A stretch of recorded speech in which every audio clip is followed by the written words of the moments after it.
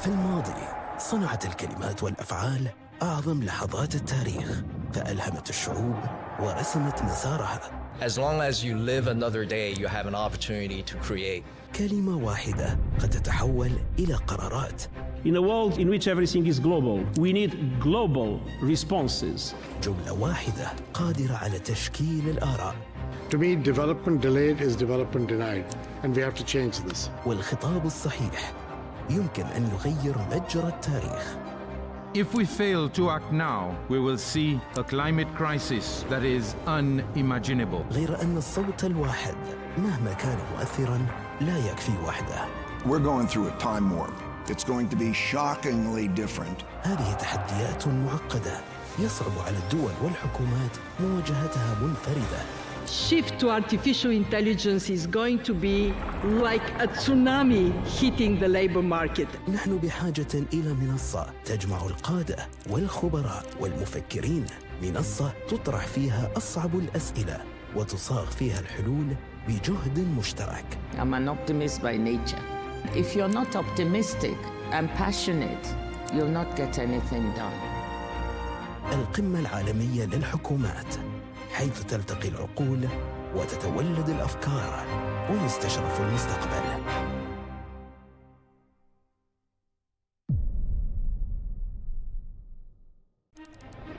Throughout history, our greatest turning points began not with action, but with powerful words. As long as you live another day, you have an opportunity to create. A single line can be a command. In a world in which everything is global, we need global responses. A sentence can form an opinion. To me, development delayed is development denied, and we have to change this. And the right speech can shift the course of history. If we fail to act now, we will see a climate crisis that is unimaginable. But one voice on its own can only go so far. We're going through a time warp. It's going to be shockingly different. These are challenges too complex for any nation to face alone. Shift to artificial intelligence is going to be like a tsunami hitting the labor market. They demand a platform where leaders, experts, and thinkers can confront the world's toughest questions together. I'm an optimist by nature. And if you're not optimistic and passionate, you'll not get anything done. Welcome to the World Government Summit, where voices meet, where ideas are exchanged, and the future is reimagined.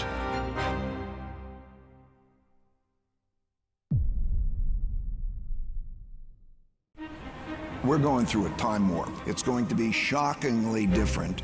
If we get into a new Cold War, do countries have to choose which side they are? In a world in which everything is global, we need global responses. I'm an optimist by nature. And if you're not optimistic and passionate, you'll not get anything done.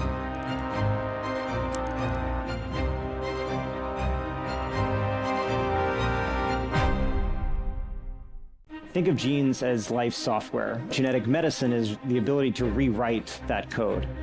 If you are diagnosed early with lung cancer, your probability of being alive at 5 years is going to be 95%. What COVID did is it really stretched our systems to their core. History teaches us the pandemic agreement is mission critical for humanity.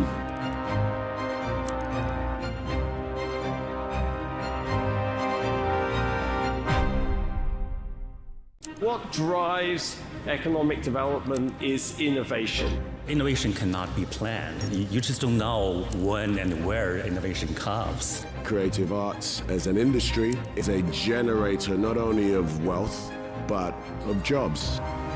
You can find the capital, you can find the resources. It's the ideas that matter.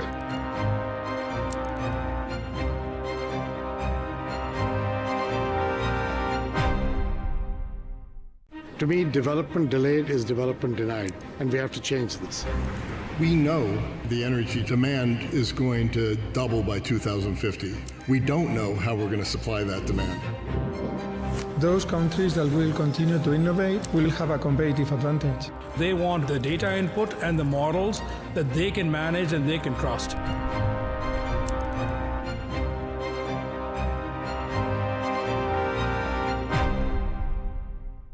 The one-day work week will likely be here by 2040. Once you have humanoid robots, there's really no limit to the economy. You can make anything. Shift to artificial intelligence is going to be like a tsunami hitting the labor market. This technology is going to impact the world profoundly. It means every day will be your best day.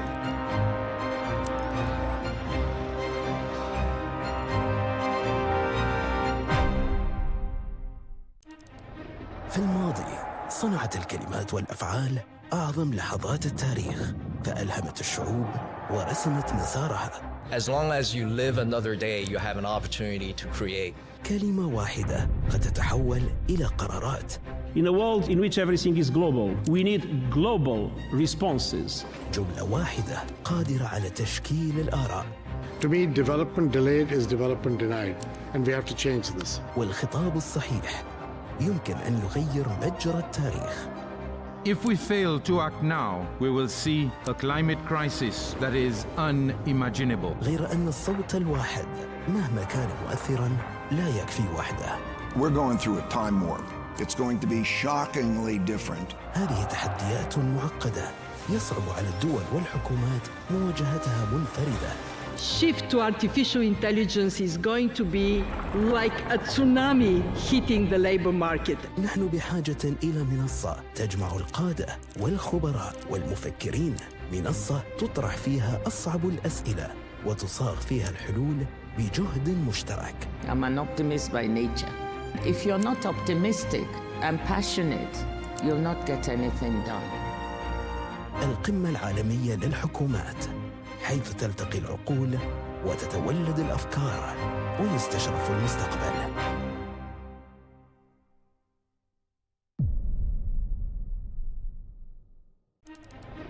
Throughout history, our greatest turning points began not with action, but with powerful words.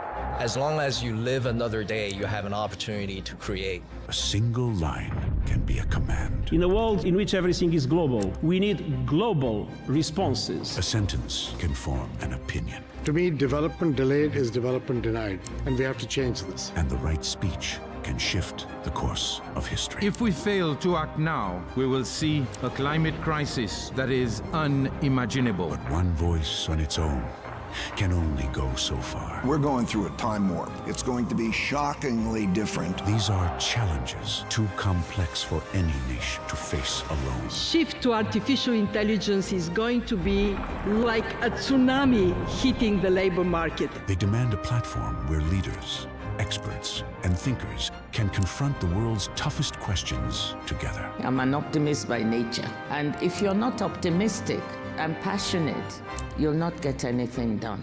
Welcome to the World Government Summit, where voices meet, where ideas are exchanged, and the future is reimagined.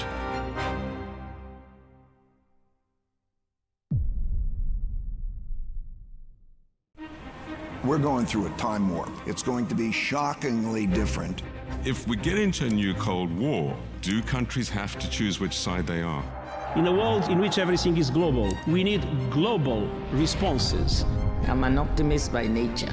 And if you're not optimistic and passionate, you'll not get anything done.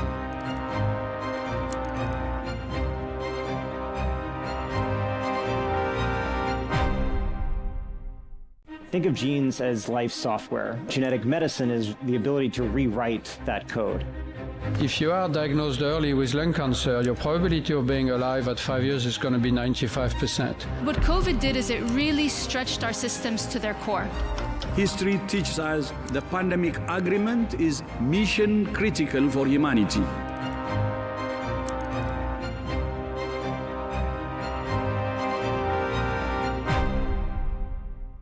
What drives economic development is innovation.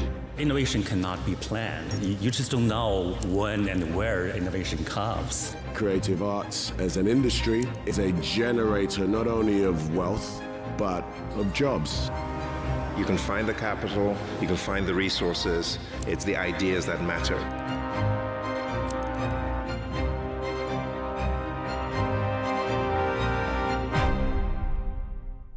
To me, development delayed is development denied, and we have to change this. We know the energy demand is going to double by 2050. We don't know how we're going to supply that demand. Those countries that will continue to innovate will have a competitive advantage. They want the data input and the models that they can manage and they can trust.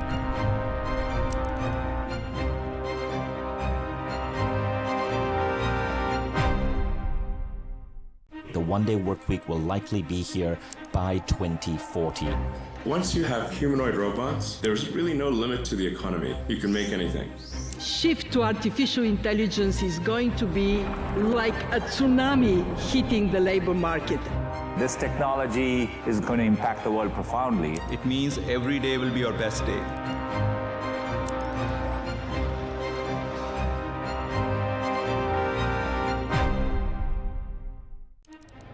في الماضي صنعت الكلمات والأفعال أعظم لحظات التاريخ، فألهمت الشعوب ورسمت مسارها.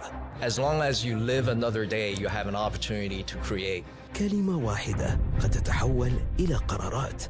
In a world in which everything is global, we need global responses. جملة واحدة قادرة على تشكيل الآراء.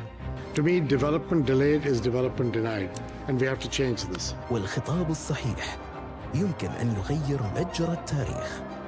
If we fail to act now, we will see a climate crisis that is unimaginable. غير أن الصوت الواحد مهما كان مؤثراً لا يكفي وحده. We're going through a time warp. It's going to be shockingly different. هذه تحديات معقدة يصعب على الدول والحكومات مواجهتها منفردة. Shift to artificial intelligence is going to be like a tsunami hitting the labor market. نحن بحاجة إلى منصة تجمع القادة والخبراء والمفكرين، منصة تطرح فيها أصعب الأسئلة وتصاغ فيها الحلول بجهد مشترك. I'm an optimist by nature. If you're not optimistic and passionate, you'll not get anything done. القمة العالمية للحكومات، حيث تلتقي العقول وتتولد الأفكار ويستشرف المستقبل.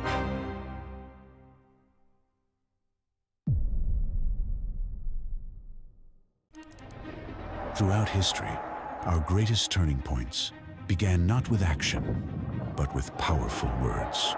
As long as you live another day, you have an opportunity to create. A single line can be a command. In a world in which everything is global, we need global responses. A sentence can form an opinion. To me, development delayed is development denied, and we have to change this. And the right speech can shift the course of history. If we fail to act now, we will see a climate crisis that is unimaginable. But one voice on its own can only go so far. We're going through a time warp. It's going to be shockingly different. These are challenges too complex for any nation to face alone. Shift to artificial intelligence is going to be like a tsunami hitting the labor market. They demand a platform where leaders, experts, and thinkers can confront the world's toughest questions together. I'm an optimist by nature. And if you're not optimistic and passionate, you'll not get anything done.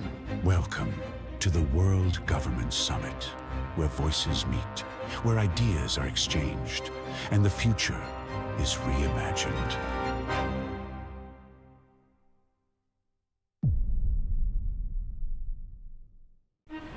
We're going through a time warp. It's going to be shockingly different. If we get into a new Cold War, do countries have to choose which side they are? In a world in which everything is global, we need global responses. I'm an optimist by nature. And if you're not optimistic and passionate, you'll not get anything done.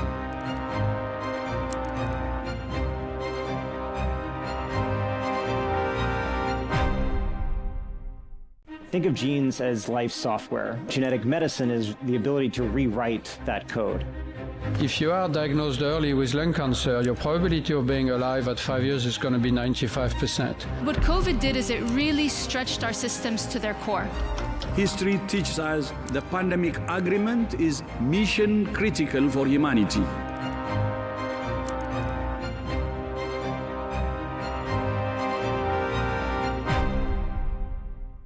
What drives economic development is innovation. Innovation cannot be planned. You just don't know when and where innovation comes. Creative arts as an industry is a generator not only of wealth, but of jobs. You can find the capital, you can find the resources. It's the ideas that matter.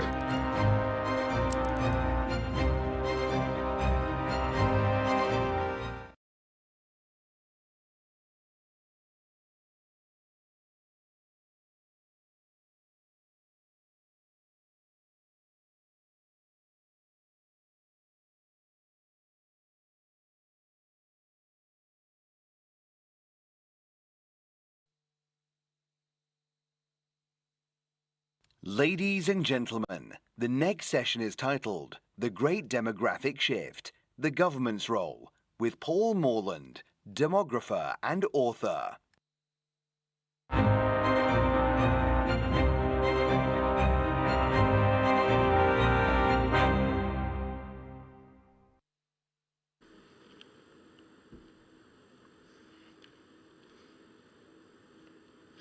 Your Highnesses, Excellencies, and honoured guests. Naysayers will tell you that human beings are too many. We're living on a finite planet with finite resources. There are more and more of us, and so we're living like rats in a pack, our numbers growing, the pack tightening. Nothing could be further from the truth.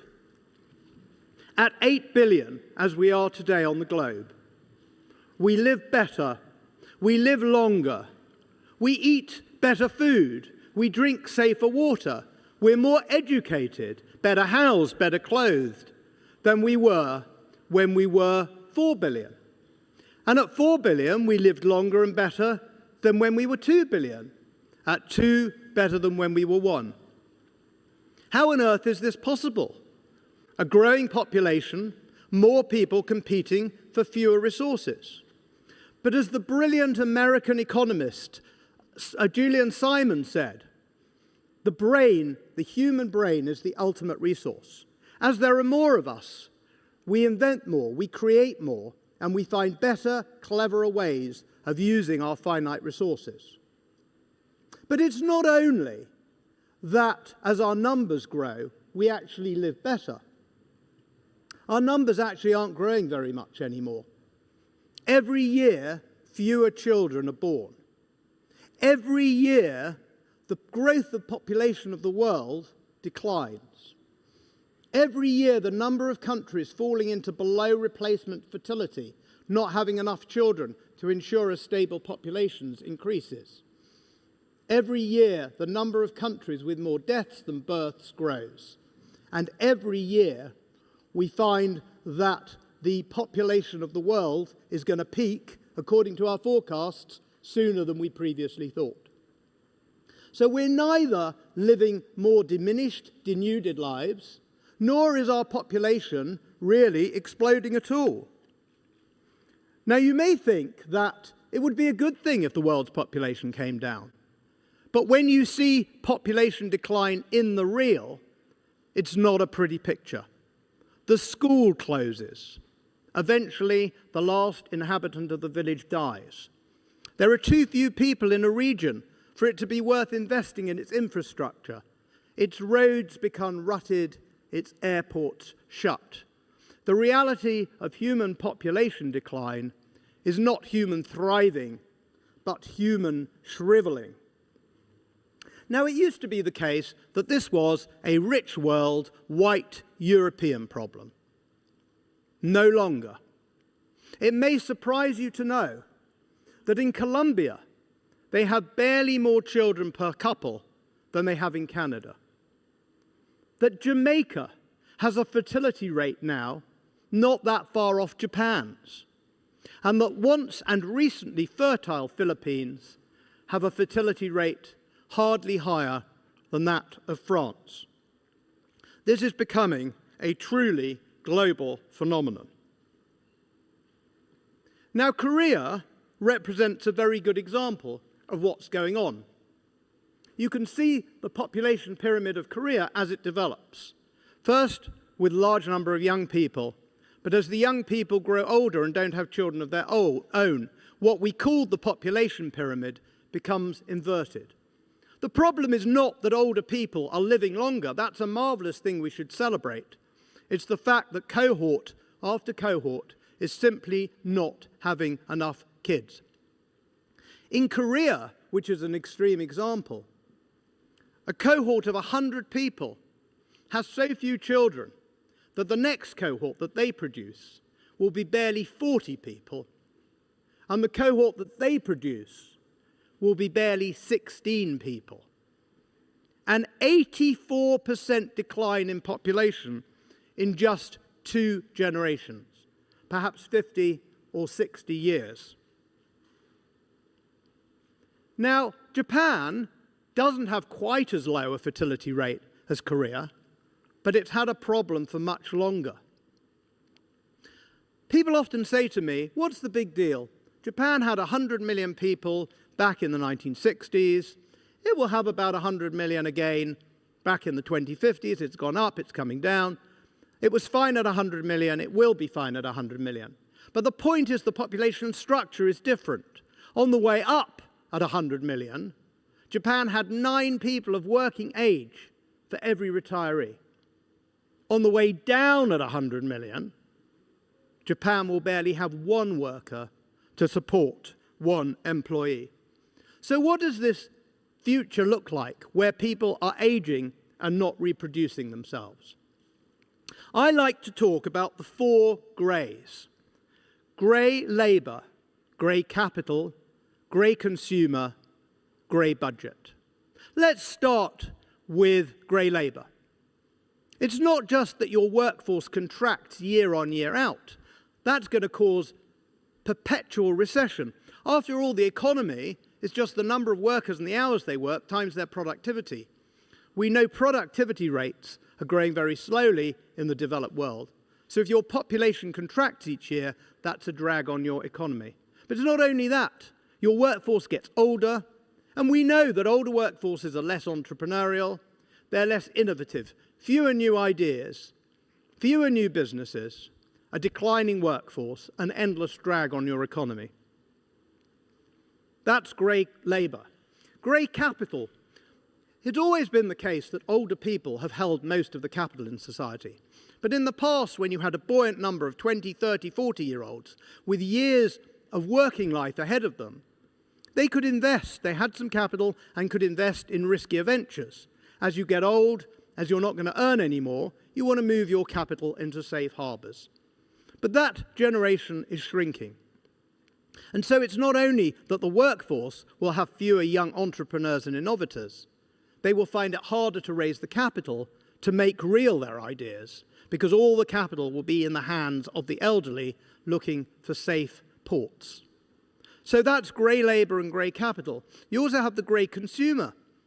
Obviously, if a society is getting older, the buyers of products and services are getting older. Now, you'd think that wouldn't be a problem because older people still spend money. But if you've got a labour shortage, younger people who want to buy fridges or cars, those can be imported. An older population requires a lot of hands-on services. And it's going to be decades, if ever, before the robots and AI are going to be able to provide those services. So exactly as your consumer is demanding more people on site to help them, your labour force is drying up. And fourthly, we have the grey budget. It's no coincidence that in Italy and Japan, with the oldest populations in the world, they have among the highest debt to GDP ratios. You have fewer and fewer young taxpayers. You have more and more older people demanding health care. The average 80-something needs 5 or 6 times the spend on health care as the average 20-something. So as their numbers balloon, the demands on the state, if the state is providing health care, grow, and the pensions, and the social care.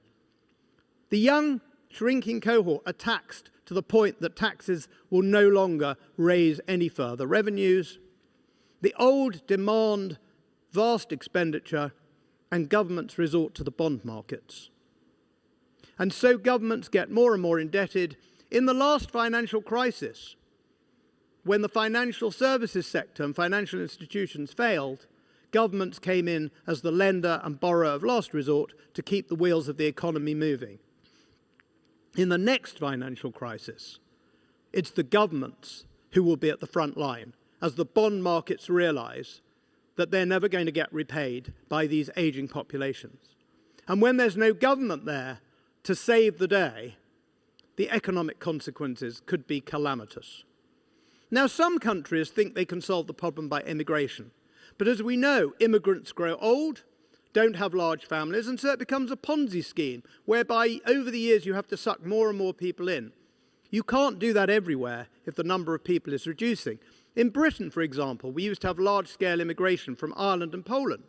But not only a wage differential shrinking, so the motive to come is going, but also the 20-somethings and early 30-somethings in Poland and Ireland are diminishing in number, because these countries too have a low fertility rate. We cannot rely on others to do our breeding, our bringing up children, and our educating them. Is it right that in Britain, apparently, we have more Ghanaian health workers than in Ghana? What right have established countries like Britain and Spain to rely on others to bring up children because we're too busy, we're too distracted to bring them up, to educate them, to train them, even to the level of doctors and nurses? A huge commitment for a developing country, and then skim them off. The UAE has worked miracles, bringing people from all over the world to create the miracle we have here. But established countries like Britain and Spain have no excuses for skimming off the best and brightest of the developing world, which saps their own ability on the path of development. I do not want to be a counsel of despair, however. There are things that we can do. For a start, there is a role for government. Government should be ensuring there are the conditions in place that young people can start families, whether it's giving tax breaks to people who have kids, whether it's ensuring the housing market is functioning properly so that young people who want to start a family can get on the housing market, whether it's making sure that childcare is available and affordable. Governments can and must do these things. Governments also can change the culture. People say they want children. People in the developed world still say they want to have 2 to 3. But it's not a priority. How can influencers change the world under government guidance so that having kids becomes prestigious, the thing you really want to do, rather than taking that extra holiday or buying that third Rolex? Governments do and can have a role in shaping culture. It's not all on the governments, though. What about businesses? What can business do? Why is it, for example, that when you go to the average office, you're far more likely to encounter a gym than a nursery? How many companies, when they think about bringing people back after COVID and saying how many days you have to work in the office, make a differential between those who are parents of young children and are creating the future economy and those who don't have that responsibility and could be in the office more often? There are indeed things that governments can do. There are indeed things that employers can do. But finally, there are things that all of us can do. Of course, if you're of the age to have children, you should consider it very seriously. I can tell you as a parent and grandparent, it's the greatest adventure you can ever embark on. And remember, whilst our economy and our society, our nations and our communities rely on a future generation, we're not having children as part of some economic model. We're having them because it's the most wonderful thing to do. And those of us who've had the great joy and pleasure and privilege should be telling people about it, persuading them and encouraging them. All of us can do things to help and support young families. As a grandparent, for example, I spend a lot of my time supporting my children with their children. It's a win-win-win. It's the most joyous thing you could possibly do in your 60s. For the parents, it's a great assistance as they juggle their busy lives, their careers and their family.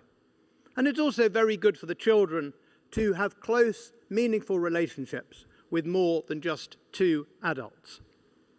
So government can help address this, business can address it, we can all address it. But the most important thing is to start talking about it, to recognize it, to understand it. Far too many people still have their heads in the 1960s and think that the global population is exploding. The very opposite is true.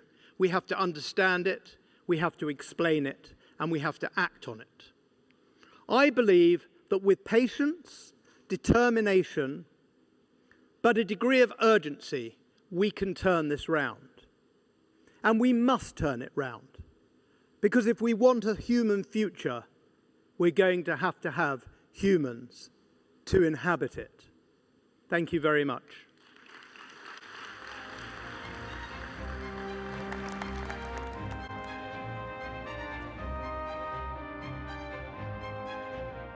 Ladies and gentlemen, our next panel discussion is titled, How Do Cities Preserve the Human Soul? This session is moderated by Andrew Tuck, Editor-in-Chief of Monocle. Please join me in welcoming our distinguished panel.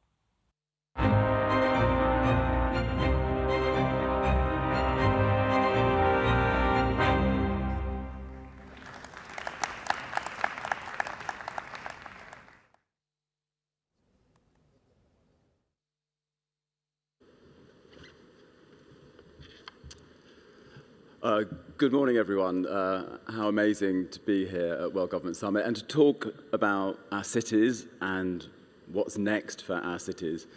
I think over the last few days, we've heard so many panels about technology, function, speed, AI, but this is a very different conversation. Your Excellency, you've kindly said I can call you Marwan on stage, Marwan. We're talking about soul in a city. You're running a municipality, you're having to deliver all these buildings. Why is this question of soul, how we feel in a city, important to you? Assalamu alaikum wa rahmatullahi wa barakatuh. And good morning to everybody. Before we talk about the souls, we need to agree that we are witnessing the largest urbanization movement in the history of the world. In the coming few years, about 1 trillion square meter will be developed within cities around the world. And UN Habitat have just said or announced that half of the population of the humanity, they live in the city. So it's very important for us to know the scale of changes that's happening in the world and how people are affecting cities. If we will look only at Dubai numbers in the last few years, that we have in 25 only, we have issued about 37,000 building permits. To just imagine the scale of urbanization that's happening within this city alone. More than 33 million visitors to our facilities. Saying that, our works at Dubai Municipality is to create experience for the people of Dubai, being a citizen, being a visitor, being even a transit passenger. That's why we are taking the human touch of a city as a very important element for us. If we will look at Dubai itself, it has a very magnetic charm or soul that attracts people to be part of the city and to be part of the fabric here in the city. So catering for around 200 nationalities, we at Dubai Municipality take the needs of the people and their expectation as a one important pillar for any project or design that we do. Building a building, it's not fun. With AI, with technology, today it's easy. But creating the experience of this building or of this destination is the most important things for human today. His Highness Sheikh Mohammed always tell us and guide us that we need the greatest city to be built in Dubai to cater for the humans who are coming here. So we always measure our success by how people are utilizing our facilities and how memories is being created when they are using our facilities. Using a facility just for the fun of using the facility, this is not our joy. Repeating a visit to any facility, to an open space, to a parks, to a beach, this is our aims, that making the city successful in fulfilling the expectation of any citizen or visitor. I think you've said two really important words there. When we think about architecture, it should give us memories and that it should give us joy. Santiago, you've built so many extraordinary buildings. And when you think about people being in those spaces, do you want them to be moved by it? Do you want them to feel that they can find time on their own? What does the soul of architecture mean to you? Yes. Salam alaikum. I feel really very honored to be part of this panel and to have the opportunity to speak to all of you. Indeed, I can look back more than 45 years of experience, mostly in public works. It means, bridges, it means schools, it means music halls, whatever. It means many railway stations. And there is something very gratifying in my profession. It is that you are doing things for people. You are doing things for persons. That you are doing things for human beings who will live there, will interact, will have moments of joy, and even helping also sometimes in situations in which it was necessary to intervene, to reconstruct and to rebuild a place where terror or whatever has been acting before. So this makes my profession, in my opinion, looking at it from this perspective, very gratifying. And at the other side, I think the constant of all those interventions is the human being, is a person. It is each one of us, in a way. And this, I think, looking back into the history of interventions in cities, has been always the motto, isn't it? The important part, the most important part in one of those sometimes very large projects is the single person. He has to find his way. He has to identify also with the environment. He has to be part of it. He has to embody it. And the crowning is if it loves it, it feels at home, if it's part of his life. And this opened our mind towards, in an epoch of enormous changes, mostly technological, who are driving the new architecture and all of that, bring us to a basis who bring it into a new humanism in which we have constantly to think. We have to think we are humans building for other humans in the middle of a landscape, in the middle of a city, in the middle of a place, but building for humans. And I think anybody who's been perhaps through the World Trade Center Transport Hub, that huge, amazing canopy of a roof, but you sometimes feel like you're on your own, like in a cathedral or in a place of prayer, and sometimes you feel you're with all the other people. It's an extraordinary experience. And these are the invisible pieces of architecture that maybe you don't see on a plan or on a CAD. But Marwan, I know that you think a great deal about what we could call invisible architecture. Explain how that influences your decisions. If you look at the visible infrastructure, it's known to everybody, and everybody's taking picture of it. But behind this picture, there is the invisible structure that we work on. Like for us in Dubai, if you look to any new development that we are doing, there is an invisible structure behind it, like technologies, systems, rules, and regulation. And here is where the beauty that we are working on, with the invisible structure. I will give you one example only. All over the world, you can enjoy the beach at daytime. Here in Dubai, because we have tourists coming every day, every night, so we said, okay, let us change the rules of using the beach at daytime, let us do it at nighttime. This requires a change of regulation. The beauty of Dubai is when you come with a new idea, you change the rules in the benefit of the people. That's why we changed the rules of using the beach at night, taking all the extra measures and cautious, and people now enjoying the beach at night. And the good thing about that, this experience or this benchmark is being taken all over the world. Other cities is applying the same now. So we are not only coming with the creative ideas for Dubai, we are exporting this experience to other cities. When you do any project, you require the hard work that will put the project in the best pictures to the public. But they don't know that whenever we design a beach or we design a park, we design it for the human being themselves. For there is a preparation, there is a technology required to be done. They only see the enjoyment of the park, and this is our pleasure. Whenever we see a kid using a swing, he can use it everywhere, right? But behind the swing, there is a research that this toy will make this kid happy, and he will repeat using it again and again and again. There is a hard work behind it. When you do a network system for a park far away from the city, this is the infrastructure, the invisible infrastructure that we see. The cooperation between entities in Dubai to make a project of Dubai municipality is successful. This is the invisible infrastructure that nobody sees. But this is a team of Dubai that work together to create an added value to the society.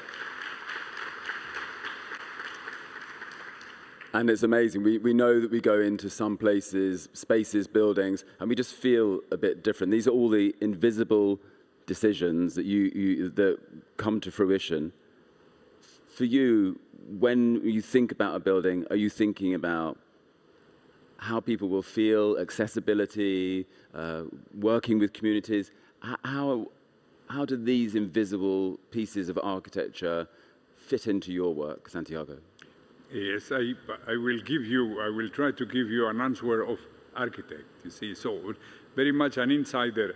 You see, I think architecture lives in a paradox because being so material as it is the void in between who make it useful. Then out of it, you think in the 20th century and compare the cities like Dubai particularly with, let's say, among the many cities in the world has an extraordinary skyline. Extraordinary skyline. Being the skyline one of the most beautiful artistical creation of the 20th century. Now, those days, 3 days ago, I was in the room of my hotel and I saw the full moon rising between the skyline. And I was speaking with somebody at the phone and said, well, now it's between the skyscrapers, it will come over and over and over. So there is an interaction with the nature, as it was a natural event. Even this morning, looking out, I saw also even the sunrise behind the skyline. So there is a capacity by architecture, to deliver interaction with the nature in a big scale who move us. So it's not only the importance if this chair is comfortable and is making its function, or this gap is large enough to pass through, it's also that we can elevate our environment, to a point in which even an emotional, deep emotional component appears in ourselves.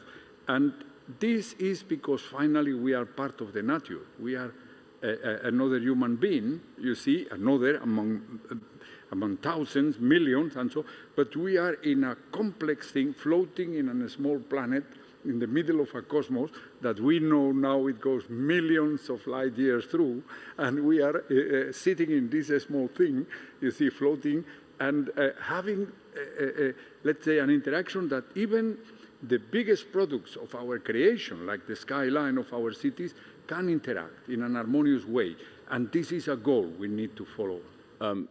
Marwan, we should think about the future, and obviously youth is the future and a key asset here. What are you doing to encourage younger people to be part of this story about design and architecture for Dubai? Just allow me 1 minute before I go. You can have 10 seconds, I think. No, because I've been touched by the story Santiago just said. And this is what I've been talking about. He's just describing how the moon is rising, how the skyline is there. This is the memory we are creating in Dubai, in UAE. For a legend like him, is just remembering and picturing the beauty that he sees in the city. This is a giveaway that we always appreciate. And that means our work in Dubai is giving the result, that somebody is still remembering the small details of the city, and he will repeat it again and again and again. So this is where we said, okay, memories of the city will keep people coming again and again and again to it and enjoy every part of it. Youth implementation is a UAE policy. It's not only Dubai municipality or Dubai. Youth is empowered in UAE, and they're being putting in front light of taking decisions. It's not only we are empowering them to be part of a team. Nowadays, we are giving them the will to take decisions and to lead the future of UAE. In Dubai municipality, about 45% of our HR is youth. And we participate in the government summit with them by giving them the chance to present their work, to interact with leaders of the world, with great architects like San Diego. And they showed to us that the future of any nations is designed by them. They will be living in the city the coming years, and their children will be there. So we are empowering them very well with the skills and determination of making bold decisions that they are not afraid of making mistakes, because we'll always back them up and make sure that they succeed in their life. This has been an amazing discussion, and all of these things always feel a bit too short for all the things we would like to cover. But how great that we've talked about joy and memories as well as the buildings on our cityscapes. A huge thank you to Santiago and to Marwan. Thank you very much. Thank you.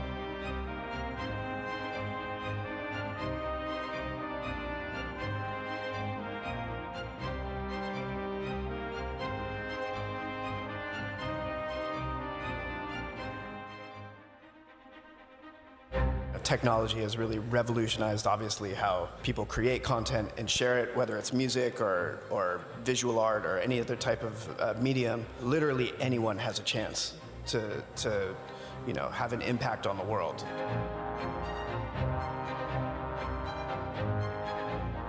We want to help the media companies like you to be able to do search better, to understand the content really well in order that the people can produce better content. And this is what the people want to consume.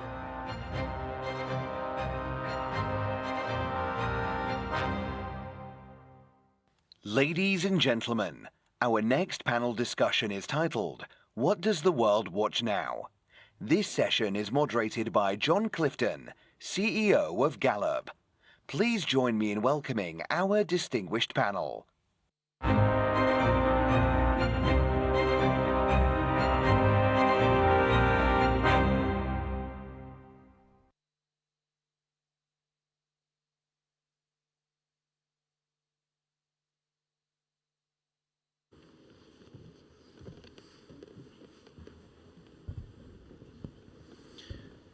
Good morning, everyone.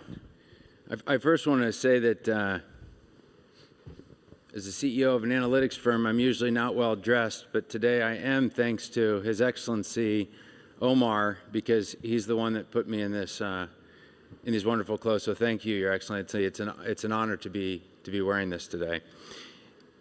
You guys, we're discussing kind of an interesting topic here today because I think there's a major question as we're watching this massive decline in trust among so many institutions, especially institutions like the media. When you look at Gallup surveys, you can see that people don't trust traditional media anymore. And they're starting to shift their attention to other platforms or even individuals. And it causes us to ask a different question, which is, what makes people follow? At this conference last year, we released the results of a study that Gallup did across 140 countries. And we asked people, tell us, is there someone in your life that you follow? And when they told us that name, we then asked them, why? Why do you follow? Now, what they told us is fascinating because they said that there are 4 things that they need when they really trust someone or they follow them. One is actually trust. Another one is compassion. Another one is stability. But overwhelmingly, the number one thing people told us, the reason that they follow someone is hope. They follow someone because they need hope. But I wondered before this panel, is what they told us their stated preferences? And is who they also follow, or actually follow, as they would say in economics, that we could find out what their revealed preferences are? Because do they follow based on those 4 things, or do they follow based on other reasons? And today, we have with us a fascinating group of individuals. A fascinating group of individuals that have amassed, among them, 50 million followers. In fact, if you look at the impressions that they've had on all of their content across all of their platforms, literally they have been viewed billions of times. So of course the question is, why? Why is it that so many people pay attention to the content that they distribute? And I want to start with my friend Miriam. Hi. Miriam, you rose to fame as an actress, as Hurrem Sultan, which has been viewed all over the world. And in fact, I believe that your content has been viewed literally 500 million times. But as you think a little bit about your career that's now spanned art, cinema, fashion, and now social advocacy, and you think about your global impact, not only through all the characters you play, but also through the impactful work that you do with young people and also on women empowerment. But you've been thinking deeply about this question about how connection works and how followership works. But what would you say makes people trustworthy and human today? Information, emotional honesty, identity, or a sense of belonging? And how would you say it's changing for the next generation? So first of all, I think if you have the chance to monitor someone, a human being, over a longer period of time, then you look at, are the words, the actions, and the values are aligned, right? And does someone tells you the truth even if it feels uncomfortable? Is someone respecting your boundaries? Is something is there emotional transparency? Does someone try to be always perfect, or is showing vulnerability in some cases also, is it also the case? So I would look personal out of my experience looking at the human being over a longer period of time. When it comes to words, actions, and values, are they aligned? And when I don't have the chance to monitor someone over a longer period of time, and it's about, does someone feel instantly trustworthy? It's about micro expressions, and is someone, the voice tone, the energy, and also, can you identify yourself with that person? For example, if you watch a movie or a TV show and there are 4, 5, 6 different characters, you usually instantly, immediately, or after a short period of time, identifying yourself with a certain character more than you identify yourself with the other characters, because you feel seen by that character, and you can feel that character and you can understand the behavior of that character because there's something inside of your own human system which feels close to you. So these are the points I would say out of my personal experience. What I think about the future, I think it will be more about who says it instead of what is said. Gustad, you have some of the most fascinating content online because your content is almost a paradox or a contradiction, because you have content that sort of makes fun of the rich, yet it is the uber wealthy that also love following you the most. So can you explain to us how you pull that off? Thank you for the question and for the opportunity to be on the stage. It's a beautiful, beautiful opportunity. I ask myself the same question every day. I think I figured out the answer. But ultimately my content is using the language of comedy to talk about the world of high net worth people and the ways they consume, the ways they interact with the world around them. And comedy is a great tone of voice to make things more digestible. And occasionally I do poke fun at these people. However, as you very well said, they are people with enormous privilege. So you could in some ways say it's bullying up, but I think bullying up is practically impossible because it ultimately turns into humorous praise. So although I can say, oh, this type of person is so funny because they're so ridiculous with their watch collection, they can say, haha, please stop. But it's a praise, ultimately. And people who aren't in that position, they feel heard. And that's who the majority of my audience is people who may have some level of aspiration, may even have some level of disagreement. And that's how I build the trust. They understand that there is some ridicule in anything that is indeed a luxury, not a necessity. And the humor builds that trust with the audience. Raj, you have a really fascinating background. Life for you and your career started door to door at 16 selling soap. And then you started online, not through advocacy, not through necessarily art. You started by listening. And I think it almost seems also like some sort of paradox. How is it, first, can you tell us a little bit about how did it all start for you? But then second, what caused you to say, I'm going to kind of flip the script rather than maybe have a megaphone, maybe I'll give a microphone to the audience and be someone who listens to everyone? I grew up selling door-to-door soap, right? And when you do that at a very early age, you realize one thing very fast, that people don't buy from people who talk at them. People buy from people who understand them. And here's what's fascinating. At every level of my life, from that door-to-door selling to today when I speak to the world leaders, the family offices, the billionaires, the astronauts, the athletes, they all have this one thing in common.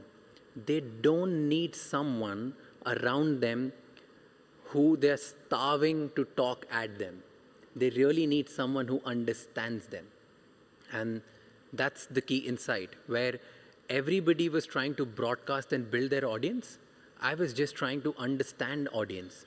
And because I was understanding them on a regular, consistent basis, I think I just built and happened to end up building an audience. Did you have a light bulb go off in the beginning when you were trying to understand your audiences? What was the first thing where you thought, wow, I was completely out of touch. I didn't realize that was what was on people's minds?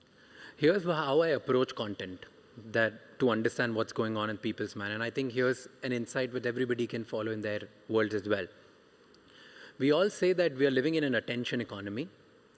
I think that's wrong. That era is gone completely. We live in trust economy. And trust gets built when you listen longer, not when you shout out louder. So here's what you have to do. Every day you understand and listen because you have to build connection. And there's no better way to build trust rather than building just listening mechanism in some way. So you read everything, to talk to people, you hear them talk about something, and the longer you listen, every time you're creating a small micro deposit of trust in their mind. The more you do it, the better your audience will get. Miriam, I think a theme that we've heard here now is this idea of authenticity. But I think, there's kind of an irony that if we said, if you want a followership, be more authentic. And then the more someone attempts to be more authentic, the more maybe performative that authenticity is. But why would you say some voices feel authentic to the next generation while others might feel manipulative, even when they're saying probably the exact same thing? Yeah, that is a very interesting question because we as human beings, we manipulate ourselves so often. How often do we manipulate ourselves and telling us something is true about ourselves because someone in our childhood told us it is that way, and the whole life we are fighting with that self-manipulation. So when it comes to the outside manipulation, it's even a different kind of level. So the thing is, manipulation is control in the end of the day. So if something feels something feels like it is controlling you, it's over-performative, as you said so well, then it doesn't feel right. When in acting, they say, if something feels rehearsed, it's not alive. So I think, for example, manipulation says, I want to control you. Authority says, believe in me. And authenticity says, I'm with you. So in a world which is more and more uncertain, people want to feel safe. So I think that's why authenticity is the key. Gustad, you've mentioned that comedy is your language, but your product is luxury journalism. In a world where many kind of have this fear of being canceled, do you feel like satire has become one of the only safe ways to really speak truth to authority and power? I wouldn't say one of the only safe ways, but I would say it's a more pleasant way. I think we can use a good dinner analogy here. The person at dinner who's pleasant to hear talk and throws in a couple of jokes, no matter how serious the topic or the intention, will usually gain more trust in that conversation. And I love what Raj was saying about the attention economy shifting to a trust economy, because I think similar to a job interview or even a great date, you can do a lot of theatrics to get through the door, but how you stay in the room is entirely different. And the same thing is true for social media. People can use lies and manipulation and theatrics to get that first hook of attention, but ultimately the truth will win. And I think we live in an era of knowledge and great access to knowledge where the truth always comes out. So it's a great first date tip. Be yourself from the start. Focus on the truth, and you can use the comedy for delivery, but I think as the product, the longevity changes drastically. Raj, anyone who's interacted with any of your content knows that you exhibit a remarkable amount of vulnerability. Is there a point, though, when vulnerability goes too far? Yes. Here's a take, right? Everybody feels that you need to be vulnerable in order to lead the next generation, in order to lead your people. That's partially true, because I'll tell you there are two types of vulnerability, okay? One is the first type of vulnerability, which is emotional leakage, where you are going out, sharing all your emotions, and you're doing it. The more you do it, the more anxiety and uncertainty you create, because even you don't know what to say and what not to do, right? You're just dumping all your thoughts out. Your people don't want that. Your people want to see you as a strong leader who can lead them out of the way, not somebody who's crying in front of them in order to gain sympathy. So if you are actually in a space where you're emotionally leaking in front of your people, I would highly suggest that you do that in front of a therapist, not in front of your people. Right? So that's one. But here's a second way of vulnerability, which is structured honesty. Everybody who's following you is looking up to you, not to see you as someone who's emotionless and always be like, I'm powerful and come follow me. No. Structured honesty is, yes, I know what's going on. Yes, we are in a mess. Yes, this is the truth of our reality, but here's what we're going to do next. So you show the direction as well. You're not just trying and talking about your emotions. You're telling the world that this is the right way to do. I am with you in this. Even I don't know sometimes, I'm figuring out, but here are the next possible ways that we're all going to come out of this together. So if you're on the emotional leakage side, that vulnerability is something of a problem. I'll put it this simple way. Every time you share your emotions, if that creates more uncertainty and anxiety, it's too much. Every time you share emotions, that creates more honesty, transparency, and shows people a way to get out of that chaos, I think that's the right kind of vulnerability that people should do. Okay, I'm going to ask you, each of you, kind of a quick lightning round, because we're unfortunately coming up on our time. But you know, Miriam, I've read that when you become a public figure, sometimes you are giving pieces of yourself to millions of people. If you agree that that is true, how do you protect your own sense of self while you're giving yourself to millions? Oh, me as an actress, like it is intentional if I go out there and connect with human beings, connecting with people. So I do that intentional, and the rest of the time I'm just at home. Gustad, Seth Godin has this thing where he says that truth doesn't spread because it's true. It spreads because someone decides that it's worth noticing. Now, you have this tension between your characters. Constance is quiet truth, Colton is loud theater. Would you say that in today's algorithm, does truth now have to become theater in order to be heard? I do think so. I think that language is an undeniable way to deliver a message well or deliver a message poorly. And there is a certain language on social media that's needed to gain attention, no matter the message. That could come in the form of fonts, could come in the form of great video, great audio, whatever it may be, that is the chosen language. And I think, unfortunately, a bad message told well will outperform a good message told poorly today. So it's very important that good messages are also told well, so they can win as truth.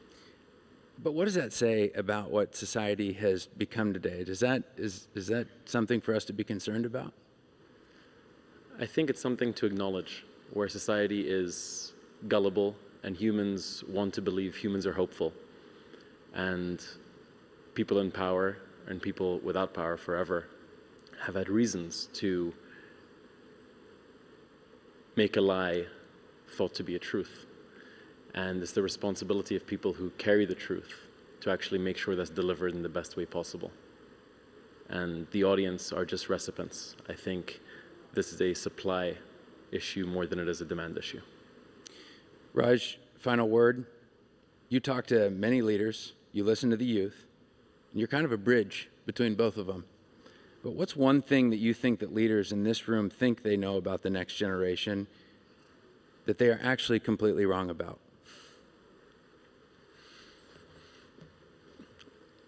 Every time I speak to leaders in a room like this, I often hear from a lot of people. I can't say that this is true for everyone, but majority of people say this, that the younger generation, the next generation, Gen Z, they are lazy, they're distracted, and they're entitled. And I think that's completely wrong. We are not lazy, we are just allergic to meaningless work. We are not distracted, we are overly informed. So we want to be opinionated, and we are not entitled because, and here's something I want to say. We just don't want to work with leaders who don't give us equal authority. And the problem is kind of created by people who we look up to, like people like you. You know, every one of you, you've worked insanely hard to create such a good world for us and given us so many options that because we have so many options, we only want to choose to work with leaders who we feel comfortable and safe with, not with somebody who thinks that just because they've created the world, we need to follow them.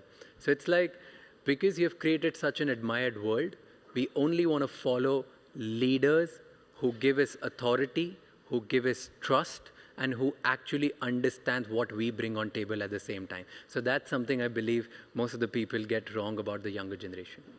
Raj, Gashad, Miriam, as I mentioned, the one thing that Gallup has discovered that what people want to see in leaders is hope. And I think each of you in your own unique ways are delivering that for millions. So thank you for doing that for the world, and thank you for being here today. Thank you. Thank you.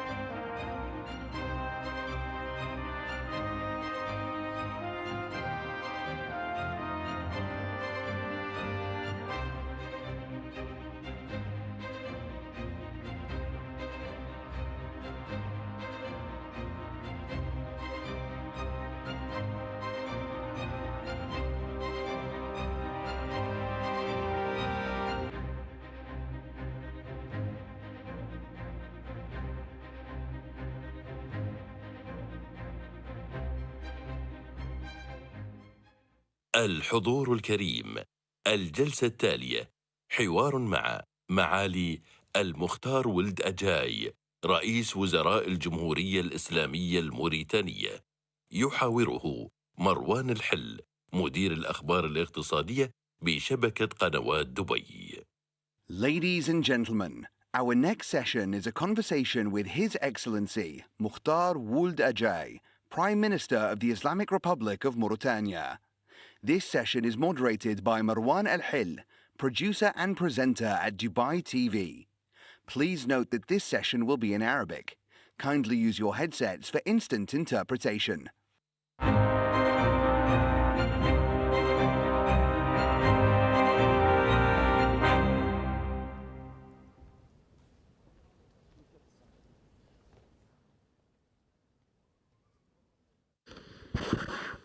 بسم الله الرحمن الرحيم. أصحاب السمو وأصحاب المعالي والسعادة، حضورنا الكريم، السلام عليكم ورحمة الله وبركاته. نرحب بكم في هذه الجلسة ضمن فعاليات القمة العالمية للحكومات 2026 تحت عنوان استشراف حكومات المستقبل. في هذه الجلسة يشرفني استضافة معالي مختار ولد أجاي رئيس وزراء الجمهورية الإسلامية الموريتانية للحديث عن رؤية بلاده لمستقبل الاقتصاد والتحول التنموي المستدام. ففي عالم يعيد رسم خرائط الاقتصاد والنفوذ عبر الابتكار والتكامل، تبرز موريتانيا كلاعب صاعد يحمل فرص استراتيجية في الطاقة والمعادن والاقتصاد البحري. موريتانيا اليوم تملك ثروات هائلة طبيعية، فمساحته تتجاوز 1,000,000 كيلومتر مربع، تعداد السكان يفوق 5 ملايين نسمة، شعب يعتمد على الزراعة والصيد، وهناك ثروات هائلة في المعادن منها الحديد والذهب. لكن التحدي في العالم لم يعد اليوم في الاستخراج بل في تعظيم القيمة المضافة. معاليكم، كيف تخططون للانتقال من اقتصاد قائم على تصدير المواد الخام إلى اقتصاد صناعي تصديري عالي القيمة خلال العقد القادم؟ شكرا جزيلا على الفرصة. تحية طيبة للقاعة. كما قلتم، موريتانيا حباها الله بثروات هائلة وموقع استراتيجي. أمثلة سريعة، يعني في المجال المعدني البلد تم استكشاف حوالي 10% من مساحته الكبيرة. استكشاف 10% فقط سمح بتأكيد حوالي 1000 مؤشر معدني. البلد الآن بدأ يستغل بعض هذه المعادن، الحديد، الذهب، اليورانيوم في الوقت القريب، الفوسفات، يعني مؤشرات تؤكد يعني ثروات هائلة في الجانب المعدني. في مجال الصيد كما تعلمون البلد يطل بشاطئ حوالي 750 كيلومتر، من أغنى ثروات، يعني شواطئ من الشواطئ اللي تتوفر على أغنى ثروة سمكية. القدرة اللي تسمح بالصيد مع ضمان التوازن البحري حوالي 1,800,000 طن، 800,000 طن، الآن تستغل منها فقط 600,000 طن.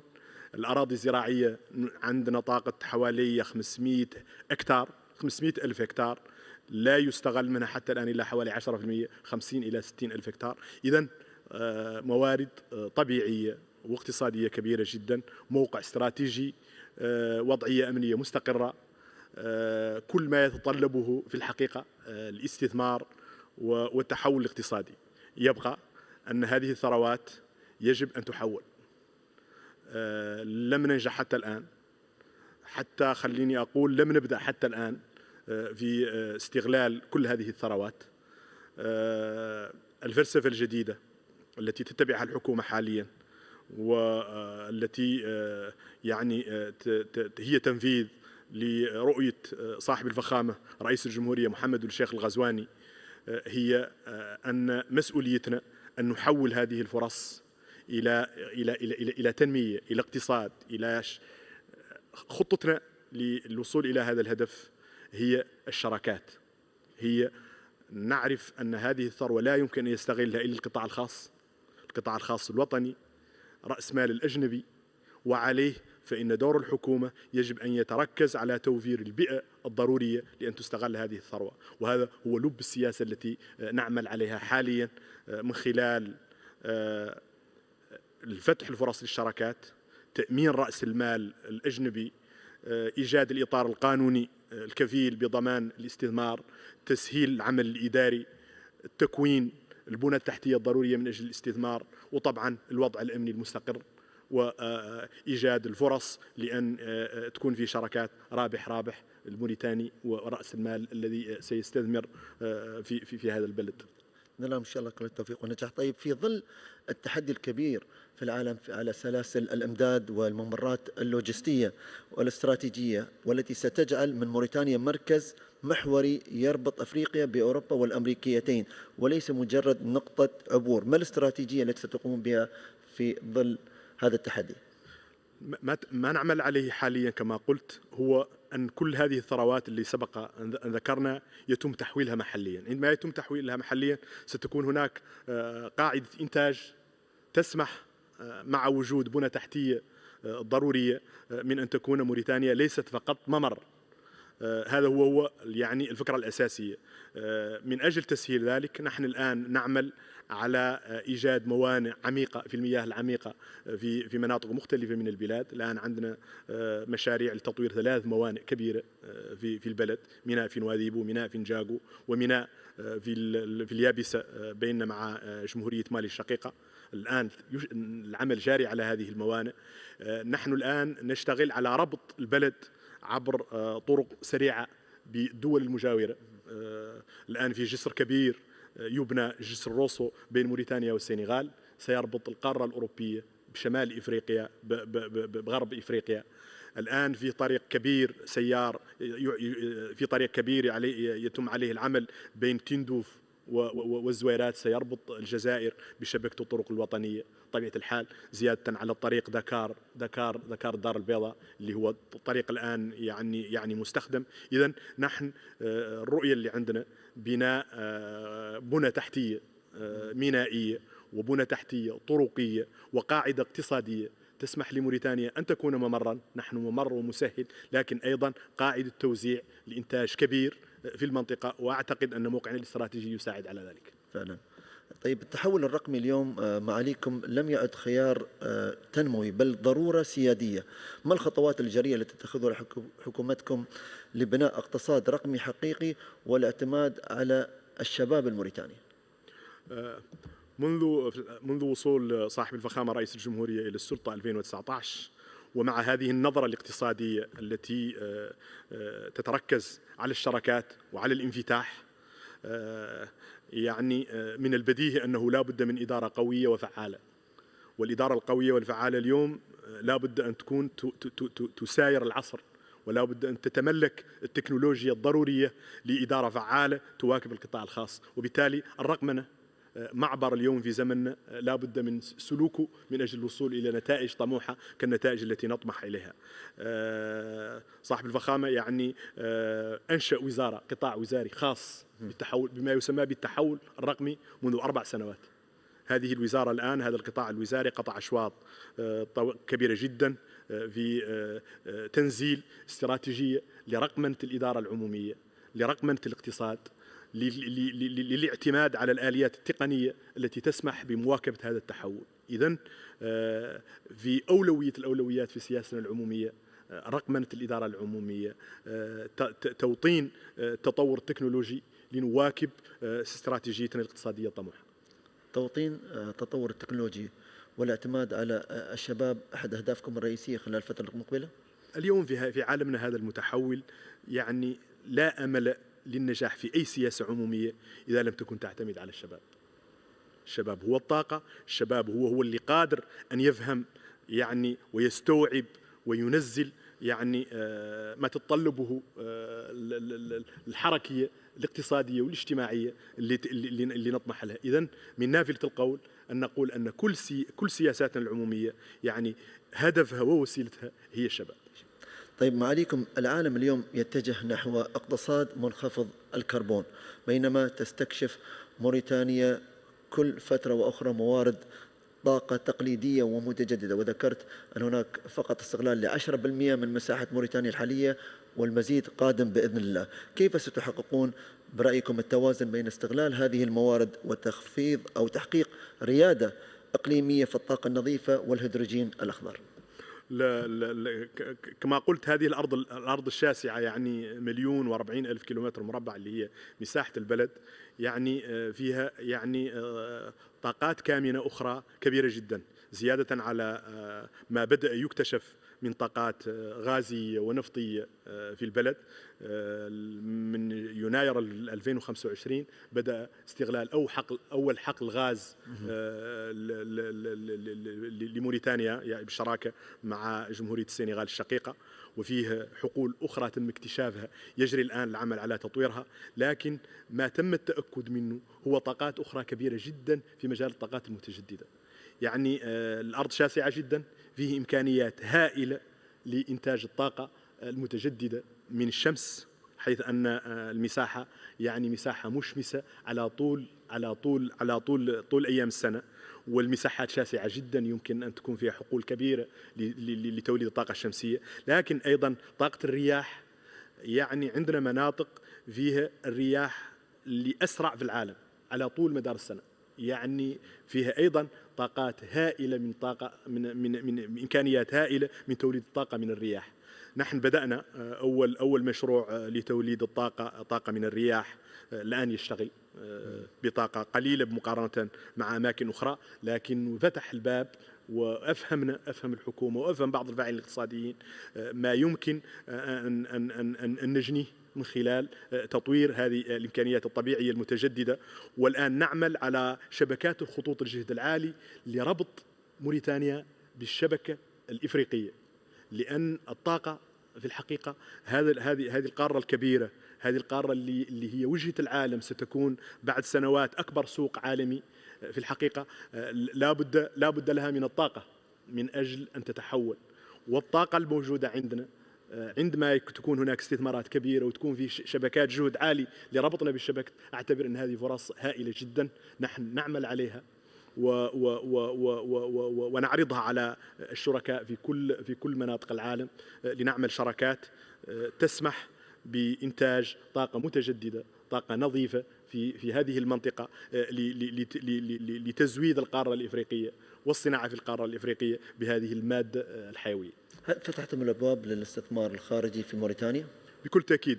يعني كان عندنا قانون استثمار قديم تم تحيينه هذه السنة، تم تحيين قانون الشراكة بين القطاع العام والخاص، ونعتقد أن الإصلاحات التي تم إدخالها على هذين القانونين كانت سمحت بأن تعطيهم جاذبية أكبر، لأن سنة 2025 الاستثمار الأجنبي، سنة 2024 الاستثمار الأجنبي زاد مقارنة ب 2023 بحوالي 68%. الآن سنة 2025 فقط في حتى الآن حدود 10 شراكات اقتصادية إما تم التوصل إليها أو هي في طور التحضير بعد يعني المراجعة التي قلنا بها للقانون القديم للشراكة بين القطاعين العام والخاص. طيب معاليكم، كثير من الدول تواجه فجوة بين الخطط الطموحة والقدرة التنفيذية. ما الإصلاح المؤسسي والإداري الصعب لكن ضروري الذي تعتبرونه مفتاحا لتحويل موريتانيا أو تحقيق موريتانيا لرؤيتها الاقتصادية إلى واقع ملموس؟ أعتبر فيه إصلاحات كثيرة، لكن أعتقد أن كلمة السر أو الإصلاح الذي يشكل سر إن شاء الله نجاحنا في التوجه اللي نحن الآن ننفذه هي إيماننا العميق بأن التحول الذي نطمح إليه لا يمكن أن يتحقق إلا بالشراكات، لا يمكن أن يتحقق إلا بالقطاع الخاص، وعليه الحكومة كل مهامها هي أن توفر الجو الملائم لأن تكون البلد بلد جاذب للاستثمارات الأجنبية. والاستثمارات الأجنبية وحتى الاستثمارات الوطنية لن تأتي إلا في بلد فيه أمن، إلا في بلد فيه ضمانات قانونية، إلا بلد فيه بنى تحتية، إلا بلد فيه موارد بشرية وفيه إدارة فعالة. وهذه في إدارة فعالة في الرقمنة إلى آخره. وهذه الخمس هي الجبهات التي تشكل أساسيات السياسة العمومية الموريتانية. نعتقد أن بهذه الطريقة يمكن أن نحول هذه الثروات الهائلة الموجودة عندنا لمصلحتنا، لمصلحة أشقائنا، ولمصلحة العالم كله.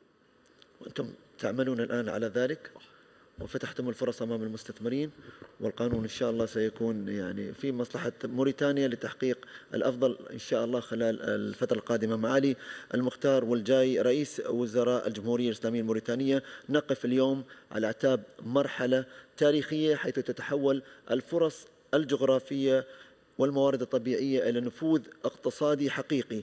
نترقب أن نرى كيف ستقودون هذا التحول بإذن الله ليصبح نموذج أفريقي في النمو الذكي والمستدام لخدمة شعب موريتانيا الكرام. شكرا جزيلا على تواجدك معنا هنا في القمة العالمية للحكومات، وشرفت ونورت بلادك دولة الإمارات العربية. الله يحفظكم، الشكر لكم والتهنئة على هذه القمة يعني التي نظمت بشكل في الحقيقة شكل مبهر. شكرا جزيلا، هنيئا لكم. السلام عليكم ورحمة الله تعالى وبركاته. السلام عليكم، شكرا جزيلا.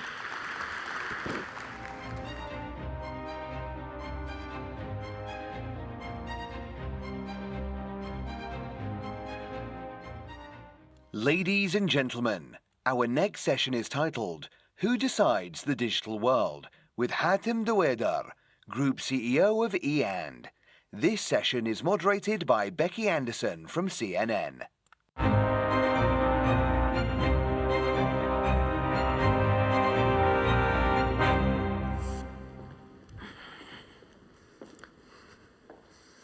Hey, very good morning. Day 3. Hope you're all well. How are you? Very well. Tired as all conferences. Day 3 starts wearing you out, but excited about the discussion today. Well, we've got 15 minutes, so I'm hoping I'm going to completely exhaust you in that. It's a messy old world. We're here to talk about trust, about shaping our digital future at a time when things are frankly pretty fractured out there. This conference will mostly have been dominated at times by these discussions. So let's have a crack at this. Let's start with you as Group CEO. I want to understand how eAnd is positioning itself to shape our digital future before we move on. Look, we are a technology leader in the region. We are a pioneer in telecoms. The company this year celebrates 50 years of operation, which puts us among, let's say, the top tier of old businesses that have been there. but has been reinventing itself. In the region, we were the first to launch 3G technology, 4G technology, 5G technology, and we're working also to develop the new technology. So we're working with multiple groups to develop the standards for 6G. It is a big challenge, and we are sitting, let's say, in the zone between the East and the West, and there is a different pool in terms of technology, and we're trying to balance things out. So we have this kind of responsibility as well to try to help steer into common standards. You brought up 6G. Ian has outlined a comprehensive 6G framework at this point. So what's the timeline on that? And what do you expect the impact of 6G rollout to be, Hatem? I think we expect standards for 6G to kind of be almost finalized in the next 2 years, so by 2028. And after that standards are set, we see some testing, expecting to see actual 6G networks that are available. The earliest will be 2030. And at that point, gradually rolled out.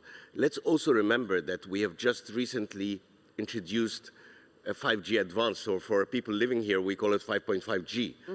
And that brings already today a lot of the benefits that we'll see with 6G. So we're seeing with that network, ultra low latency, super fast speeds, and these are some of the benefits that we'll get of 6G. Of course, 6G will also use other spectrum bands, will probably integrate more with direct-to-device with satellites and so on. So these are things that are being worked out in the standards at the moment. But I would expect that you probably will not have in your hand a phone that shows 6G before 2030. Geopolitical tensions and national interests are frankly conflicting with what is a vision, at least, for a truly inclusive and trusted digital future. I just want to get your sense on how Ian navigates scaling your business, fostering greater international cooperation, which is frankly good for business, and cross-border collaboration at a time where we're seeing less cooperation, not more, in this digital realm. And who really holds the leverage today? So let me start with the third question, then work my way backwards. So from an international perspective, we have been very active in laying the foundation for a more digital world and the world of AI. So we've been connecting the world through our fiber cables that are running east and west, and we continue to work very actively on this because this is one of the foundations of a digital world. You have to connect the world on, let's say, the mass level first before you get into the overlay technology. So we are working very hard on this, and to do this properly, we have expanded, we have opened offices for that connectivity in London, in Miami, in South Africa, in Singapore, to make sure that we bring all this network together. Today, we are definitely in the top 10 in the world in terms of our international cable network, if not in the top 5. And that's very, very important as a foundation. And then you have the possibility being here that we are able to get exposure to see technology from both sides. So we have great partnerships with AWS, with Microsoft, with Qualcomm. At the same time, we also have exposure to the Chinese technology. We know what Huawei are capable of and what's the roadmap. So by seeing that, we see that there is still a world where we can have a common standard across the world. Again, for many of the people here, if you remember 20 years ago, or let's say 25 years ago, if you travel between the region and the US, when you landed there, you needed to rent a phone because your phone would not work anymore. You needed to have a US number because there was no roaming. Same thing if you went to Japan, because Japan had a different standard. We started to see the world come together with 3G and then fully come together with 4G and 5G. Now, the challenge is to remain together. Remember, again, how some of the standards that diverged, like some countries have 110 volts, 220 volts. Some countries have round plugs, some countries have square plugs. All these things, or driving on the right or driving on the left, I mean, all these things bring complexity, bring hurdles to the supply chain, and present the mass production of technology that is essential for inclusion. Because if we want to have the whole world, everyone in the global south connected, we need to have the affordability factor, and that only is achieved by having ubiquitous, worldwide global standards, and that's something that we really need to push. And I want to talk about the Global Digital Compact, which was written back in 2024. It was about, you know, cooperation. That was written, what, less than 24 months ago. We are in such a different place now. But before we do that, because I just, you know, there's this sense that we live in a world of that lacks now and may further lack cooperation going forward. Before we do that, I really want to get to the bottom of the following. Who's got the leverage today? I mean, you sit there as Group CEO of EAND. Is it the infrastructure owners? Is it the platforms? Is it the policymakers? Is it you and I as users? Who's got the leverage? Actually, all of the above. It's really a multi-stakeholder environment now, because we have sovereign governments that dictate how some of the data and some of the infrastructure works in their government or within their sovereign countries. We have then the platforms. We have the, you know, the OpenAIs, Grok, Gemini, and others, many others, and of course the other side, DeepSeek and other Chinese technologies that are there, and they're not available everywhere. And some of them are open source, some of them are constrained, so a lot of give and take there.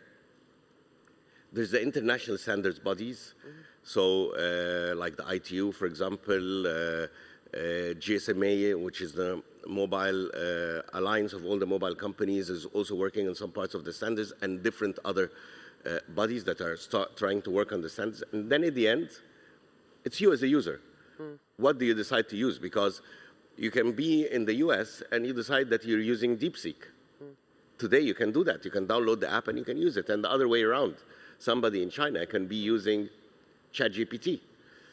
So there is that constant flux. And this is similar to many other technologies and things. But I think the fracture and the pressure today of if you use this technology, you cannot use the other, you have to separate them completely, is something that never happened before. The Global Digital Compact was designed to align innovation, governance, and in a typical sort of UN way, human values. In 2026, as we discussed earlier, global cooperation does feel like somewhat of a pipe dream. And we live in a world in 2026 where China is certainly more vocally willing to follow a sort of multilateral path, more so than the United States. And in the big fight between the two at present, who's going to win out, and how will that affect our digital future? Actually, it's even more complicated than that, because today, Europe is trying to find its own way as well. Because Europe, having been caught now in the middle, they don't have platforms at scale. They don't have the data center capability that the both other sides have. So now Europe is focusing a lot on building sovereign capability, sovereign data centers to run AI applications within Europe. So at the moment, we see a lot of that. I mean, we were lucky here in the region that already, I would say a couple of years ago, we have kind of ironed out how this works. What needs to be sovereign in terms of data, what needs to be here on the ground in terms of regulated and sensitive industries, but what can be in the open cloud, what can be in the public cloud, and so on. But in many other countries and many other jurisdictions, that hasn't been defined yet.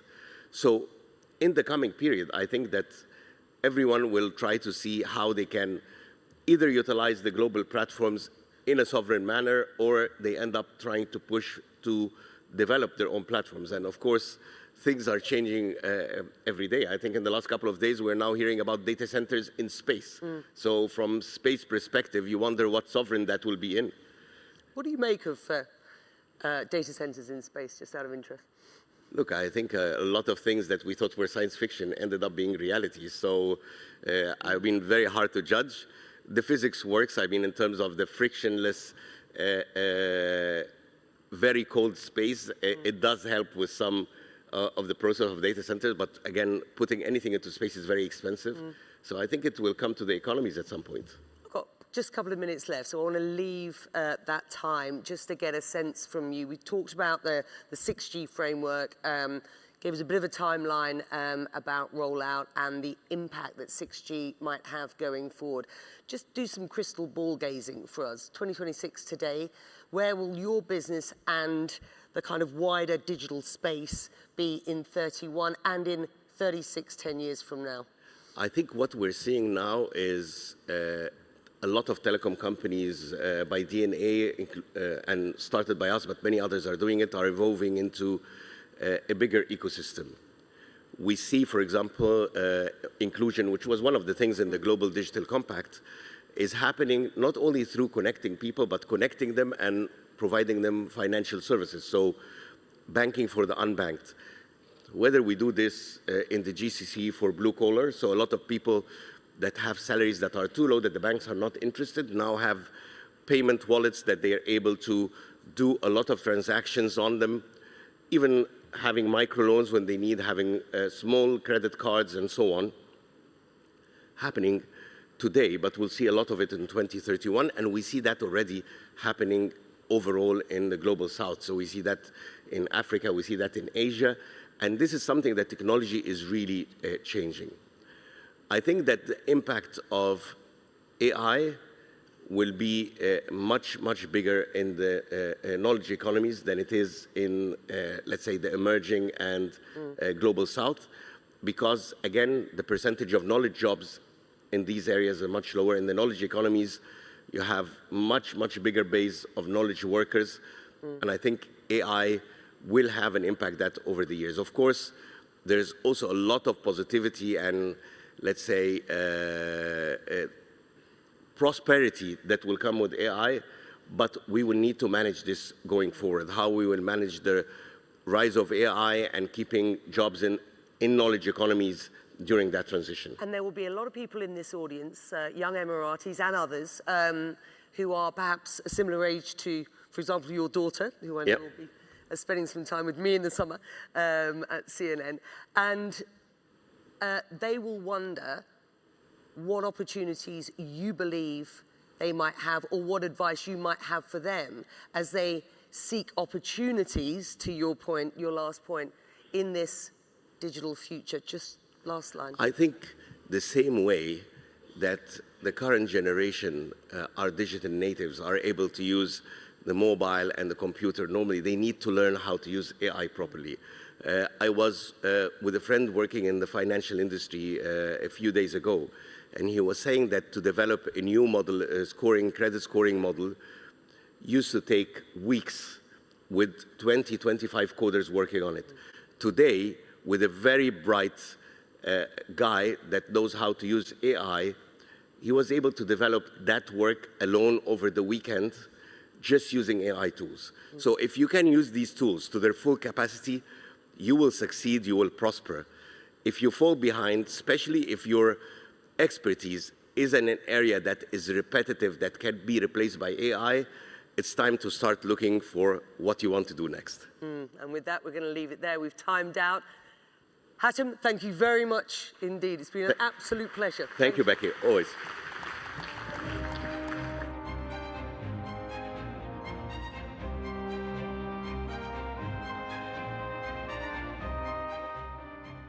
Ladies and gentlemen, our next session is titled The Science of Living Longer and Better with Professor David Sinclair, Professor of the Department of Genetics at the Blavatnik Institute.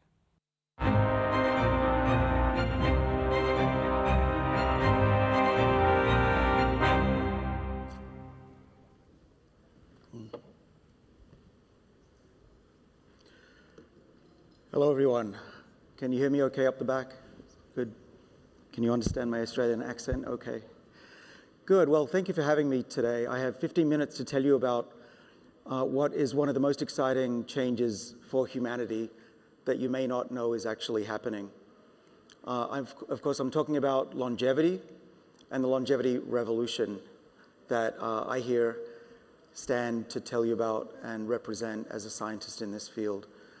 So my background, just briefly, is I've been in the longevity research field for 30 years. I've watched its rapid changes, and I'm at Harvard Medical School, and I run a lab of about 25 PhDs. And we are pushing the boundaries of what is possible with human health.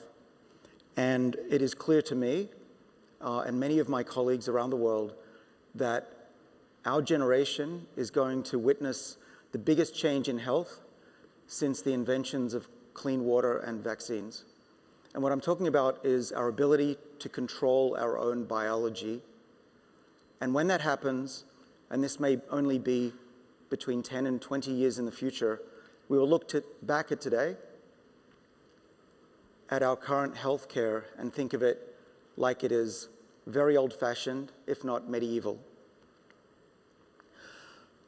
So I'm talking about aging today, and for many years we've ignored aging. If you go to a doctor, typically a doctor says, well, you're getting old, it's normal for you to lose your eyesight, it's normal for you to have bad hearing, it's normal for you to get heart disease. This is aging, it's normal. And for too long, normal has equaled acceptable. And I'm here to say that we no longer have to think of something that's normal being acceptable. Everything else about our life, the air in this room, the lights, the clothes we wear, the cars we drive, this is not natural. This is not normal for humans. But we change our world for the better. And the same is going to be for how fast we get older. Aging doesn't have to be acceptable. In my world, aging is a medical condition that's very common, and it's increasingly treatable. So what I show in this graph is how rapidly the rise is of diseases as we get older. On the bottom axis is the age that we get, and the diseases rise in risk as we get older. And what I want you to see is it's not a straight line, it's exponential, and they all go up. So by the time we're 80,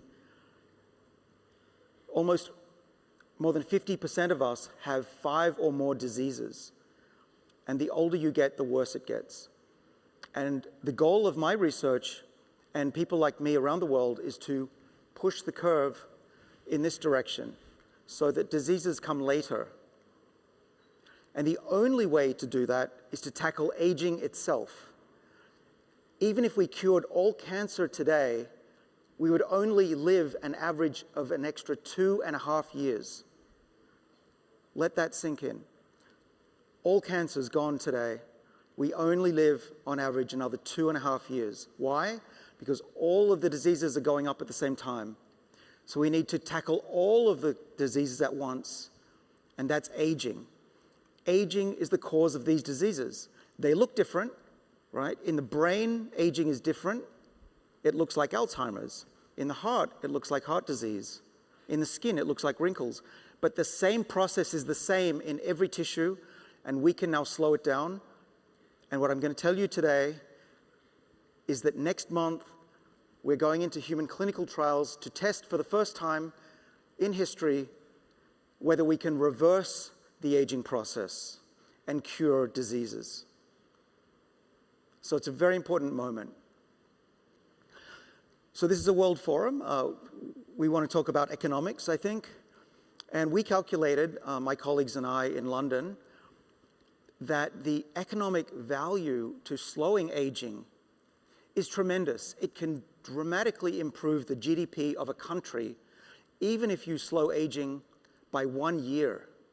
You just make your population live a healthy 1 extra year. And for the United States, for example, that's an extra $38 trillion.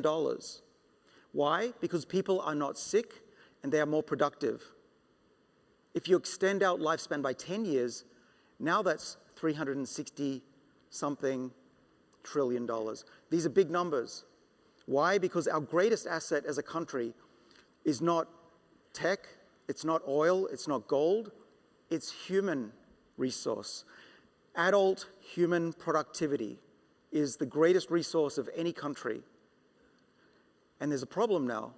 For most of certainly the Western world, the rates of fertility are declining. In 1960, the average person was having many more children. Per 1,000 people, every year there were 25 babies in the United States in 1960. Now it's around 10 babies per 1,000 people. For the first time, more than half of the American states produced fewer babies than people died. Half of the United States is declining in population. So we have less and less people to do the work. So there are only two solutions: replace them with robots or keep people alive and healthy.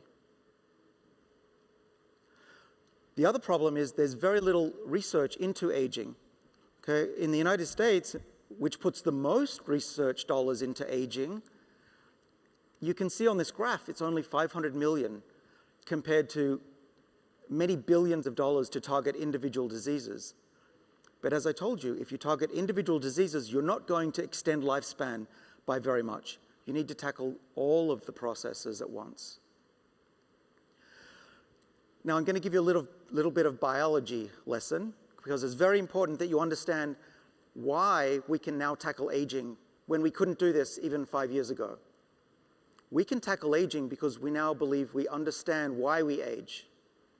And it's not wear and tear. It's not that we just wear out like a car. Our bodies are not like cars. Our bodies are more like computers that can be programmed and reprogrammed and rebooted to be young again. And this graph from my good colleague and friend Stephen Horvath, Professor Stephen Horvath, showed that you can even measure changes, chemical changes on our DNA, in our blood or anywhere. We can take a cheek swab from our mouth and we can measure how old we are, not by our birthdays, which is called chronological age, but by how fast our body is getting older. We call this our biological age. And there's a very specific measure for how old we are biologically, and these are chemicals that get changed on the DNA. Our DNA is not pure, it's not just clean. It gets chemicals added on and off as we get older, and we can measure those with sequencing machines and predict not just how old somebody is, but more importantly, how sick they will be in the future and even when they will die. And in the United States, you can buy a kit and take a cheek swab or take a blood sample, and the company will tell you how old you are biologically and how long you might live if you don't change your health. And you can see on this graph, some people are much younger than others, even if they have the same birthday. Now, this is the theory that comes from my lab at Harvard. It's called the information theory of aging, and this is the idea that we are like computers, not machines. One analogy, and hopefully you all remember what a compact disc is.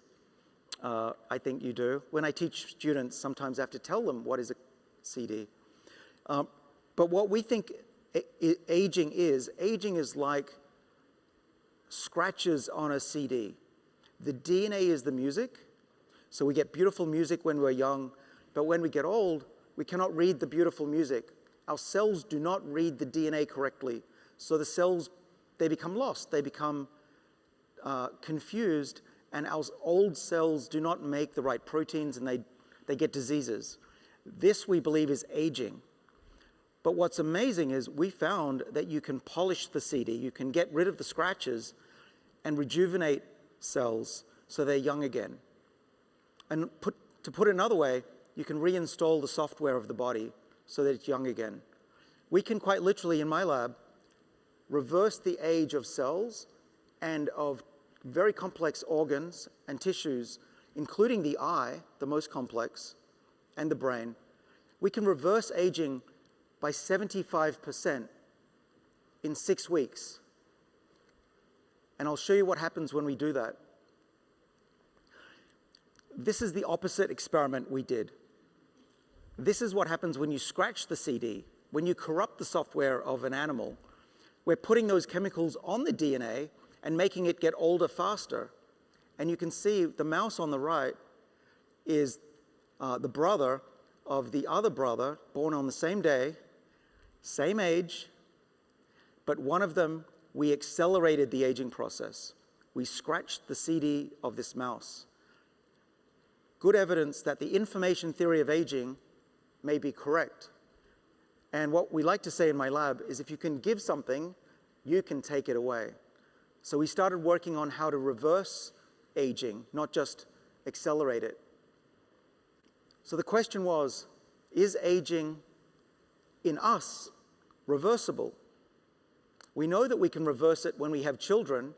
Our babies are not born 30 years old or 40 years old, depending on the parents, because on the 7th day of fertilization, after you have a conception, on day 7, the baby goes back in age. There's a reset of the age when we're very young. But can you do this in our bodies? When we're older, when we're 40, when we're 50, even when we're 90, can you do this? And can it be safe ever? And I believe it can. And so because I only have 15 minutes to talk to you today, I'm going to give you a crash course in the science of age reversal. What we do is we use what are called Yamanaka genes. Yamanaka, Professor Shinya Yamanaka, won the Nobel Prize in 2006 for discovering that there are genes that can rejuvenate a cell back to a stem cell, back to age 0, which we use all the time now in the lab and in increasingly therapies. But we don't want to create age 0 cells in our body. That would be cancer. So what we had to figure out in my lab was, how do we reverse the age to 75 or 80%, but not 100%? So we use 3 of the Yamanaka genes, just 3, not 4, not 5, just 3. And we discovered in 2020 that that takes you back 75%, but no more. It stops at 75%. These 3 genes are called OCT4, SOX2, KLF4. They control other genes, but these are the reset switch. This is the polish for the compact disc. We call these OSK for short, OSK. This was the result that changed everything for us, and it got on the cover of Nature magazine in 2020, the world's leading scientific journal. And the title on the cover of this journal was Turning Back Time. This result shows that you can rejuvenate cells, make them young again, and you can even regrow the tissue. These are optic nerves in a mouse that have been damaged. The top one is the damaged one. The bottom one is also damaged, but rejuvenated, made young again so that it can grow. And so these mice had their optic nerve regenerated. So we actually were able to show that using this method, we could cure blindness in animals for the first time. We could cure blindness. But we didn't choose the eye because it would work well. We chose the eye because we wanted to test if we could cure blindness.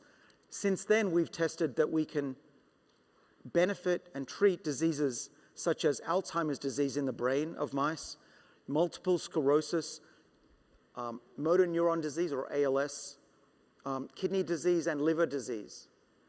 It's not just the eye that can get reversed and cured of diseases. It's seemingly every part of the body. It's a universal reset in the body. And I believe that that's going to be the future of pushing those diseases out 10 years, maybe one day 50 years into the future, so we can spend our 80s and our 90s, that decade, being just as productive as we were in our 40s and 50s. There is a company that I started 8 years ago called Life Biosciences, and it's based in Massachusetts, and they're doing the clinical trials. What they did was they tested whether this eye treatment worked in animals higher than mice, and they actually tested this in monkeys, and they were able to show that it also works in animals just like us. And as you can see from this graph, the eye is just the beginning. We're going to be treating glaucoma, very prevalent in this region of the world. Nion, the next disease, is a stroke in the eye, so you can wake up blind.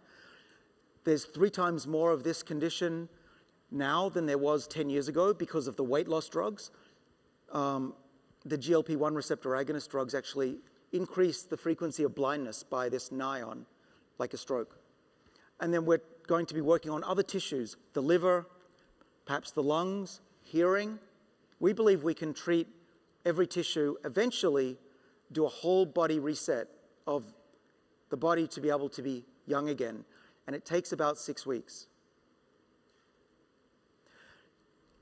And the world reported just last week that the US FDA regulatory body cleared the way for the first age reversal human trial. It's a big deal. The FDA is very supportive. And we will know this year, maybe in the next few months, if age reversal works. Initially in the eye for glaucoma and nion to treat blindness, and then we will move on to the rest of the body. And these are my colleagues at Life Biosciences, the CEO. On the left is Michael Ringel from Boston Consulting Group, COO. In the middle, the lady is the CSO, scientist, Sharon Rosenzweig-Lipson, and the CEO is Jerry. We're very fortunate to have some investment from this region, including from G42, so I'm very grateful for their support. We've just raised around $80 million to do these trials, and I do believe that we have a very good chance of seeing success in the clinic this year. And if you're wondering, how does this all work? What's the biology? What should I do now to stay healthy? I'm going to give a shameless plug of the book that I wrote because this talks about the future, talks about the economy, and all of the social benefits that will come from this technology. Thank you for having me.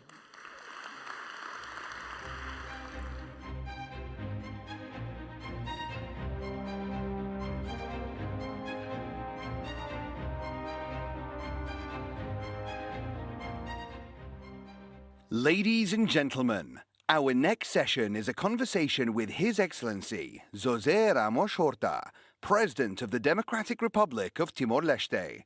This session is moderated by Eleni Jokos from CNN.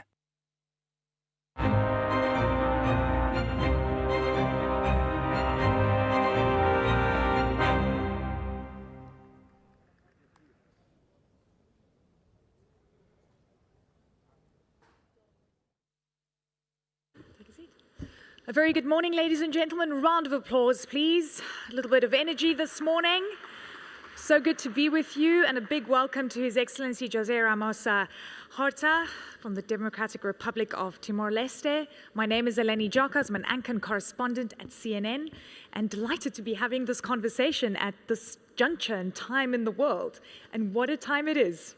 Thank you. And I also have to say, the President speaks very freely, so we have a lot to get through. You know, Timor-Leste's independence came at a very big cost, not only for the people within the country, but also for you personally. When I look at what's happening globally, and we're seeing this power struggle that has emerged between powerful nations, where we're seeing, you know, international law being loosely applied, sometimes not applied at all. My question to you is, are we abandoning the very principles that assisted your country in gaining freedom? And are you worried about the state of the world right now? Well, yeah, absolutely. When we disassemble international mechanisms by action or by omission, such as WTO, in a world where you don't have rules, international law, what would happen to international trade? If you have members of the Security Council, permanent members, who engage in acts that are prohibited in the Charter, Well, you discredit the most important organ of the wall that's supposed to prevent conflicts or resolve conflicts. So it is extraordinarily dangerous. I haven't seen in my lifetime a situation where we can see regularly, daily, the dismantling of an architecture of international law, mechanisms that help preserving peace in the world. When the Charter was drafted and it was stated clearly, prohibition of threat or use of force in international relations, prohibition of acquisition of territory by force. Well, there's some reason for that, and that Charter that. But then when you ignore all of that, well, we go back to what? So the law of the jungle. The law of the jungle. Yeah. That's, I mean, and just to say, you know, Timor-Leste, you received independence in 2002 after brutal occupation by Indonesia. You know, oil was part of that story in 1975, a powerful nation that supported Indonesia in occupying Timor-Leste. You've been through so much, and when you see what's going on, it's as if history is repeating itself. Do you feel that leaders have not learned their lessons, and what's your message? Well, talking about that, about our experience, I have to say, we are free today, partly, and is a great part of it, is the change that took place in Indonesia. We are free because Indonesia agreed to. Yeah. We negotiated under the auspice of Secretary General, and Indonesia agreed to a referendum, a popular consultation in the country. And then when the result came, almost 80% voting for independence, Indonesia honored it. And Indonesia has done even a greater thing. They honored the result, withdraw, and instead of then looking at ways to destabilize the poor, fragile new country, quite the contrary. We extend a hand of friendship, reconciliation. Indonesia accepted, and Indonesia has been instrumental in helping stabilizing our country, in helping prospering the country, and in helping us joining the UN. So Indonesia itself actually has given a lesson on how to respect agreements, how to respect international law. And they show certain, statesmanship. They are higher than pettiness of retaliation. Yeah. So, you know, beginning of the year, we started the year off by seeing, you know, major changes, geotectonic shifts in Latin America with Venezuela and Maduro being taken into the United States. You know, President Trump has been very clear about wanting to see Maduro out, and then started to shift the conversation very much focused on oil. He's also focusing on Cuba right now, where we're seeing, you know, that country being squeezed in terms of oil supply. When you see headlines like that, given your experience, what are your thoughts? Because you've actually worked with Cuba before, specifically in the healthcare sector, close to Hugo Chavez at the time. We must resist the temptation of use force in any circumstances. Of course, in international law, and as recent as in the 90s, there was tremendous debate in the UN on the so-called R2P, right to protect. So if there is a community threatened with genocide, there is a right to intervene, to prevent it. That right became, the debate was so strong, the convictions were so strong about protection of civilians, that the right to intervene became duty to intervene. And these are extreme circumstances, and only when it is authorized by the Security Council. It cannot be countries individually to do it. In the case of Mali, for instance, some years ago, the French intervened at the gates of Bamako to prevent Al-Qaeda from entering. West African countries were involved, and then later it was handed over to the Security Council, and that created a peace enforcement force under Chapter 7 that stayed in Mali for almost 20 years. At the time, I was chair of a panel called High-Level Independent Panel on UN Peace Operations. This debate was going on whether the Security Council should accept the request to intervene in Mali. I wrote a letter to Secretary General Ban Ki-moon. I said, don't. Mali is not a peacekeeping situation. It is counter-terrorism. The UN was not created, not trained for counter-terrorism. Yeah. And of course, the UN in the meantime withdrew from Mali because they just couldn't do that. So we have always to resist the temptation of force. Yeah. I want to talk about your incredible natural resources and, endowed with coffee. You've got coffee? We have the best coffee. The best coffee. Has anyone had coffee from Timor-Leste? Hands up. Yeah.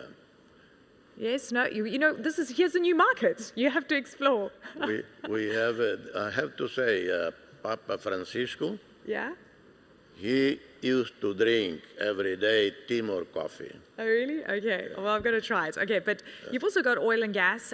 There's actually, it's called the Greater Sunrise Project. And for many years, you've been trying to ensure that you get onshore benefits, so through a refinery and so forth.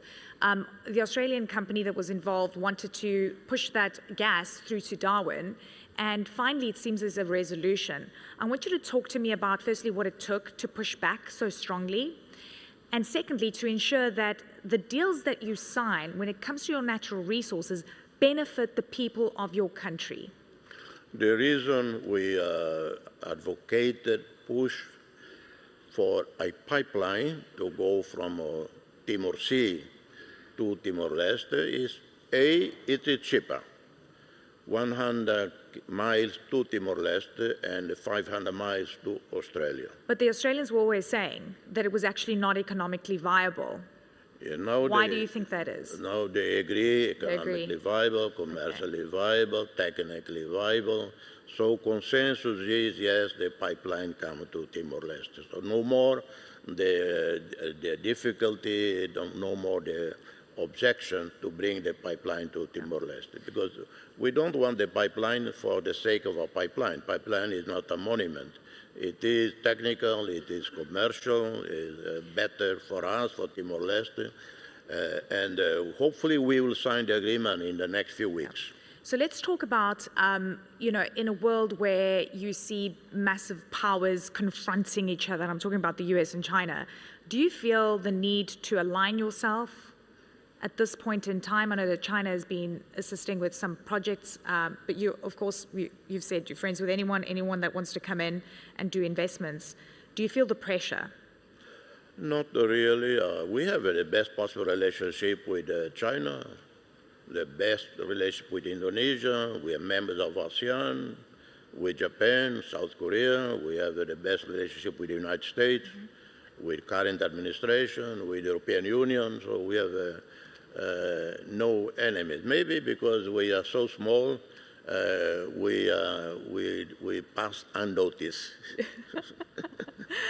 But we should notice you. You've been through a lot, and you're a bastion for democracy, actually. The #1 ranked democracy in Asia. But let me ask you this.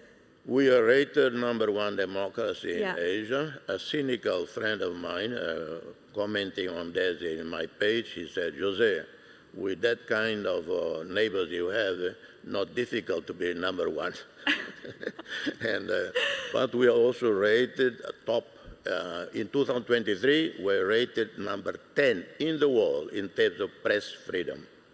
And that's really important. While France and UK 26, 27, Australia 30 plus, United States 40 something. So we were doing extremely well.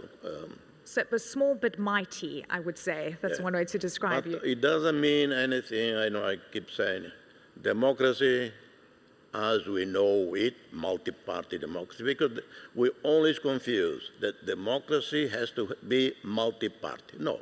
Democracy is a power to the people. The power to the people doesn't have to be exercised through 10, 20 political parties. No, if you have a political system, a monarchy or whatever, and that the leaders are always engaged with the people, they are listening to the people, they accommodate everybody's views, well, and that system provides stability, prosperity to the people. So why do I have to bring 10 political parties? We have 5 political parties in the parliament, and 2 are the ruling parties. The largest one, I'm independent, I don't have a political party, but the Prime Minister leads the largest party. He's an extremely charismatic personality, and he won the election resoundingly, but he has a second party that supports him to have an absolute majority. Because we're running out of time, I have a couple more questions. I want to get through them very quickly. You have a knack for knowing who should win the Nobel Peace Prize. By the way, you've been right a few times. You also know who to nominate. You do your research. You're a Nobel Peace Prize winner yourself. Did you nominate President Trump? Do you think he should get nominated? Well, President Trump already got a Peace Prize from the lady from Venezuela who handed over to him her Peace Prize, so he already got one. Now, seriously, if I'm going to nominate someone, I tell you, I will nominate Sheikh Mohammed. Why would I nominate Sheikh Mohammed? Everybody knows about UAE. Everybody knows about Dubai, about Abu Dhabi, but little they know about how this little country, very rich, but how this little country has supported so much humanitarian efforts. You look at the GDP and the proportion of UAE contribution to development, to humanitarian relief and all of that, is one of the highest in the world. Second, behind the scenes, quietly, they have mediated numerous conflicts. Eritrea and Ethiopia. Now, more recently, a few days ago, the talks between Russia and Ukraine took place here. And that is done with incredible discretion, particularly by Sheikh Mohammed. He's a very, very humble, very quiet person. He doesn't like his name to be mentioned. Yeah. If he gives you a hospital, he doesn't want his name there. He gives you a school, he doesn't want the name there, at least outside UAE. So why not? So, well, listen, I hear that if you say it, it happens. If you say it, it happens. So you're going to be not necessarily. Not necessarily? I hear that. Yeah. And by the way, Nobel Prizes are not transferable. The Nobel Committee, the Norwegians, incredibly independent-minded. Yes. And no amount of pressure. Pressure is totally counterproductive. Okay, so very quickly, you said that it's easier to go to heaven than to join ASEAN, which you joined eventually in 2025. Yeah. But you joined now, you're in. Yeah. But did that statement, by the way, it went viral, did that help you actually secure your spot?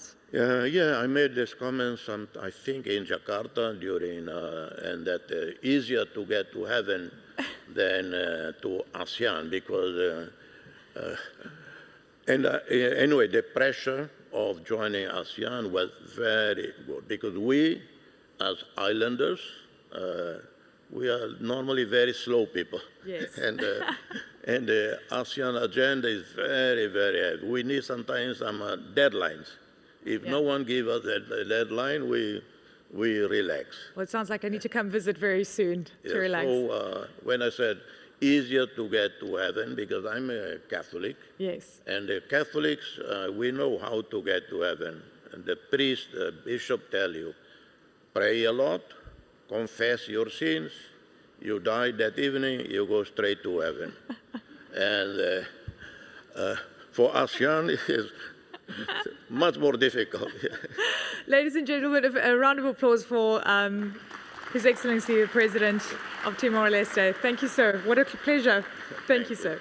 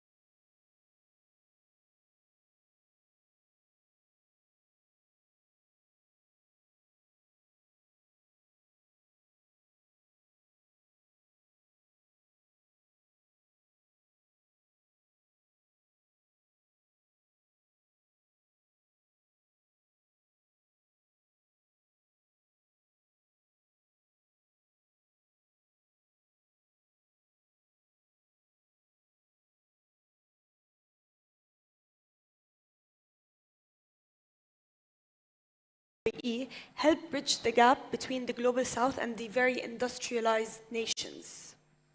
Look, I appreciate very much this forum. That is not so much in the focus of the rich countries in the world. What happens at the poor side? It's not really a discussion in the big forum. Yeah, they talk all about how to make money, how to invest and become more rich, how to use, oh, my friend I see there, how to use AI. But most needed in developing country is first, of course, they need electricity investment. 600 million people in Africa do not have access to electricity. 1 billion people in the world do not have access to drinkable water. But we do have the answer. We do have the knowledge. We do have the technology. We do have the money. The Emirates, they have the money. They have a lot of money for investments. What is missing? The political will to change the world, to change the situation and the partnership between the rich and the poor. So, and that is the signal from UNIDO. We invest in a new bridge, a new partnership. And Minister, I wanted to ask you, so for your Farming for Business, you focused more on how the private sector can help. Do you see that the private sector has a bigger role than governments? Yes, we have been implementing government-led policy on agriculture. And if we assess the results now for the last 15 years, the yields on the foodstuff have been stagnating. We're now talking about less than 1 ton per hectare for maize and rice, etc. And that's because we agitated our peasants on free distribution of inputs, which ended up not impacting positively on the output. So that's why we are now, if we compare with other systems where we have private sector-led growth, the yields are great and people are making money out of this. So that's why we don't have no doubt that moving and shifting from the government-led to private sector-led growth is the way forward. And we have a very positive histories on some crops led by private sector, bananas, sugar, etc., which now can compete worldwide. But on foodstuff, we're still stagnant, as I said, and we need to do something very strong to move forward. Director General, do you agree? Do you think the private sector has a big role and a duty to play? Yes, of course. Public money, that is something you can start some projects. But from projects to business, these countries, they need real investments in infrastructure, and that is private partnership. And the private business partner, they should think about where are the future markets. They always think, and that is okay, they think in win-win situation. I will invest, but I will get my money back. So business model. And investment in African countries, they need everything. Consumer products, electricity, infrastructure, but that are the future markets. And therefore it is interesting for private business partners to invest even in development countries. Yes, and that is what is necessary, of course, good governance structures and safe conditions for investments. And the minister will tell you how is the situation in his country, Mozambique. And then you can win, I think, here some investors. Minister, just to follow up on the Director General, so do you think also the governments have a duty to ensure proper policy or incentives for the private sector to come and invest, maybe tax cuts? Yes, for example, on the income tax, normally the normal business pays 32%, but if you go to the agriculture, you pay 10%. It's a very huge incentive for the agri-industries to come and invest in Mozambique. But also, as you might be aware of, the land is owned by the state, which means that we're not selling the land. So when you're investing in Mozambique, you don't need to waste your money buying land. You lease it for 50 years. And I can tell you that the price of this bottle can pay 1 year of hectare, 1 year tax for 1 hectare, yes, per year. And it's very cheap. So we have to invest your money building infrastructure and doing your business rather than paying the government for the land. And secondly, we do have a lot of other tax incentives. For some zones like Zambezi Valley, etc., we even get more incentives to invest. So the approach is come and invest, pay less on taxes, and use your money to grow your business. That's the approach. Minister, you also manage agriculture, environment, and fisheries. Mm-hmm. In a rush to industrialization, how do you ensure that the future industries don't come at the cost of the environment? Yeah, as Onid was saying, now we have floods. If we have invested in proper infrastructure, maybe the damage would be less. And today we can say that the environment is challenging the agriculture, not the reverse. And the other thing is that for the subsistence agriculture, where you, with the yields of 1 or less 1 ton per hectare, if we industrialize, putting modern inputs, etc., we'll use less land for more output, which we can reduce the impact of using land and other natural resources. So for us, we see the industrialization not as a problem, but as a solution for the environment, because we can reduce the pressure on land. Today, for example, the growth in agricultural output depends on the new area being opened. It means forestry having destroyed to use more land. And that system of subsistence agriculture is that after 3 years, we have to keep this land free and open new ones. For industrial agriculture, we don't need to open new lands every year. You can use modern inputs, and today we have a very, let's say, modern inputs that can damage less the environment. So industrialization for us is a solution for our environment, not the reverse. And today, the climate change, which is an environment thing, is damaging the agriculture. Now we have all the SARS underwater, etc., because of climate change, which Mozambique did that much effect of. We're receiving the impacts, but we're not causing them. That's why we say that let's invest in very strong infrastructure so we can save the environment while we are increasing output and making private sector to make money out of it. For this summit, I have parallel meeting with investors where we want to invite the EU investors to build a dam, for example, in Mapai, which can irrigate 200,000 hectares.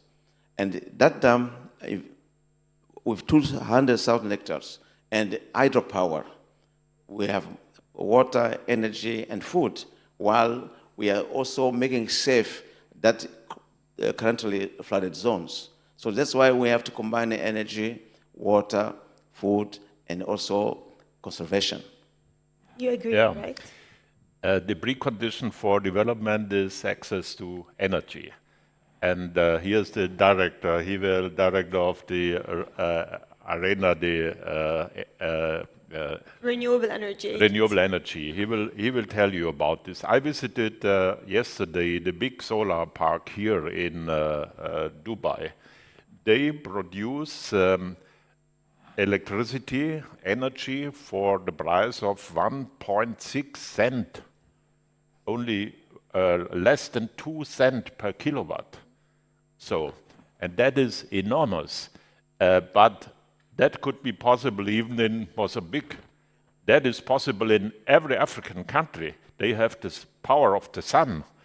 And then when they have access to cheap energy, that is the precondition for the next step for industrialization, for modern technology in agrotech, in food processing industry. That can only happen with access to electricity. And therefore, they need investments in this technology, use renewable energies for industrialization. And their investors are necessary. So everything is possible if we do it, if there's the political will of investors and of governments for cooperation. Otherwise, it is very difficult for the minister and the government of the 54 African countries really to go forward, develop their own industry. Director General, also to follow up on that, where do you see the most opportunities when it comes to the industries of the futures? In which sector? That's great. The development countries, there are huge opportunities for the future. That are the future markets because of population growth, because of a young population, because of women power, young women power there. So, and there are huge markets for the future. For example, that is the consumer market. Every young Africans ask for the same what you are interested in, from bicycle to car, cell phone, everything they ask for. That is a huge consumer market for the future. Infrastructure. The African countries, the African continent, every month, can you imagine, every month they establish the infrastructure of New York City, every month. So, and that will happen the next 20 years. So that is enormous. Or look about the pharmaceutical market. They ask for everything what we need, medicine. So that there are huge markets, huge opportunities and chances. But we have to bring together the rich part of the world, the industrialized countries with the poor part, and not as something like charity. No, for business, for real business with these people, with these ministers, with this government. Minister, you are currently digitalizing the entire seed and financing chain in Mozambique to fight corruption and phantom farmers. Is digitalization the silver bullet for government readiness? Yes, our strategy, that shift for substance for farming, for business, doesn't mean that we will take our peasants, our small-scale farmers away of that. But we have to find a new way to introduce the modern inputs, credit, etc., to them. So we have to go digital. There's no way around about this. We have to go digital to make sure that the outreach for the farmers is there without corruption. Because we're no longer doing a free distribution of inputs. So it means that we have to integrate the small-scale farmers into value chains. So digitalization is a tool that will allow us, the bankers, etc., to target those small-scale farmers into production. Secondly, because we know that the commercial banks are not, in fact, favor in providing credit to smallholder farmers, we have to rely on soft loans with some matching grants, etc. So the best way to make that funds available to the smallholder farmers must be through digital systems.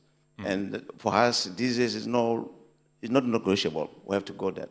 And it's good also to note that our small-scale farmers, our youth, are more conscient on high-techs. Today, we see drones doing sprays, etc. So going digital for the modern agriculture is a must. Yeah. Director General, I saw you taking notes. Do you agree? Yeah, I have a lot of messages. Look, the IL must fulfill their commitment. That is one sign. What about the 0.7 commitment? What about the debt and loss damage fund? The climate commitment? That are all speeches here, but not real facts. And then what is most important, I think, is access to the world finance market. There was the director from IMF, my friend Georgieva. Yeah, this country, ask the minister, has not really access to the world finance market. And if, then he has to pay more than 10 or 15% interest rate. So it's not possible. So that is not a situation for the future. Or fair trade. These countries, they have the minerals for modern life for you. Your cell phone will not function without cobalt or lithium from Mozambique, from Sierra Leone, for African countries. But we take the resources, we take it out of the country, and there is nearly no local added value for the industry and the economy in the African and Latin American countries. We take it, and the local added value isn't there. That we have to change. So I have real messages. Change the world in a better way. Not only talk about proposals and how to make money in our industrialized world. Solidarity, that is the message, and investments. Director General Minister, thank you so much for your time today.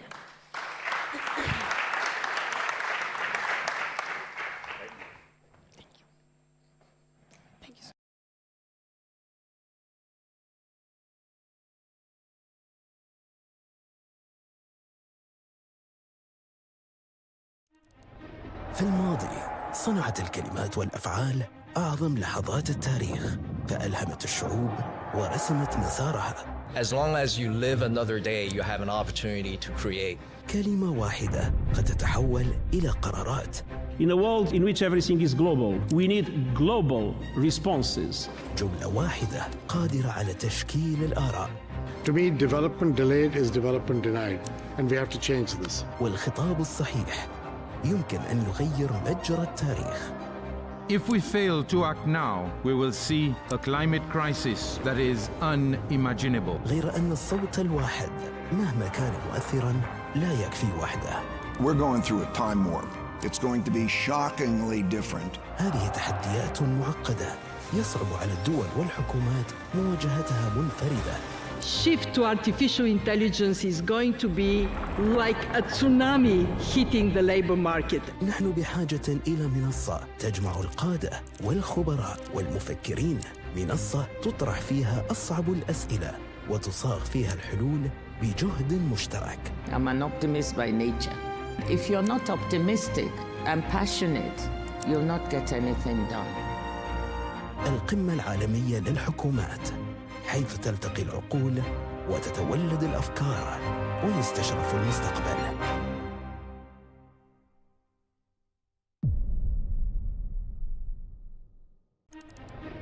Throughout history, our greatest turning points began not with action, but with powerful words.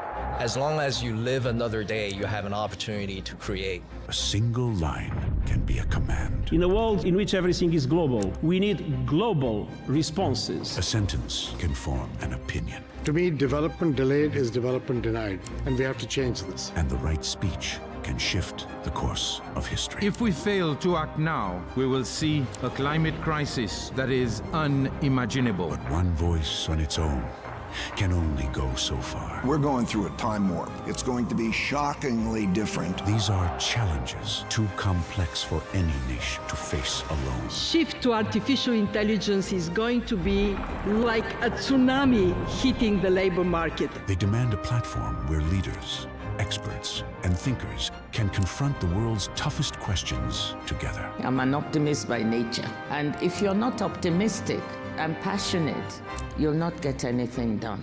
Welcome to the World Government Summit, where voices meet, where ideas are exchanged, and the future is reimagined.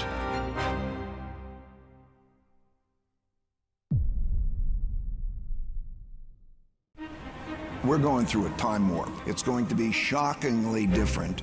If we get into a new Cold War, do countries have to choose which side they are? In a world in which everything is global, we need global responses. I'm an optimist by nature. And if you're not optimistic and passionate, you'll not get anything done.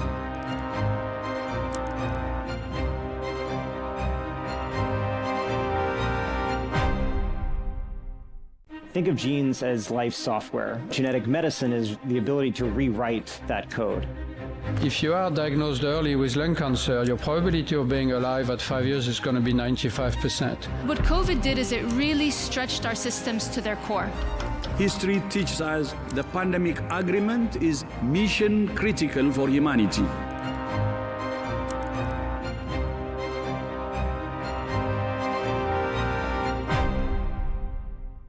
What drives economic development is innovation. Innovation cannot be planned. You just don't know when and where innovation comes. Creative arts as an industry is a generator not only of wealth, but of jobs.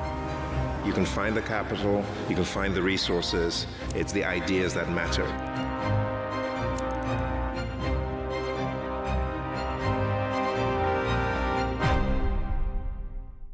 To me, development delayed is development denied, and we have to change this. We know the energy demand is going to double by 2050. We don't know how we're going to supply that demand. Those countries that will continue to innovate will have a competitive advantage. They want the data input and the models that they can manage and they can trust.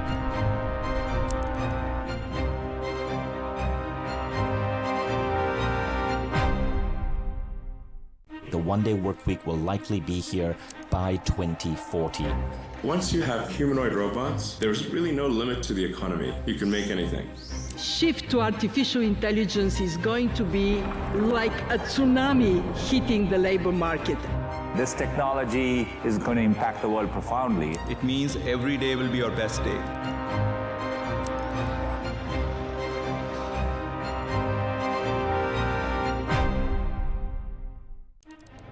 في الماضي صنعت الكلمات والأفعال أعظم لحظات التاريخ، فألهمت الشعوب ورسمت مسارها. As long as you live another day, you have an opportunity to create. كلمة واحدة قد تتحول إلى قرارات. With me, three very good speakers on the subject. It gives me pleasure to invite Khalifa Al-Shamsi, CEO of E&D International and E&D Life, to join us here on the stage. A warm round of applause for him. Daniel Gallagher, the Chief Legal Compliance and Corporate Affairs Officer at Robinhood. Welcome, Daniel. And Ashish Koshi, the CEO of Inception.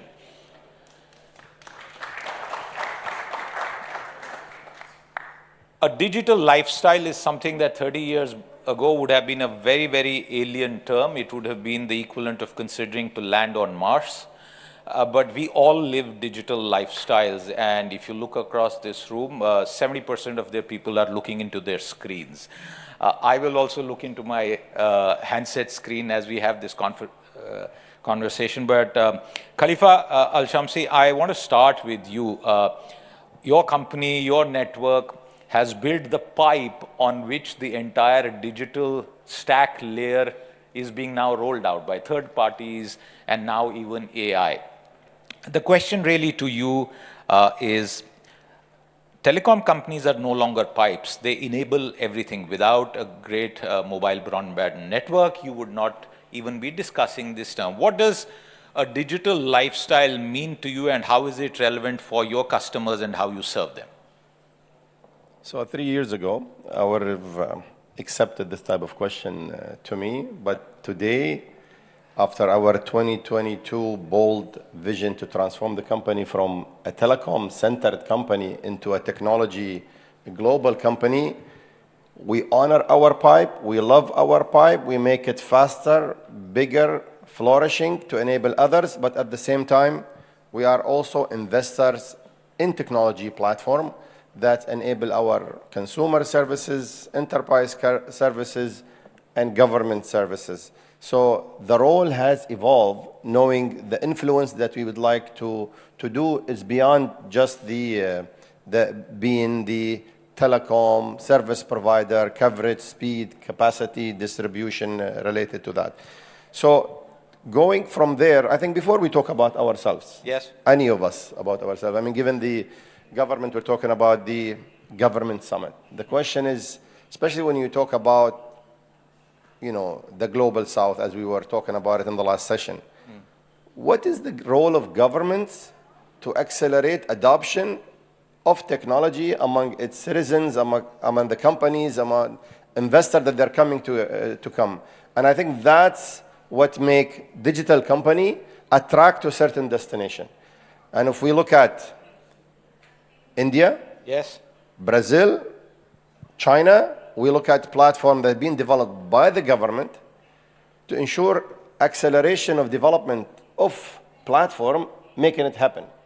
I mean, UPI of India is a global reference of how the country with low penetration of banking can transform over the years as one of the highest banking accounts, can take down cost of sending money whether locally or internationally in no time, similarly to PIX in Brazil, what they have been. So the governments have a role to deploy solutions, infrastructure, and policies and processes in order for our companies can do. I mean, today we're in the telecom domain, but we're also having a fintech domain through our presence in Weo Bank, the most successful digital bank in the region, our EN Money, the fintech based here in the UAE. You might not have one of the food delivery company, but Kareem from our side is also a delivery company that's operating and benefit from infrastructure, government-related policies and procedures. Okay, that's a good point there. We have got a perspective from what started off as a telecom company. Many of you would be aware of the history of this company. Daniel, I'm coming to you. You've democratized access to investing. And that's why your brand is part of folklore now. Obviously, you wouldn't have been able to do it without the stack and the connectivity. And the point that he just made, giving us an example of a system that's working for 1.4 billion people. So clearly, it is a very significant one. How do you see the evolution of what we are calling in this session a digital lifestyle? Well, first of all, it's a real honor to be here. Thanks for having me. This conference is incredible. Robinhood is probably well known to some of you. We're not yet in this region, but I'm not here for my health, so hopefully someday. In the United States, we have about 27 million customers on the platform. And I loved your question about what the government should do to empower this sort of transformation. The Robinhood founders, Baiju Bhatt and Vlad Tenev, had this idea in 2013. Let's build a brokerage firm, a financial services firm, in an app, right? Instead of having a bricks and mortar building with brokers in it that meet with people, instead of having a website where you go and log on and having that be translated into an app, they actually built the whole firm as an app. And when they did that, they met the younger generation where they were. They were doing everything on their phone, and it was picking up steam. So that's why it was a more seamless experience. The design was better. It was, captured the imagination, and it got people into the markets. And then also, no fees, no account minimums, all those frictions that had been in financial services, they were able to overcome through the use of technology. The government didn't help. I can tell you that much, and that's why in the U.S. we talk a lot about, in Silicon Valley, the disruptors. And a lot of that means disrupting the governmental structures, the existing structures, which tend to favor the incumbents because they're the ones who have created the rules. And so it hasn't been an easy ride for Robinhood, especially during the last administration. It was a very, very tough regulatory climate, but we've persevered, and now we're in a position now where the rules are changing to accommodate the business model instead of enforcement actions being brought against us because we don't exactly fit the way the rule book was written 80 years ago. So, and then you've seen so many competitors, new upstarts try to replicate the model. They're doing very well. There's plenty of room for everyone. Absolutely. The incumbents are trying to build apps that look like ours. That doesn't work, but they're trying. And so it's just a whole new way of investing. Our median age of our customers is 35. They're young, but they're growing in their expectations. They're in the markets where they might not have been before, and it's all because of technology. And living inside an app is, again, many of you might be experiencing that, but of course, if you have a real-world personal assistants and haven't moved to an AI agent world, you know how significant it is. The man who is now going to speak represents the great disruptor. Their AI is disrupting everything, and we have seen in the past 3 days what it has done to the valuations of IT companies, for example. Tens of billions of dollars gone, yet we don't know. When I talk to CEOs across the world, and just a couple of weeks ago at Davos, When I asked them what is the level of productivity that you've gotten on account of deploying AI, the best number I heard was 25%, most said 10 to 12%. So Ashish, on that, how does AI and what you do fit into taking forward the evolution of the digital lifestyle? Thank you for having me here, first of all, and just for a quick context for the audience, so I represent Inception, which is the AI arm within G42, so no pressure there. So we are the AI product / model / platform entity, and we work with different entities, different verticals, all the way from energy, oil, investments, including, if you've seen in Abu Dhabi, there's a lot of agents that are running boards. That's all us at the background building it. Now, talking about with that context, including the push for UAE to become a AI native organization, an AI agent native organization, we are at the crux of it. From the question that you asked on how does that roll out into a design a lifestyle? I know there was a question or a comment from one of the speakers on stuck to mobile apps. I think the age is gone from working with menus, interfaces. It's eventually intent, and you would have your agents running it. And you can see in not just the Anthropic announcement, you would see there's the open Claude conversation where citizens, consumers, their expectations are everything can be run in a finger on one hand, one finger on your mobile phone with intent. Translate that into a gap of AI readiness, which Khalifa and team are fundamental, foundation rocks for the infrastructure. But that readiness shouldn't be just about the lifestyle and experience running agents. There's sovereignty, there is compute, there's the intent, there's the entire agentic infrastructure, which the private sector, I think, are running prototypes at scale. But I think that has to be matched with the intent of the government from a public sector to match that with what citizens and consumers would need. To your question, we are a product building company. The hardest part is to get an answer that a chairman and a CEO would like, because his perspective is completely different from his chief of staff that has designed it. That is the challenge, and I think each individual should make his own agent as opposed to expecting an IT manager or an engineering manager to fine-tune a prompt or response that would be fit enough for a Khalifa or for myself. I think that's what I am doing, and that's the mandate that has been put across by our group CEO also. Every individual needs to create his own agent and have a digital twin within the organization. That's a very good point that Ashish makes. I wonder how many of you have experienced this yourself here. IT, as we traditionally know it, is something that the board and the management team outsources to the CTO. He decides what to deploy, what to acquire, and then there are users. But the point that Ashish is making is AI will need everyone in the organization, starting from the CEO, to imbibe it. If I can just finish your point on the global collapse of the software as a service industry. Yes. 2026, as we all recognize it's going to be an uncomfortable year. It's the speed at which everything is changing, geopolitical tensions, speed at which technology is changing, speed at which fiscal pressure is increasing. But the common thing across that is the speed of which we need to adopt AI, and this point on the experience that the consumers and citizens get. So when you see an announcement, hey, Anthropic or any other model company coming up with a legal AI solution, there is panic.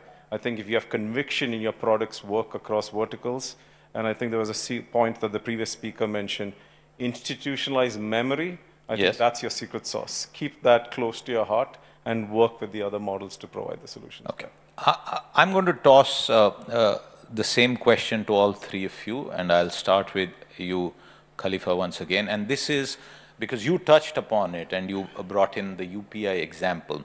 As we have seen in the recent past, developing economies, emerging economies, let's say India or the Gulf region where we are, and you can see that vibe in the air, you see growth and optimism, and you of course see construction all around you. When you go to the developed world, you realize that maybe it's plateaued and things are continuing pretty well, but the level of growth that we see in these markets is something that they would be. what lessons should we as developing economies keep in mind and avoid the mistakes that happened in the developed world, particularly around cost of access, as well as the regulation that Daniel spoke about, and algorithmic bias? I'll come on that point to you, Ashish. Khalifa, please. So, again, I mean, you will find across this region and the world the need for services to be coming across the whole population of the market. Some of the developed market, you will see focus on certain class of citizens and residents, whereby you will find does not address some of the majority of the other population of these markets. And this part of the world comes also from the leadership of the region itself, the belief on inclusion, whether it comes to the basic needs such as food and education, but also when it comes to digital adoptions. We ticked the box when it comes to connectivity inclusion years before, where we make sure everybody have access to connectivity, to data, to internet access, and therefore to learning and development. But when you look at financial inclusion, which is a gap that you'll see it in a lot of the developed market, by virtue of everybody focus on the certain segments, and then they forget about the lower segment, whether the blue-collar workers or the underbanked or non-banked user. This is something that, giving the infrastructure that's available in the country, giving the leadership vision, given our ability, for example, as a player that we address the whole population, then we said, you know what, we will double down on financial inclusion, and we'll make sure that we add value both to the end user, to the country itself, because when everybody is connected to the financial institutes and having different type of financial services, the end user will benefit, the country will benefit, and we will also benefit. And this is where we double down on our fintech solution across providing every single user in the country with the valid Emirates ID into instant adoption of such fintech solution. It helped the UAE have a UAE Pass, which is a digital identity platform, allow everybody to be onboarded instantly. Of course, the Emirates ID behind it. And then at the same time, we do our own KYC, and this is where, I mean, we operate in 20 countries right now. Yes. UAE, one of the most advanced out of those. But in other countries, we struggle with the eKYC. There is no eKYC or eKYB. And for that, we see the struggle that happens by, going physically into a shop and doing that. So the ask that for a lot of the governments around the world that will help, digital bank, fintech, wealth management type of solution, and others, adopting some infrastructure like eKYC to allow for an instant adoption. And then when the government also allow data to be shared, whether through open finance, open banking type of protocols, will allow, if you are a bank, you don't own the user. Today, if you are a bank, you own the user, you own his data, you own his history and spending, and guess what? You want a loan? You only can take it from me. But if the market is open, it will allow the platform that is centrally managed, reads all of the infrastructure and all the data allowed, and be able for the end user to choose and pick and choose where do they go and what do they do also with their data, even for non-relevant. There is a credit scoring, there is a risk scoring, and this allows for that to evolve. So I see here in the regions, whether in this region or the emerging markets region, we can leapfrog a lot faster by giving up on some of the old bureaucracy that it sits and in the control given by, let's say, large institute that is to their benefit, make the transaction slower and most expensive, and encourage giving the users choices. And I always believe that worker, blue-collar worker that's building that mansion in the palm, I would like him to own a fraction of that mansion by virtue of trading through that and making money from the appreciation. This is where a true inclusion happens, where everybody benefits from the development of the market that they're in. Everybody should benefit. That's the central message. And I recall an example from Africa. Many years ago, M-Pesa, a micropayment service, and how that really took off in a market that was still evolving. Daniel, that's a very point to you, and then to you, Ashish. Step in. And I want that blue-collar worker to do it through his Robinhood account, too. So that would be fantastic. We have WEO Invest, which is leading in the UAE. You know, it's hard for me. So I have a financial services background and perspective with this question. And it's hard for me to come here and say, let me tell you how it should be done from the United States perspective. I think, especially here in Dubai and Abu Dhabi, how proactive policymakers have been with respect to financial services and new technologies is incredible. I mean, it really is just the global standard, I would say, for getting ahead of issues, not getting behind. The regulatory competition you have here amongst Abu Dhabi and Dubai and you know, for our purposes, the new CMA, formerly ESCA, they're challenging each other, they're staying abreast of developments, and I think it's really a great example. The converse of it is what, and I'll use one topic, crypto in particular. You think about cryptocurrencies here in Dubai, it's an old story. I mean, you've had VARA created to deal specifically with crypto. You've had the other regulators adapting. DFSA just came out with new guidelines on crypto to make it a more crypto-friendly environment for their registrants. And in the United States, where, you know, big portions of crypto originated, it all had to go offshore because there's no competent regulatory scheme, there's no federal regulatory scheme, and in fact, there was antipathy towards the industry. There was a 4-year period under the last administration where it was enforcement first, lawsuits, and no policy making. And if you think about it, it's not just that lost 4-year period.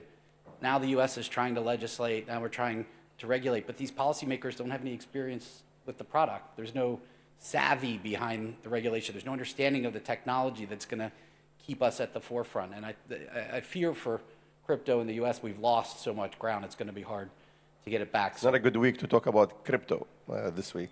Yeah, yeah, I know. Dear Lord, crypto and AI, the subjects of the markets these days. So, so my advice would be keep it up and stay scrappy in the sense of, you know, you can say it's developing nations, but I think the policies are well developed, quite frankly.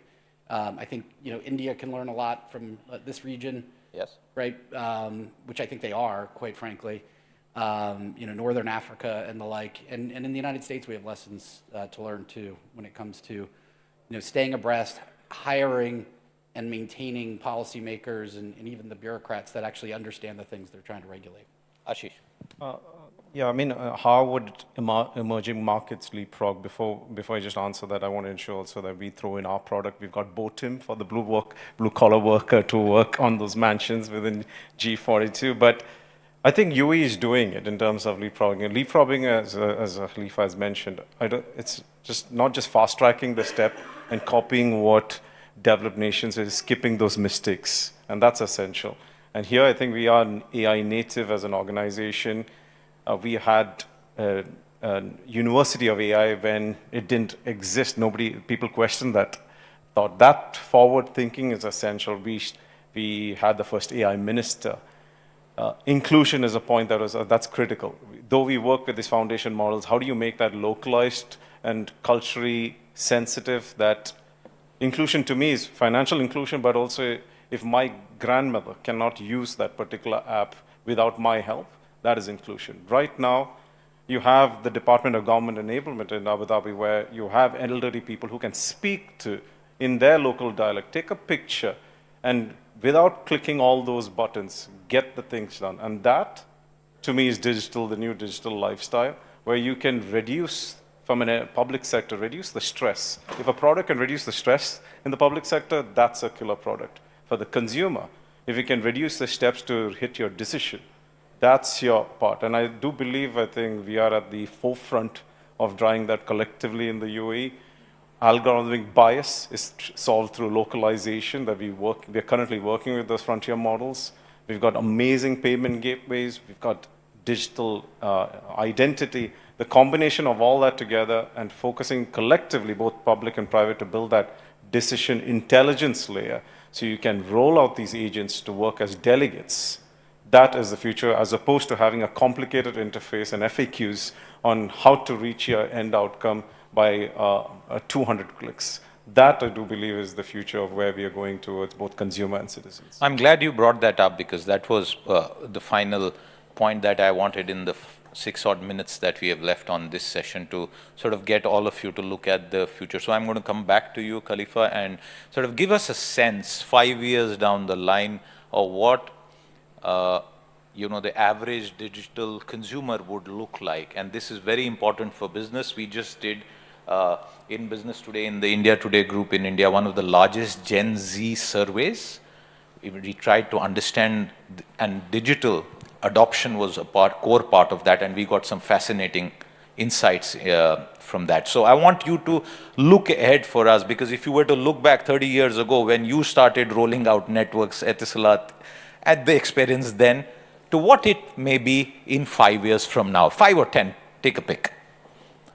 Nobody can predict 10 for sure. I mean, yeah, it's tough maybe. Even 5 will be a little bit challenging. 3 is reasonable. Okay. So on this context of what we're talking about, definitely the rate would be acceleration of adoption by virtue of simplicity, by virtue of personalization.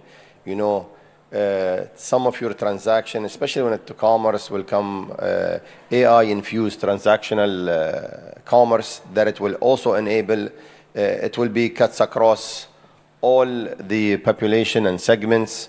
I mean, today I'm not worrying only about the UAE market. I'm worrying about my 19 others from Ivory Coast, Benin, Morocco, Serbia, Bulgaria, Afghanistan, Pakistan. So the question is, how do we accelerate adoption for a lot of the digital platform that we have when it comes to fintech type of solution, entertainment, or the various type of super apps that we're deploying? The key is, how do we make it simple?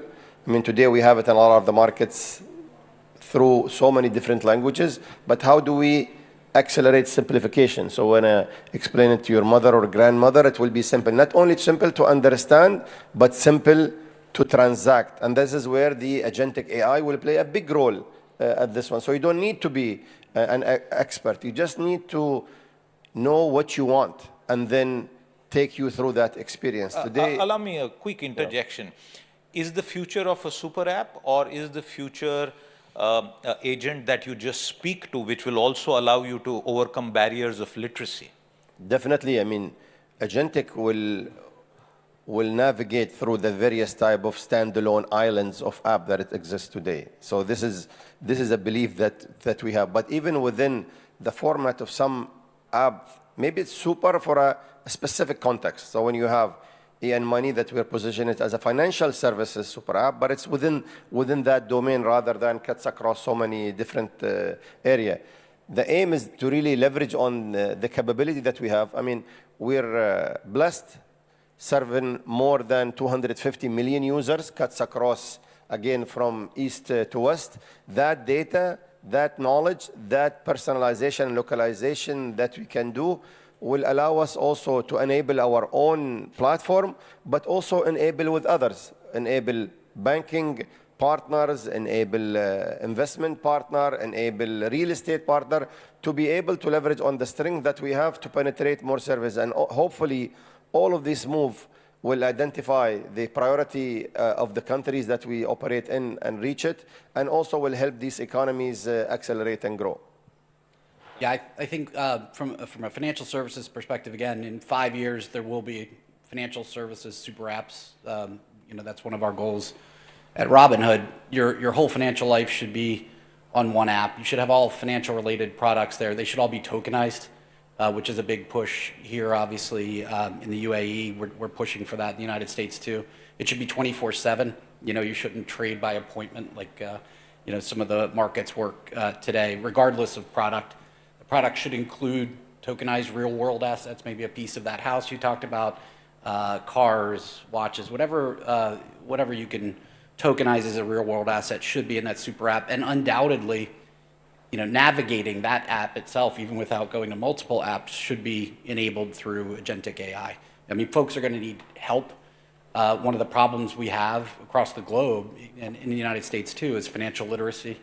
And with the rise of AI, no one should be financially illiterate, right? You should get that advice you need. I have a slightly, I agree with both the panelists. I don't think we can, figure out what's going to happen in 5 to 10 years. I don't think we can figure out what's going to happen in 2026. But with that said, I don't think it's going to be a super app. I do believe you're going to have a relationship manager or a concierge in your pocket. You just needed to tell it what to do, and with the right intent, and it comes back, accesses all the apps on the right permissions to provide you the results. And that's the new digital interface where you talk with your intention, it knows what you want, and we're getting there. You can see all the latest developments of slowly getting there, but you would see a humongous improvement on the regulations to catch up, to ensure it's safe, it is explainable, it's transparent, and ensure citizens have the right to be in the loop to ensure your concierge or your relationship manager, whether he wants to work on a government service or book a ticket or fly to Finland or all of the above, by just accessing all the apps across through this agentic framework. Just a minute left, and since we have that, I wonder, what kind of pressures this would put on a traditional telco in terms of continuously investing and upgrading their network. When I talk to telecom CEOs, this is one of their biggest sore points. So definitely now, the old days, our network is used for our own self to develop solution based on voice and data type of services. Today, our network is being used to enable countries in building their AI factories in order to connect hyperscalers also on the various market to deliver best-in-class services based on very extreme low latency, not utilizing our network in the country, but our global connectivity. So now we have different type of conversation with different traditional, and that require a lot of investment, which is in the UAE, we're best in class in terms of fastest network in the world, fixed, mobile, and fastest fiber penetration. How can we take that from a UAE where there is the affordability into Egypt, Pakistan, Morocco, and other with a cost effective? So this is what's keeping us awake at night. Okay.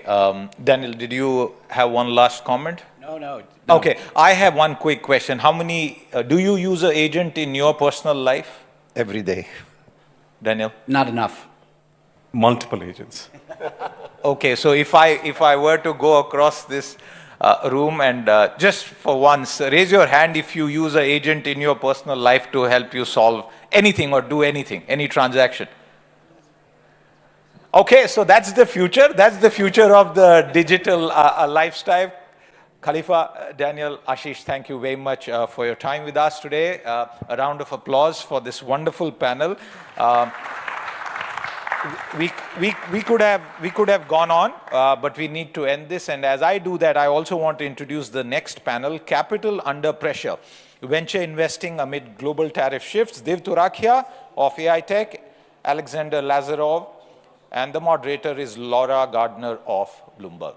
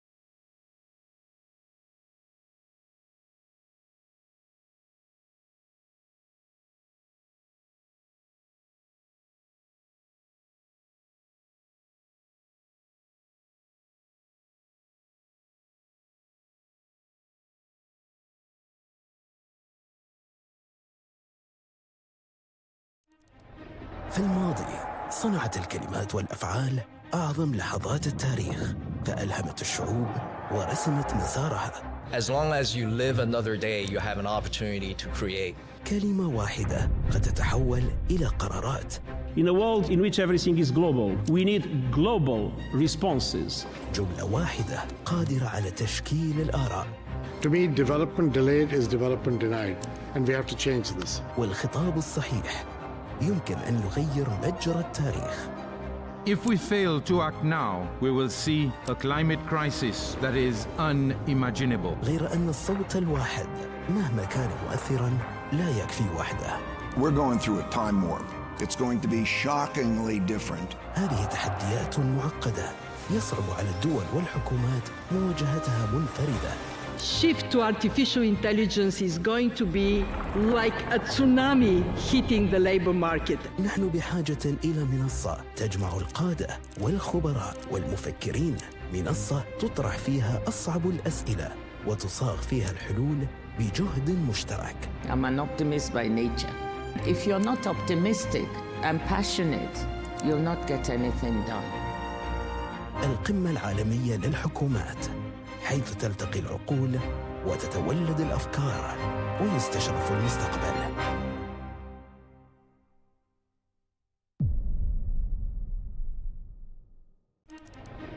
Throughout history, our greatest turning points began not with action, but with powerful words.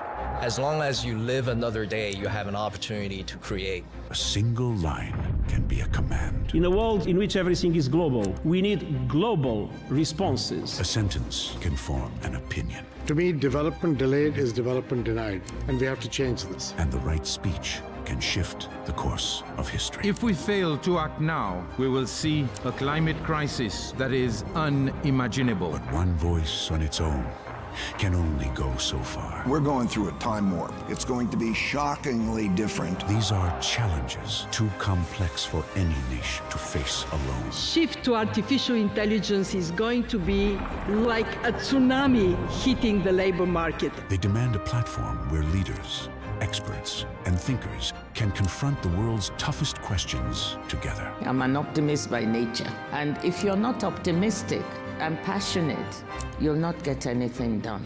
Welcome to the World Government Summit, where voices meet, where ideas are exchanged, and the future is reimagined.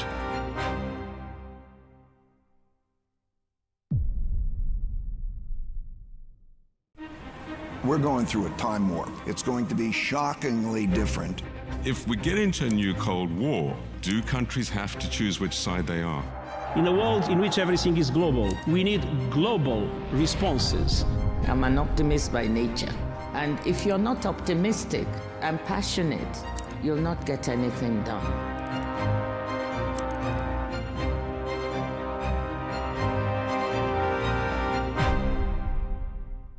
Think of genes as life software. Genetic medicine is the ability to rewrite that code. If you are diagnosed early with lung cancer, your probability of being alive at 5 years is going to be 95%. What COVID did is it really stretched our systems to their core. History teaches us the pandemic agreement is mission critical for humanity.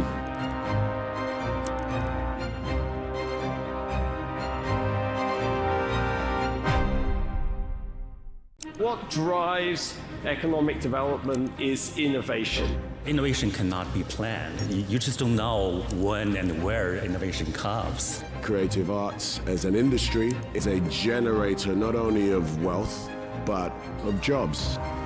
You can find the capital, you can find the resources. It's the ideas that matter.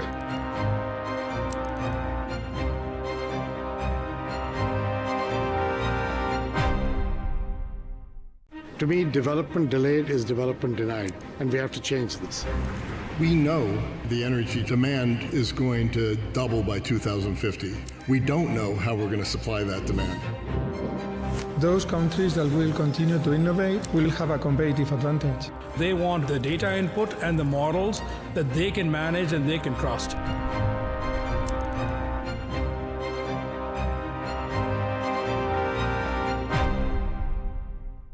The one-day work week will likely be here by 2040. Once you have humanoid robots, there's really no limit to the economy. You can make anything. Shift to artificial intelligence is going to be like a tsunami hitting the labor market. This technology is going to impact the world profoundly. It means every day will be our best day.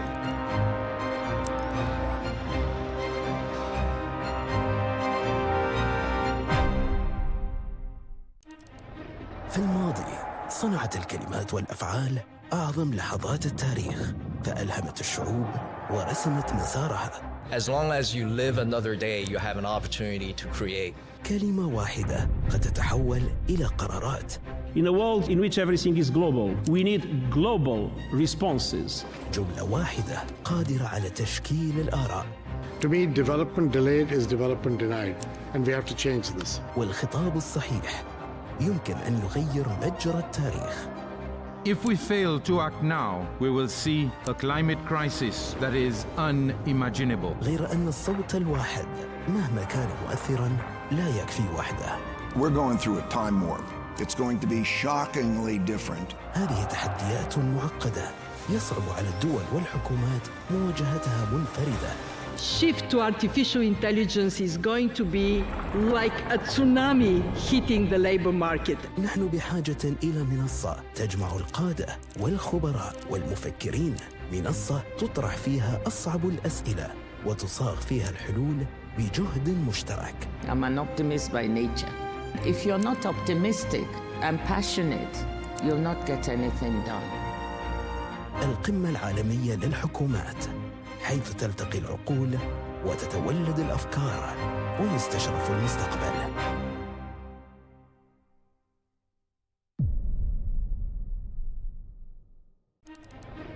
Throughout history, our greatest turning points began not with action, but with powerful words. As long as you live another day, you have an opportunity to create. A single line can be a command. In a world in which everything is global, we need global responses. A sentence can form an opinion. To me, development delayed is development denied, and we have to change this. And the right speech can shift the course of history. If we fail to act now, we will see a climate crisis that is unimaginable. But one voice on its own can only go so far. We're going through a time warp. It's going to be shockingly different. These are challenges too complex for any nation to face alone. Shift to artificial intelligence is going to be like a tsunami hitting the labor market. They demand a platform where leaders, experts, and thinkers can confront the world's toughest questions together. I'm an optimist by nature. And if you're not optimistic and passionate, you'll not get anything done. Welcome to the World Government Summit, where voices meet, where ideas are exchanged, and the future is reimagined.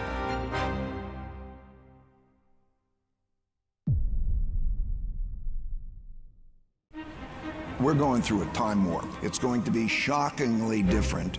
If we get into a new Cold War, do countries have to choose which side they are? In a world in which everything is global, we need global responses. I'm an optimist by nature. And if you're not optimistic and passionate, you'll not get anything done.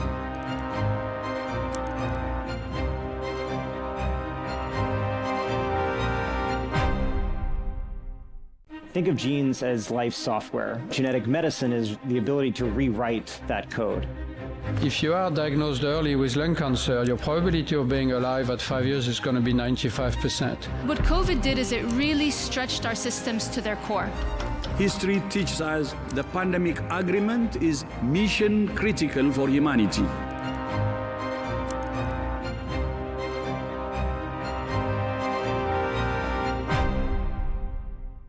What drives economic development is innovation. Innovation cannot be planned. You just don't know when and where innovation comes. Creative arts as an industry is a generator not only of wealth, but of jobs.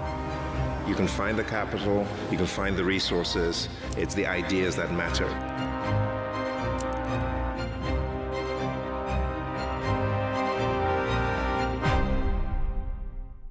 To me, development delayed is development denied, and we have to change this. We know the energy demand is going to double by 2050. We don't know how we're going to supply that demand. Those countries that will continue to innovate will have a competitive advantage. They want the data input and the models that they can manage and they can trust.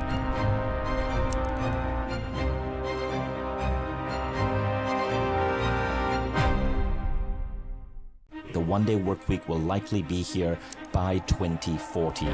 Once you have humanoid robots, there's really no limit to the economy. You can make anything. Shift to artificial intelligence is going to be like a tsunami hitting the labor market. This technology is going to impact the world profoundly. It means every day will be your best day.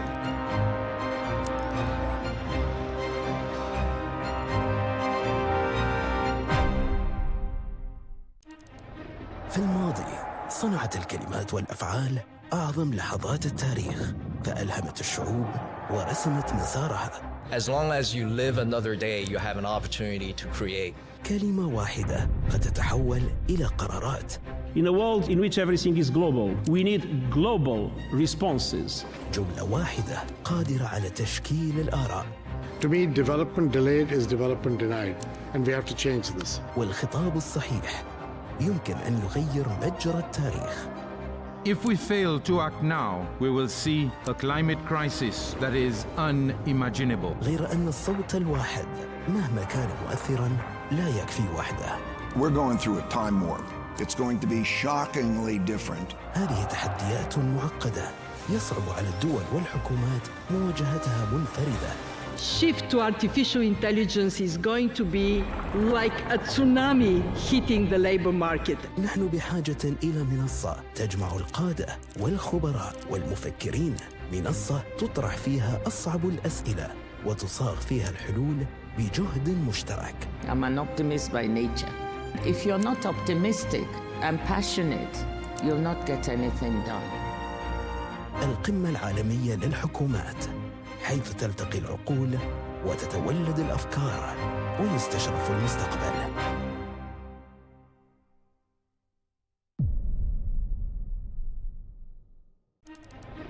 Throughout history, our greatest turning points began not with action, but with powerful words.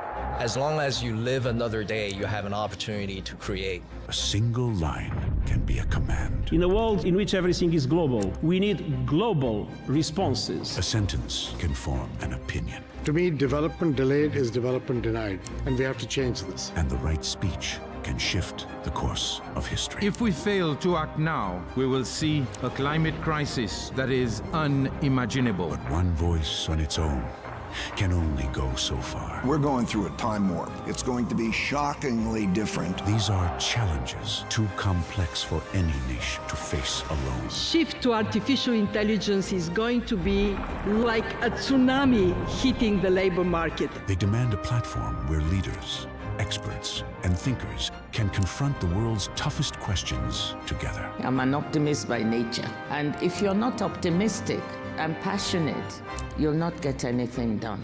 Welcome to the World Government Summit, where voices meet, where ideas are exchanged, and the future is reimagined.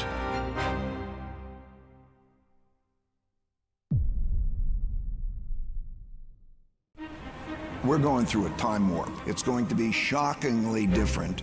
If we get into a new Cold War, do countries have to choose which side they are? In a world in which everything is global, we need global responses. I'm an optimist by nature. And if you're not optimistic and passionate, you'll not get anything done.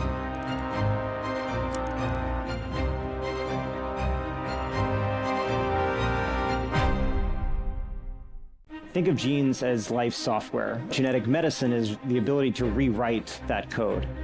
If you are diagnosed early with lung cancer, your probability of being alive at 5 years is going to be 95%. What COVID did is it really stretched our systems to their core. History teaches us the pandemic agreement is mission critical for humanity.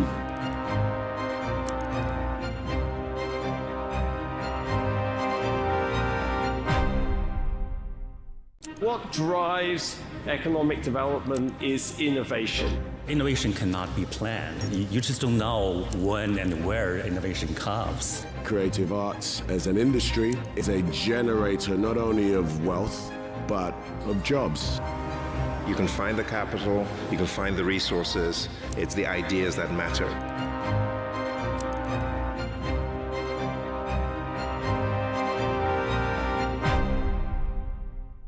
To me, development delayed is development denied, and we have to change this. We know the energy demand is going to double by 2050. We don't know how we're going to supply that demand. Those countries that will continue to innovate will have a competitive advantage. They want the data input and the models that they can manage and they can trust.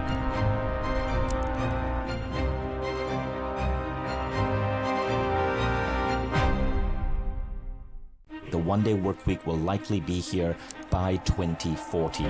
Once you have humanoid robots, there's really no limit to the economy. You can make anything. Shift to artificial intelligence is going to be like a tsunami hitting the labor market. This technology is going to impact the world profoundly. It means every day will be your best day.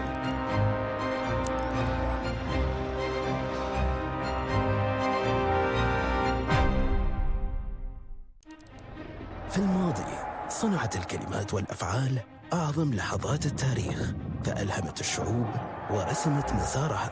As long as you live another day, you have an opportunity to create. كلمة واحدة قد تتحول إلى قرارات. In a world in which everything is global, we need global responses. جملة واحدة قادرة على تشكيل الآراء. To me, development delayed is development denied, and we have to change this. والخطاب الصحيح يمكن أن يغير مجرى التاريخ. If we fail to act now, we will see a climate crisis that is unimaginable. غير أن الصوت الواحد مهما كان مؤثراً لا يكفي وحده. We're going through a time warp. It's going to be shockingly different. هذه تحديات معقدة يصعب على الدول والحكومات مواجهتها منفردة. Shift to artificial intelligence is going to be like a tsunami hitting the labor market. نحن بحاجة إلى منصة تجمع القادة والخبراء والمفكرين، منصة تطرح فيها أصعب الأسئلة وتصاغ فيها الحلول بجهد مشترك. I'm an optimist by nature. If you're not optimistic and passionate, you'll not get anything done. القمة العالمية للحكومات، حيث تلتقي العقول وتتولد الأفكار ويستشرف المستقبل.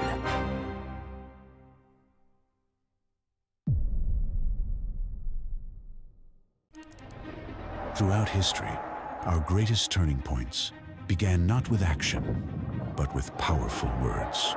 As long as you live another day, you have an opportunity to create. A single line can be a command. In a world in which everything is global, we need global responses. A sentence can form an opinion. To me, development delayed is development denied, and we have to change this. And the right speech can shift the course of history. If we fail to act now, we will see a climate crisis that is unimaginable. But one voice on its own can only go so far. We're going through a time warp. It's going to be shockingly different. These are challenges too complex for any nation to face alone. Shift to artificial intelligence is going to be like a tsunami hitting the labor market. They demand a platform where leaders, experts, and thinkers can confront the world's toughest questions together. I'm an optimist by nature. And if you're not optimistic and passionate, you'll not get anything done. Welcome to the World Government Summit, where voices meet, where ideas are exchanged, and the future is reimagined.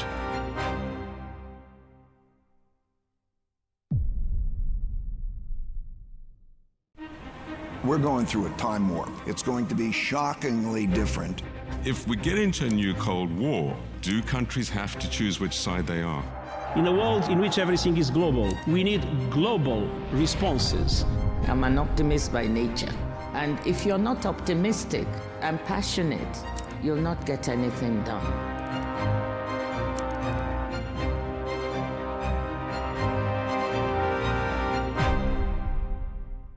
Think of genes as life software. Genetic medicine is the ability to rewrite that code.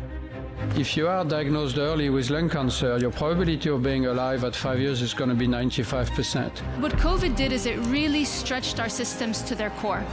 History teaches us the pandemic agreement is mission critical for humanity.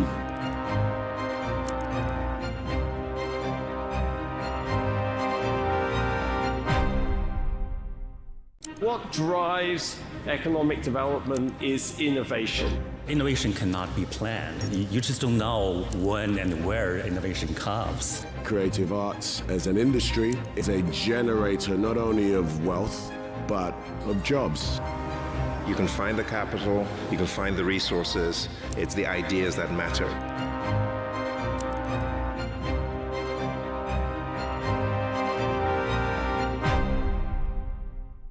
To me, development delayed is development denied, and we have to change this.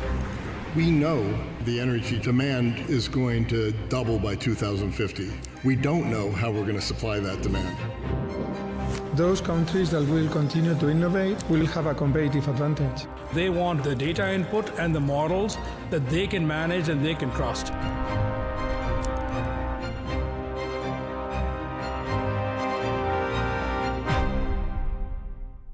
The one-day work week will likely be here by 2040. Once you have humanoid robots, there's really no limit to the economy. You can make anything. Shift to artificial intelligence is going to be like a tsunami hitting the labor market. This technology is going to impact the world profoundly. It means every day will be our best day.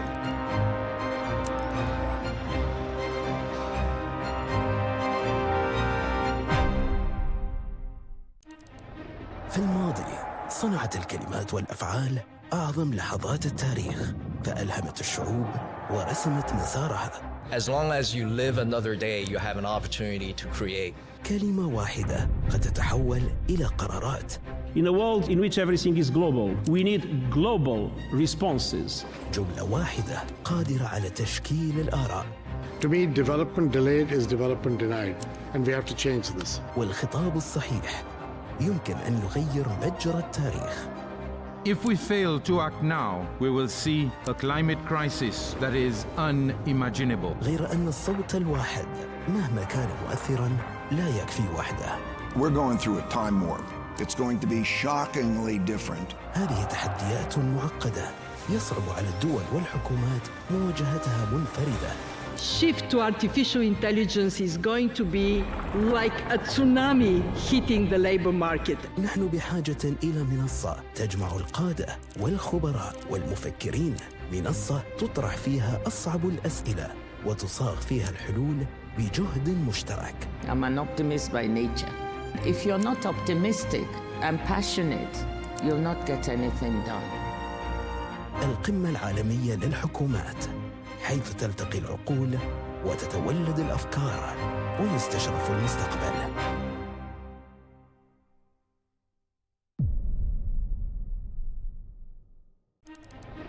Throughout history, our greatest turning points began not with action, but with powerful words. As long as you live another day, you have an opportunity to create. A single line can be a command. In a world in which everything is global, we need global responses. A sentence can form an opinion. To me, development delayed is development denied, and we have to change this. And the right speech can shift the course of history. If we fail to act now, we will see a climate crisis that is unimaginable. But one voice on its own can only go so far. We're going through a time warp. It's going to be shockingly different. These are challenges too complex for any nation to face alone. Shift to artificial intelligence is going to be like a tsunami hitting the labor market. They demand a platform where leaders, experts, and thinkers can confront the world's toughest questions together. I'm an optimist by nature. And if you're not optimistic and passionate, you'll not get anything done. Welcome to the World Government Summit, where voices meet, where ideas are exchanged, and the future is reimagined.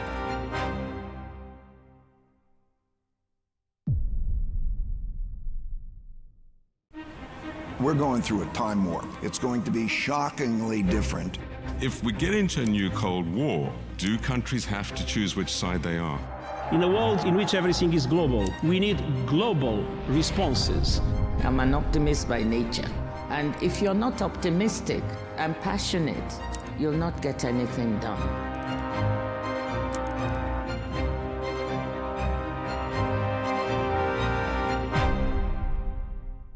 Think of genes as life software. Genetic medicine is the ability to rewrite that code.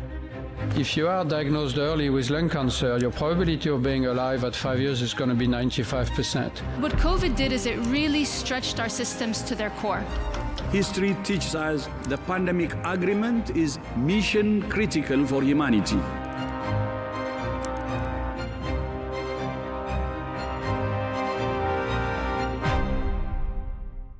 What drives economic development is innovation. Innovation cannot be planned. You just don't know when and where innovation comes. Creative arts as an industry is a generator not only of wealth, but of jobs.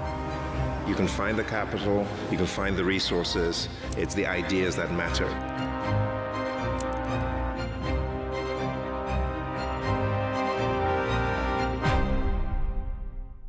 To me, development delayed is development denied, and we have to change this. We know the energy demand is going to double by 2050. We don't know how we're going to supply that demand. Those countries that will continue to innovate will have a competitive advantage. They want the data input and the models that they can manage and they can trust.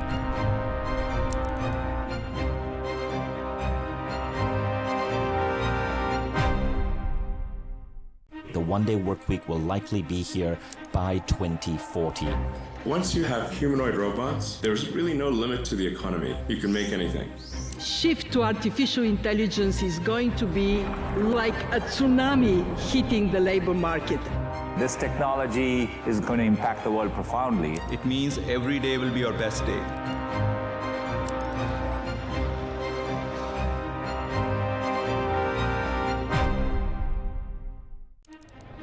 في الماضي صنعت الكلمات والأفعال أعظم لحظات التاريخ، فألهمت الشعوب ورسمت مسارها. As long as you live another day, you have an opportunity to create. كلمة واحدة قد تتحول إلى قرارات. In a world in which everything is global, we need global responses. جملة واحدة قادرة على تشكيل الآراء. To me, development delayed is development denied, and we have to change this. والخطاب الصحيح يمكن أن يغير مجرى التاريخ. If we fail to act now, we will see a climate crisis that is unimaginable. غير أن الصوت الواحد مهما كان مؤثراً لا يكفي وحده. We're going through a time warp. It's going to be shockingly different. هذه تحديات معقدة يصعب على الدول والحكومات مواجهتها منفردة. Shift to artificial intelligence is going to be like a tsunami hitting the labor market. نحن بحاجة إلى منصة تجمع القادة والخبراء والمفكرين، منصة تطرح فيها أصعب الأسئلة وتصاغ فيها الحلول بجهد مشترك. I'm an optimist by nature. If you're not optimistic and passionate, you'll not get anything done. القمة العالمية للحكومات، حيث تلتقي العقول وتتولد الأفكار ويستشرف المستقبل.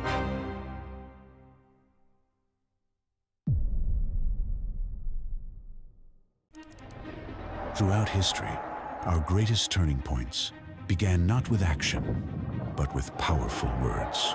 As long as you live another day, you have an opportunity to create. A single line can be a command. In a world in which everything is global, we need global responses. A sentence can form an opinion. To me, development delayed is development denied, and we have to change this. And the right speech can shift the course of history. If we fail to act now, we will see a climate crisis that is unimaginable. But one voice on its own can only go so far. We're going through a time warp. It's going to be shockingly different. These are challenges too complex for any nation to face alone. Shift to artificial intelligence is going to be like a tsunami hitting the labor market. They demand a platform where leaders experts, and thinkers can confront the world's toughest questions together. I'm an optimist by nature. And if you're not optimistic and passionate, you'll not get anything done.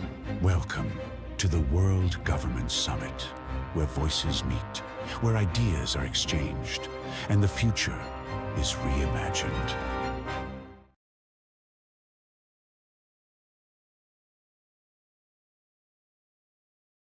Asking AI? So that's my next question. So for us, they are definitely asking AI. Cost reduction is always, a big focus. Improving productivity is very important. And what we are seeing is tremendous uptick in terms of agentic AI. And especially, there is supply chain. On the supply chain side, you have to do a three-way, invoice matching. Sometimes you have to ensure that all your inventory is in process. All of those things are today, taken care by agent, and you can have like millions of agents running various tasks.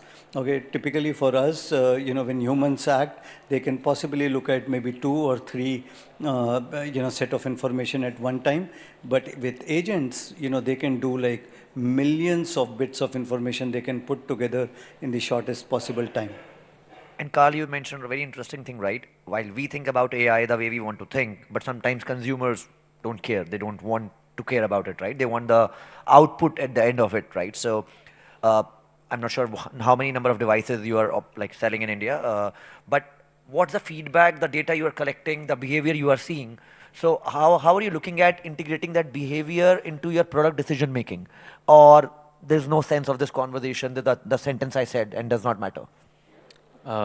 Maybe I can share one of our ideas, sure, how we're approaching it. So if we have this vision of a operating system that's one-to-one, like today Android is for 3 billion people, sure, iOS is for 1 billion people. In the future, everybody will have their own personalized operating system because we're all different people. Yeah. We have different goals in life, we're different personalities. Okay, it's a very foreign concept, right? So how do we get there step by step? So one of the first things we did end of last year was we launched a platform called Essential Apps. Essential Apps allows anybody with an idea for an app to use natural language to describe it and then deploy it onto their phones. So that's step one, right? You got to manually tell the system what you want, and you got to manually place it onto your phone. You can also share it for other people to manually place it on their phone. But once we collect enough data about what people want to manually place on their phones, then we can start automatically suggesting, based on your usage, we think you should be placing these kind of things on your phone. And then once we're able to, get that user journey working well, then we don't have to ask anymore, because once we're certain about what people want on their phones, we can just automatically place it. So I think, if you have a longer term idea of where the, for instance, operating system is going, it's important to, at least we think it's important to take it step by step. This is kind of just one example of how we're approaching this problem. And Raj, I want to touch upon the government policy, because especially you are in fintech, which is very regulated in India, right? Yep. So what's the stance of RBI or government at large? Because responsibility is also a key parameter here, right? And ethical AI, and we talk about all the good stuff, right? So what, in your interactions with all the right regulators, how are they looking at AI? Are they excited about it? Is it just a tool? Are they clueless about it? Like, how are they looking at it? So, it's very interesting. So if you look at, our governing body, especially, the Reserve Bank of India, the amount of AI they are using in actually selecting applications and giving out licenses is tremendous. I think, in my opinion, there is a AI in RBI. Wow. is how, I would do it. And, compliance and governance are two important pillars of any business.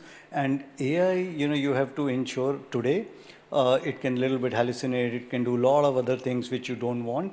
So if you have a human in the loop, okay, and that is a very important concept, especially for AI at this stage. Over a period of time, as models develop, it becomes smarter, it would be easy. But today you definitely require a human in the loop along with AI. So it's like an AI sandwich, yeah, like AI human AI or human AI human, because kind of a thing. Absolutely. But you cannot do it without a human intervention. You can do so. There are two things. Okay, one is a task. Okay, AI is fantastic while doing a task, but if it's a decision, Okay, you can't rely purely and 100% on AI that whether a decision should be taken or no. There is where you would require a human in the loop, to be able to take a decision. So AI is extremely good if you tell that okay, this is the task which needs to be done, and that's what a lot of agentic AI is doing. But wherever a decision has to be made, you still need to maybe put the human alongside AI. One more question from you, because you're on the B2B side. Yeah. Are the enterprises ready and the teams ready? I actually thought that enterprises would be the last people to adopt and adapt AI, but contrary to my thinking and discussions, I am seeing that there is a phenomenal uptick in terms of enterprises taking the AI route. A lot of enterprises today are coming and asking, so I want to file I want my employees to file their expenses. So is there a way that, your system would be able to just take the image of the receipt and go ahead and file the expense? And everything there is like pure agentic. So that is the kind of ask which we are having from enterprises. And Carl, for you, as you scale more in India now, so and I know AI is more of a enabler rather than a end goal. For next 2 years or 3 years of product development or product roadmap, largely how does it fit into your internal systems? Of course, you gave a OS example, but does it expand beyond that, or that's good enough to start with? Yeah, I think the internal part is also the most exciting part for me, because consumers, as I said, need some time to adapt and get used to it. But there's a lot of things we can do internally. Like recently, I've been doing a lot of vibe coding since January, just last month. And I think the models got really improved in December last year. So now you can do a lot more than before. Before, every prompt I gave generated more bugs than problems itself. But now it's actually being able to help me in the product development. So what's happened is like things that we wanted to build for a long time that were on the back burner for a couple of years, I just built it. I gave it to the team. I said, hey, look, I've been waiting for this feature to come out for 2 years, 3 years. Here's the prototype I built. You just go and polish it and launch it. I was speaking to a friend who runs a public consumer tech company, and they're even more evolved in the thinking. Like they're thinking about AI agents in a more like a factory production metaphor. Yeah. So when the engineer goes home, they have to prepare the tasks for the AI to do over the night. And at Friday evening, they have to prepare what the AI does over the weekend. So it's like, how do I keep the production running 24/7 for software development? I think that's where we also need to go to really maximize the velocity of our products. And just to double down on that, because you do manufacturing, right? And you have manufacturing factories in India, in Chennai and Noida.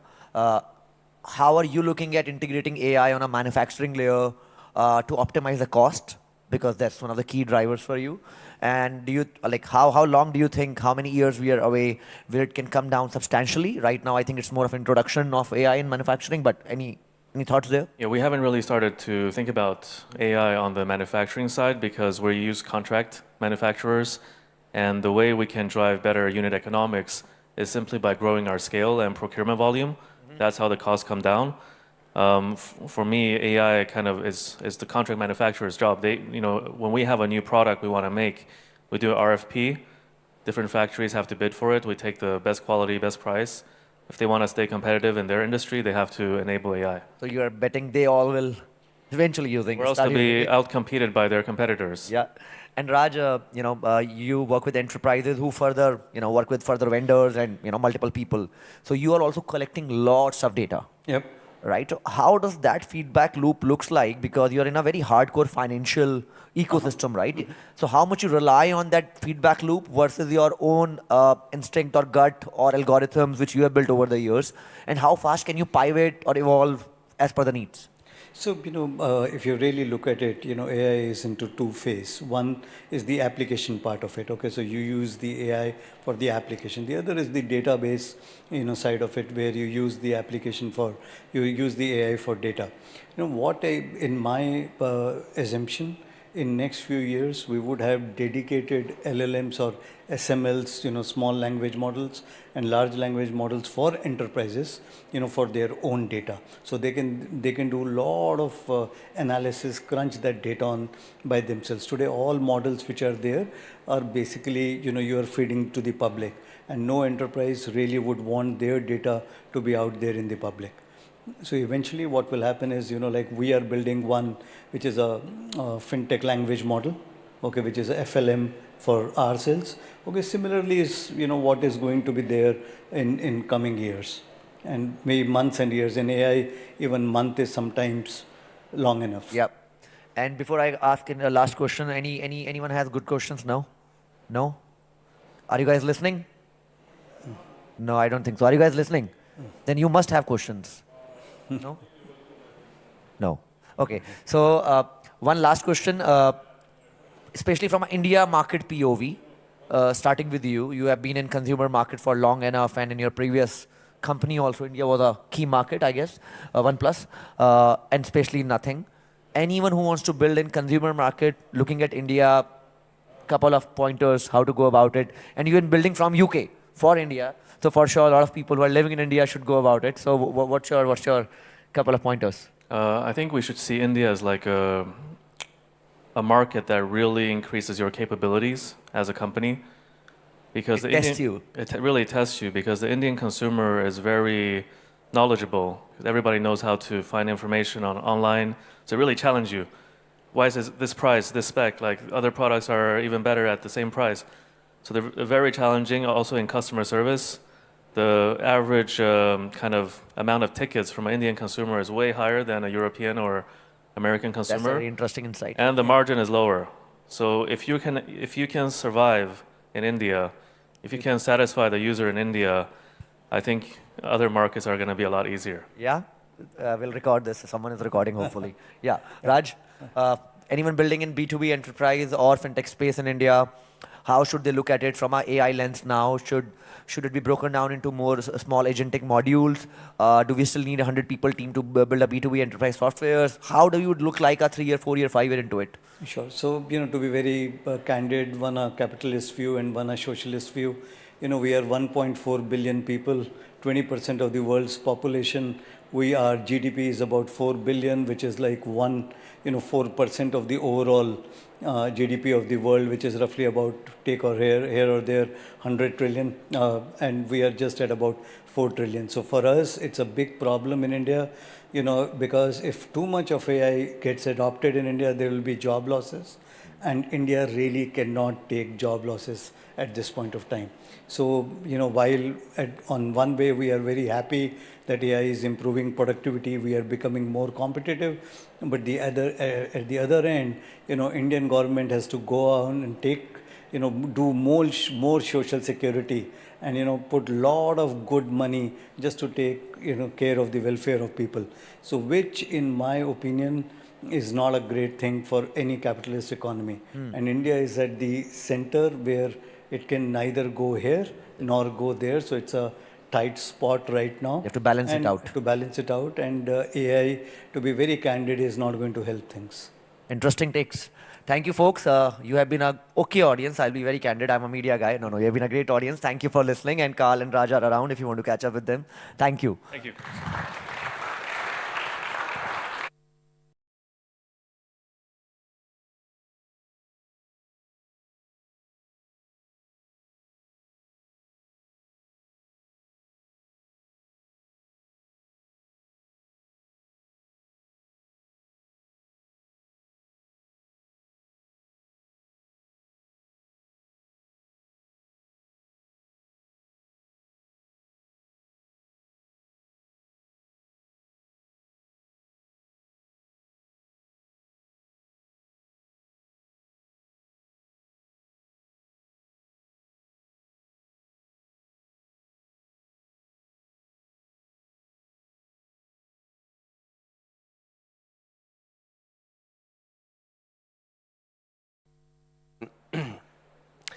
I'm Antonio Zappul. I'm CEO of the Thomson Reuters Foundation, an international development organization where we use media, legal, and data intelligence tools to promote free, fair, and informed societies.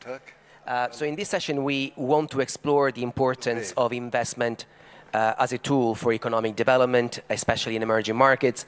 I'm very pleased to be joined by two terrific speakers, His Excellency Dr. Baid Al-Zabi, Chairman of the Board of the Arab Authority for Agriculture, Investment and Development, and Sir Gerard Coker-Coles, who's Vice President and Corporate Secretary at the Asian Infrastructure Development Bank. But I would like to start with some context because we are living at times of high uncertainty. The tectonic plates of geopolitics and economics are literally shifting. We're seeing a decline in multilateralism, a surge in protectionism, and the end of aid, which is reshaping societies and institutions everywhere. The severity of the cuts that we've seen triggered by, for example, the new US administration have since cascaded to the UK and Europe, shocking, I think, even those who sensed they were coming. According, just to give you some data, to the Center for Global Development, by the end of this year, US foreign aid will be less than $28 billion, and that's a drastic 50% reduction in just 2 years, and the lowest in real terms since 2002. Now, the US is not the only country that's pursuing these measures. A combination of slow growth and high inflation and the end of America's guarantees assistance in military security has been seeing countries in Europe doing the same. In the UK, the government has also cut aid contributions, France, Germany, and also Switzerland. And obviously, as we know, when this happens, the most vulnerable communities are the ones that are hit the most. Essential health programs, I'm just thinking of the figures that come from Afghanistan, 420 health facilities have closed since these cuts, denying 3 million people of access to primary health care. According to UNAIDS, the cut in funding for HIV drugs will lead to an increase in HIV transmission estimated in the region of 2,300 new cases per day. So this is the tip of the iceberg. We know emerging economies face a critical financing gap, and they need trillions of dollars to reach the SDGs. This is while they navigate volatile global markets, capital markets, currency risks, and competing national priorities. So in this panel, we really want to look at investment and how they can trigger growth for emerging economies, making sure that they go from recipient of aids to masters of their own prosperity. And I'd like to start with a question to both of you, and it's really looking at investment as a tool, as a strategic tool for strategic sovereignty and prosperity. How is it playing out at the moment, given the geopolitical shifts that we're seeing? A question to both of you. Okay, well, thanks very much. The truth is, the bank I work for, based in Beijing, is 10 years old, and it was set up on the initiative of China, but as an Asian bank with the UK, with France, Germany, Australia, New Zealand, all as shareholders, India, a very large shareholder, because of the huge gap in funding infrastructure across Asia. So we predate the cuts, we predate Trump, but that doesn't mean that the work we're doing is all the more important. And we believe in investment because if people have a return on their investment, more money will continue to flow. If it's, as we're seeing with the cuts in USAID or the abolition of the UK Department for International Development, government money doesn't always keep flowing, but investors' money does keep flowing. And so what we're doing at the Asian Infrastructure Bank is investing in the operating system of the economies we support across Asia and beyond. And we're trying to do it by being lean, i.e. very efficient, by being clean, by moving towards net zero, but also operating to the highest standards of global governance. And then we're trying to be green. So we're very proud of what we're doing. We're growing rapidly. We have $70 billion worth of investments out there at the moment. And in the next few years, we plan to increase that dramatically. And just one point. I mean, this isn't just about roads and bridges and airports and digital infrastructure or health infrastructure. In the end, this is about the welfare of millions of people across Asia and beyond. 85% of the global population will live in the global south by the middle of this century, and they deserve infrastructure. One little example of something we've done is AIIB has financed a satellite which now orbits over Indonesia and connects millions of people across the archipelago with the internet for the first time. Thank you for bringing it back to people as well, a very, very important point to make. Dr. Obeid, what are you doing in this context? How are you adjusting to the changing context? Yeah, thanks. First of all, I would like to thank for having me today. I think I totally agree with the gentleman here. There is a gap. We can, sense this gaps, from our, 50 years working with Middle East, especially in Arab world. We are a sovereign funds. We are, specialized sovereign funds. We are funding purely the food security in Arab world.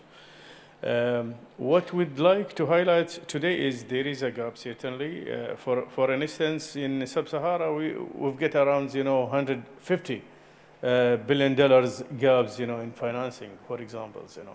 There is a big players in financings, but the problem with this, they are financing just 5% only from the total demands. So what I'm certain here is, the shortage in financing is big. We'd love to have, the financial institutions, private financial institutions, to take part of these, bridging the gaps and these, big gaps. Mobilizing financial sourcing is, tremendously very important, and we'd love to see, more funds, more, financial institutions taking part of, financing the projects in Africa and Middle East to bridge these gaps nowadays, Going back to Sir Sherrod, you spoke about, just touched on some of the work that the bank is doing and the young history as well of the bank. In your experience, in the history of the bank, which have been the most catalytic projects?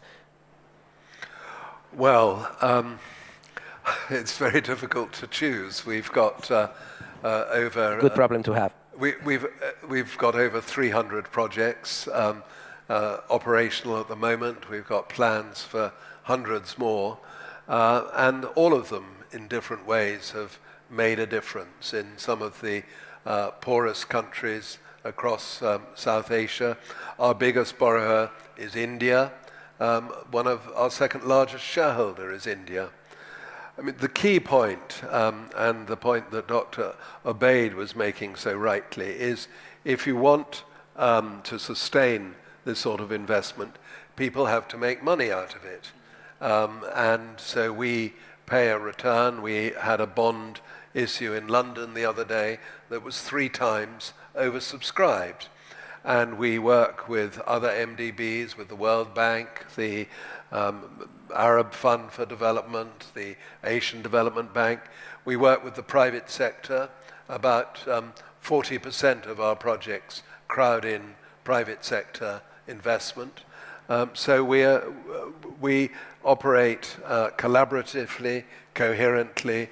We use our expertise to build the financial structures which will attract investment from the private sector as well as from sovereign investors. And just as a follow-up on what you just said, you just spoke about the bond emission in London. Yeah. You said it was 3 times, I think, oversubscribed. Yeah. Was that your expectation? Do you see this trend continuing, or? Well, we hope so. We pay competitive rates. I'm not in our treasury function. I'm not watching the markets every day, but we've been very encouraged by the demand for AIIB paper. We're opening an office in Hong Kong. We have an office here. I should have mentioned, I hope that some of the water we've been drinking today came from desalination plants in the Gulf that have been funded by AIIB. So No, the trend is very much upwards, rapid growth.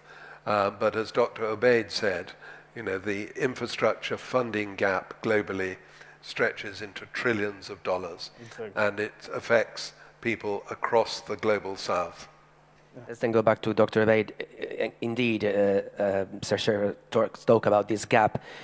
Financing, in a way, is only part of the picture, right? It's also how the financing then blends into with the country priorities and projects long-term targets and returns. How do we make sure that new investments indeed advance national priorities and don't actually cause harm? So projects that are not parachuted from the top without taking care or taking into account the local context and needs. Yeah, this is what we are, mixing our strategy, to take care of, development side of, these projects. So we are taking care of, the society, provide more employment rates, more capacity buildings programs, along with, establishing the project. So our programs focus on the equity financing rather than, loan finance, and get rid of, these projects as soon as possible with maximum profits. Now we are certainly staying for a long period and make sure, the society is, enriching and benefit from these projects in terms of, return on social affairs and turn on, their wealth as well. I'll give you an example. For example, AAAID is having, for a long period, microfinance modules in Sudan, as well in Jordan and Mauritania as well. So the feedback from these projects, really it gave us, the ambitious to go on, to be more creative, to deliver, varieties of, mechanisms. Recently, we have launched, the platform for crowdfundings and microfinance as well with big players, equity and others. We have also funds specialized to microfinance in Arab world as well. So the message is, we need to, see what is the policy, what is, the financial regulation is there in these markets, and how to penetrate, these markets with a confidence, with more, confidence that, these markets having care with the disclosure, for example, implementation of accounting standards, disclosure standards, corporate governance standards, and so on. So the disseminations of the data as well, disclosure of financial statements, it's very crucial in a way of make these projects very successful. So the foreign investors can make sure his projects will be, successful, and it achieve, the targets of, either the development targets and the financing targets to get, the return he's looking for. So what I'm going to say is, we need to move from the charity. I know there is a big players in Middle East, Africa, and so on. They are, providing financing. IFM, World Bank's institutions is there. But the problem with these, institutions, they are, more charity-based than, business-based.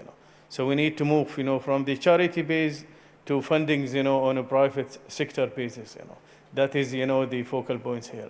A very good point, and I think a point that a lot of people are now discussing, given the contraction that we're seeing in the aid sector. Sir, Dr. Obaid mentioned the word governance. The question I have for you is how these multi-million-dollar projects that the bank is deploying in countries play a role in also strengthening the governance of the countries where they are implemented, if they do in a way. Well, as I said, Paul, infrastructure is the operating system of the economies which we support. In order to govern, you need systems to deliver what people want and need. Hukuma in Arabic is almost the same word as hikmah, wisdom.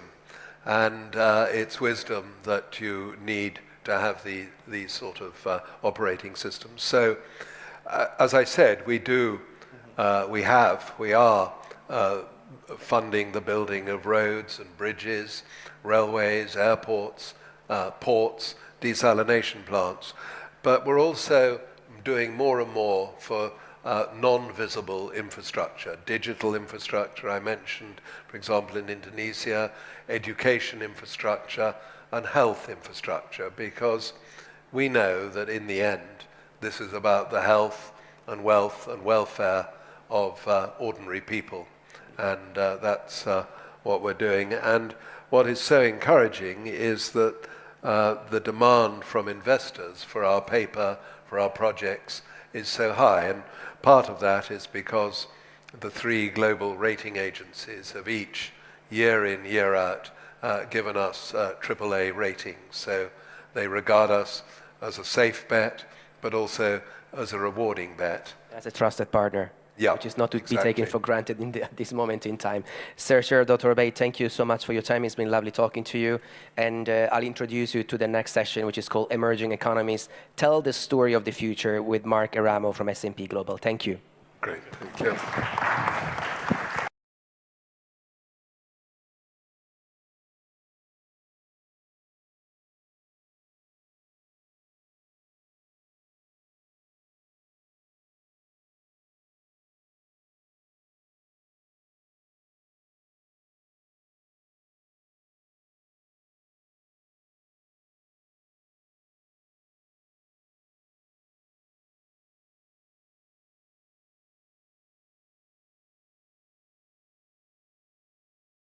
Been here since the start. You've made it to the end, and my job really is to kind of do a wrap-up. I have been sitting in here all morning in the early afternoon, and I hope to kind of give you a bit of a wrap-up of some of the key themes and topics that we heard today, and then I'm going to end with some key initiatives or key areas of thinking about emerging markets from the S&P Global perspective. So my name is Mark Eramo. I'm with S&P Global. I reside in Houston, Texas, and I'm currently serving as a special advisor to our CEO, Martina Chung. And again, I'm happy to be here and taking part in the World Government Summit for the first time. And thank you to the organizers, and appreciate this opportunity. One of the sessions was about the digital lifestyle. I'm going to predict that next year, this wrap-up is going to be done by an agent who's going to come on the screen and just summarize for you and actually talk to you and allow you to maybe talk to it. But anyhow, our first 2 speakers who kind of set the stage, they really talked about a couple of different priorities. And there's a central theme here in terms of emerging markets in development in the future, and how emerging markets really kind of take their own place in the world. And it's around the development of the digital economy. But in terms of themes or priorities, some of the consistent things that we heard early on was clarity, what works in these regions, in these countries, and delivers results, regional collaboration, between the countries, and having people in place who can lead change. There was a reference to what was called the living bridge in terms of this developing this digital public infrastructure, and that by having people in the various countries who can be leaders of change agents themselves, that's critically important. The second speaker, who was the Deputy Minister of Strategic Affairs for the UAE, talked about clarity of policy and the direction always being forward, making decisions in moving forward, and if the decision is wrong, adjust. Talked about data and strategic intelligence and the way AI is changing that. We heard a lot of conversations about the protection of data, the development of data, couple of the startups and the founders mentioned that with all of these developments, what you're actually getting is access to millions and millions or billions of bits of data. And so what happens to that data in terms of its accessibility and the value that it can have to the jurisdiction that it's coming from? So data and strategic intelligence are also one of these keys. Simplicity versus bureaucracy, right? Do the policies within a jurisdiction enable technology, innovation, and businesses to make decisions? Or is there a lot of bureaucracy that slows down the process and therefore you're always behind the game? And then how are the competitive advantages of today different from the competitive advantages of the past? I've got a long career in downstream refining and chemical industries, and I think about the competitive advantages of the past are about scale, access to affordable energy, competitive feedstocks, integration forward and backwards. And the speaker said these things remain intact, but now you've got new competitive advantages that really kind of lie more in the people who you're dealing with, openness, private sector involvement, and then finance, bringing all of these things together in terms of the success that can happen from an emerging economy perspective.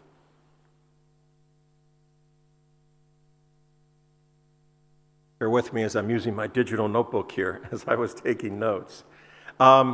We were fortunate to have President Boku, the president of Botswana, with us. And a couple of things, because I was in a roundtable with him at the start of the day. And what a great example of a country that has really been driven by the value of diamonds and the diamond trade. And now that has to change. And so diversification for the emerging markets is also an emerging theme here, and it's an important one. And you can look at either a major country or a small jurisdiction. Like I said, I live in the United States, and I live in Texas, and Texas used to be really driven by the oil industry. If oil was strong, life was good in Texas. If oil was weak, life not so good in Texas. And so today where I live in Houston, it's not just about oil, it's about oil and downstream and refinery and medical, restaurants, having really different types of entertainment. I mean, in other words, it's a very diverse economy, and the president of Botswana was talking about that. Is the need for diversification, thinking about human capital and, again, infrastructure. And he also made, I thought, which was a very important point, and we heard this theme over and over again as well, and that is today's technology is a very powerful equalizer. And it's allowing the investments that are going today into these emerging markets to actually leapfrog, in some cases, generations of technology, right? Which kind of brings those investments to the forefront of finding ways to compete with the highly developed world. And so, I think that's a really, really important point. I told the story in the roundtable about how I attended the African Energy Week last year in South Africa. And this was one of the points that was coming forward. As Africa embarks on developing its energy resources, whether they be hydrocarbon-based oil and gas, or whether they be minerals, or whether they be renewables, the investments that are going in today are taking advantage of the latest technology that's energy efficient, that's world scale, which gives those operators a tremendous advantage compared to assets that were built 30, 40, 50 years ago in some cases in West Europe or in the United States or in some parts of the world. So this enabler of technology being an equalizer in today's AI world in terms of how it's changing so fast is really, really important.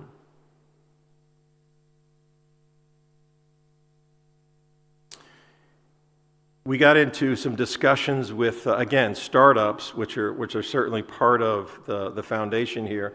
I like one of the comments that was around founders in the global south are not just solving problems, they're enabling billions of people to participate in the global economy.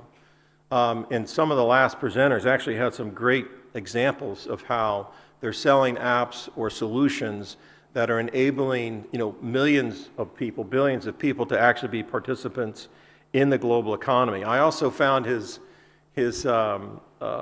of the gentleman's comments about, he was talking about when you're in a startup and you're trying to build something in an emerging economy, you can be right or you can be wrong about certain assumptions that you make. You can be confident or not confident about certain assumptions that you make. And I was struck by the fact that he said, when I'm right and I'm confident, I start to worry because I worry about complacency. So it's almost like he wants to be right but not as confident, but that kind of keeps the edge of trying to continue to develop things in the future. I mean, he said the worst thing for an entrepreneur also is uncertainty. So again, that theme of having certainty around policy is critically important. Again, the design around digital lifestyles I found to be really interesting, but there was a question about the role of government. What role should government play? We had one gentleman from the United States who had to go through a startup and met all kinds of regulatory resistance. In other words, not much help from the government, versus the other two participants who were starting up new ideas in different emerging markets and finding themselves very supported by the government. And so this rapid deployment of AI, and again, this theme of institutional memory being a key competitive advantage was another important point that they brought out from the perspective of these folks. Really interesting question about how do you learn in the emerging markets from the mistakes of the developed world? How do you learn from the past or what you've seen? And this concept of digital inclusion and financial inclusion. Again, it's about developing solutions that are enabling millions of people who otherwise couldn't participate in the global economy to now be able to participate. This focus on the future and focus on the consumer, a really interesting question. I'm not sure what the answer to this is. I have my opinion. What is the future when you think about AI? Are we all going to be using super apps on our mobile devices, or are we going to be dealing with a bunch of agents? The agentic world in terms of the way it's coming on. I think the opinion on the panel was we'll see more and more agents that can do the work for you, as opposed to having apps where you're doing most of your own work. In terms of capital under pressure, capital efficiencies, I also like the comment that talked about in the old world, if you will, I called it the flat world, you work to optimize efficiency. You talk about raw materials that are coming out of a certain region of the world, shipped to a low labor cost area, a product is made, and then it's sold to someplace else in the world. And that quite frankly, from about the late 1990s through I'll say through the pandemic, was really the way the world was operating. You build low cost, you ship to high demand centers, and you optimize your costs. His view was, in this disruptive world that we're in, you're really more focused on supply chain and resiliency. Are the systems and the infrastructure that we're building resilient in terms of the change that it has to absorb, because you're not quite sure what changes are coming along the line. A lot of focus on local optimization, being nimble is key. Some really interesting questions in commentary about capital efficiency and the way AI and disruption is impacting that, and I think there were conversations coming out on both sides of the equation in terms of, is the capital being deployed more efficient or less efficient in today's world? I don't know that there was a really necessarily clear answer to that. Our final group of speakers, again, kind of I think, well, I'm sorry, the second to last panel was governing 1.4 billion people in the age of AI. What I thought was really fascinating about that is you think about today's operating systems are designed, one operating system is serving millions of people. Do you have operating systems in the future, solutions in the future, where each one of us has our own operating system based on how we work, the role that we have in the ability now of an agentic agent to help us build our own? So you have all these capabilities. I build an operating system that fits Mark Ermo's day-to-day life. You build yours. I mean, so that's a really interesting concept, I thought. You have repetitive tasks that will be run by the agents. This is a scenario that they drew up. But they did say that when it comes to decisions, they felt like you still need people in the loop. So the repetitive task will enable 24/7 operations, which quite frankly you have today, but I think you build more efficiency around those competitive tasks. But the final decisions, I think everybody was agreeing, you're still going to have people in the loop, although I do think there is a body of work going on out there where they are developing systems to think just like you and I do, and that becomes a bit scary for me. So I'm glad I'm towards the end of my career, not at the beginning of it, but although I do think it would be a lot of fun if I was just starting my career. I wanted to just highlight, I only have a couple minutes left. I really liked the last two speakers. The amount of capital that's coming into the emerging markets is just absolutely fascinating. With the Asian Infrastructure Investment Bank talking about billions of dollars, 300 plus projects underway. I mean, so it's actually happening. Emerging markets are getting the capital. The hard assets are being built. I also took heart to the point that was made that this infrastructure is the operating system of the economy. So I think one of the key lessons for the emerging markets is you've got to have infrastructure first. And the infrastructure of hard assets, of bridges and roads and trains, airports, ports and terminals and storage facilities and pipelines and all those things that make an economy work. But beyond the hard assets, they're also placing a lot of investment dollars in the AI side of it, the AI infrastructure, and the health and educational side of it, right? So you got to bring the people along with you. There was one comment about consumers in India that I wasn't quite agreeing with in terms of they don't care about what they're getting. I do think they do care. It's just they're at a different part of the cycle, if you will, in terms of where they exist. Let me leave you with, if I can, just my last 30 seconds. I might run over by just a few, so bear with me. Let me leave you with, I'll say, 9 themes, and I won't go into a whole lot of detail, so don't worry about that. That is really kind of things that, from an S&P emerging market perspective, that we're focused on. So keys for success in the long term in the emerging markets, and we talked about these things. Economic diversification, infrastructure development, both hard assets as well as the softer assets around health and education. Skills development, again, there's that education piece. AI won't replace people. People who know AI will replace people who don't know AI, right? So we have to start teaching at a young age, our kids, I have grandkids, how to use AI and not be scared of it, but to embrace it. Sustainable development and leaving the environment better off than the way we found it as we go forward. Digitization as applied to business, governments, and people. Attracting foreign direct investment. We heard the gentleman from the Asian Investment Bank said the investments have to be profitable.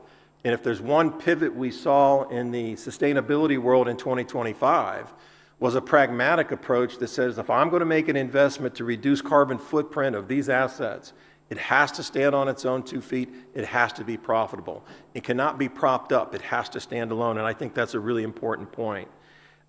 Institutional reforms around access to local capital, legal systems and contracting, policy accepting foreign investment, security, political stability, fiscal policy, all these things are incredibly important.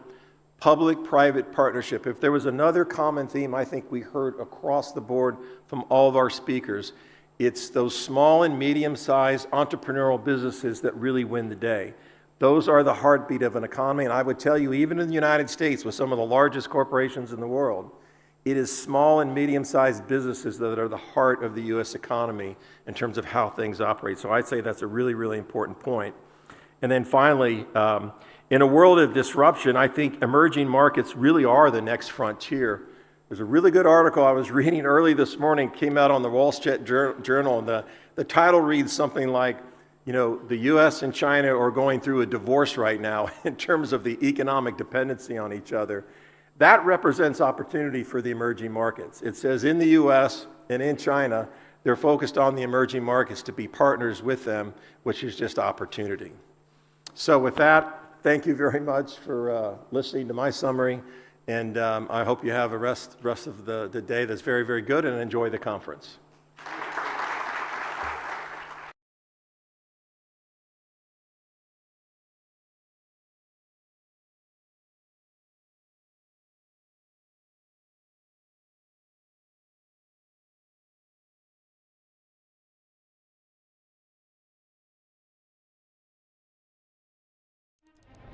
في الماضي صنعت الكلمات والأفعال أعظم لحظات التاريخ، فألهمت الشعوب ورسمت مسارها. As long as you live another day, you have an opportunity to create. كلمة واحدة قد تتحول إلى قرارات. In a world in which everything is global, we need global responses. جملة واحدة قادرة على تشكيل الآراء. To me, development delayed is development denied, and we have to change this. والخطاب الصحيح يمكن أن يغير مجرى التاريخ. If we fail to act now, we will see a climate crisis that is unimaginable. غير أن الصوت الواحد مهما كان مؤثراً لا يكفي وحده. We're going through a time warp. It's going to be shockingly different. هذه تحديات معقدة يصعب على الدول والحكومات مواجهتها منفردة. Shift to artificial intelligence is going to be like a tsunami hitting the labor market. نحن بحاجة إلى منصة تجمع القادة والخبراء والمفكرين، منصة تطرح فيها أصعب الأسئلة وتصاغ فيها الحلول بجهد مشترك. I'm an optimist by nature. If you're not optimistic and passionate, you'll not get anything done. القمة العالمية للحكومات، حيث تلتقي العقول وتتولد الأفكار ويستشرف المستقبل.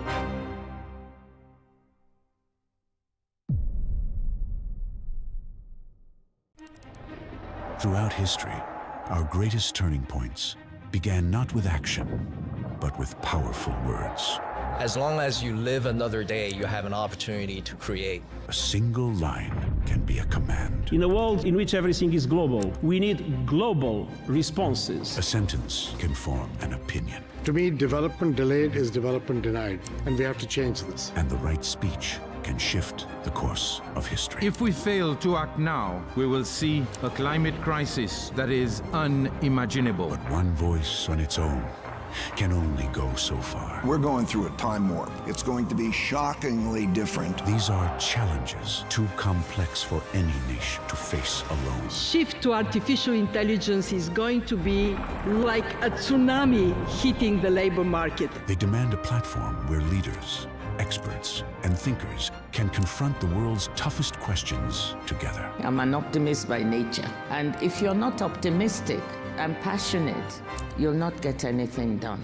Welcome to the World Government Summit, where voices meet, where ideas are exchanged, and the future is reimagined.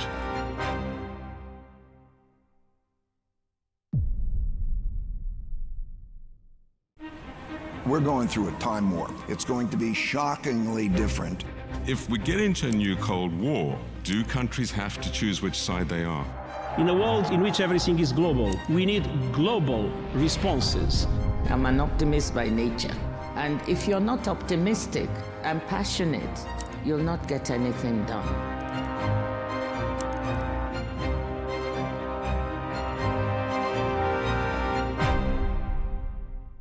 Think of genes as life software. Genetic medicine is the ability to rewrite that code.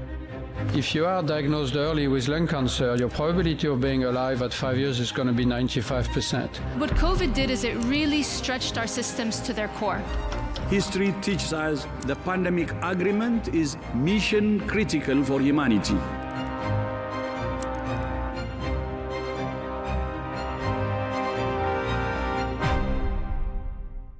What drives economic development is innovation. Innovation cannot be planned. You just don't know when and where innovation comes. Creative arts as an industry is a generator not only of wealth, but of jobs. You can find the capital, you can find the resources. It's the ideas that matter.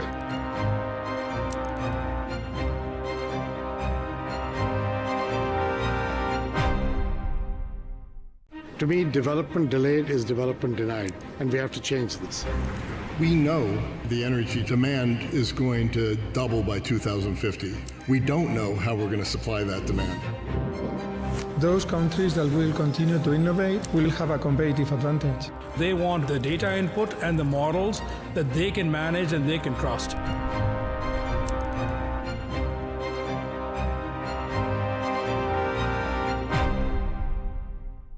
The one-day work week will likely be here by 2040. Once you have humanoid robots, there's really no limit to the economy. You can make anything.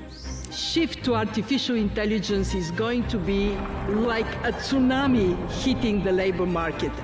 This technology is going to impact the world profoundly. It means every day will be our best day.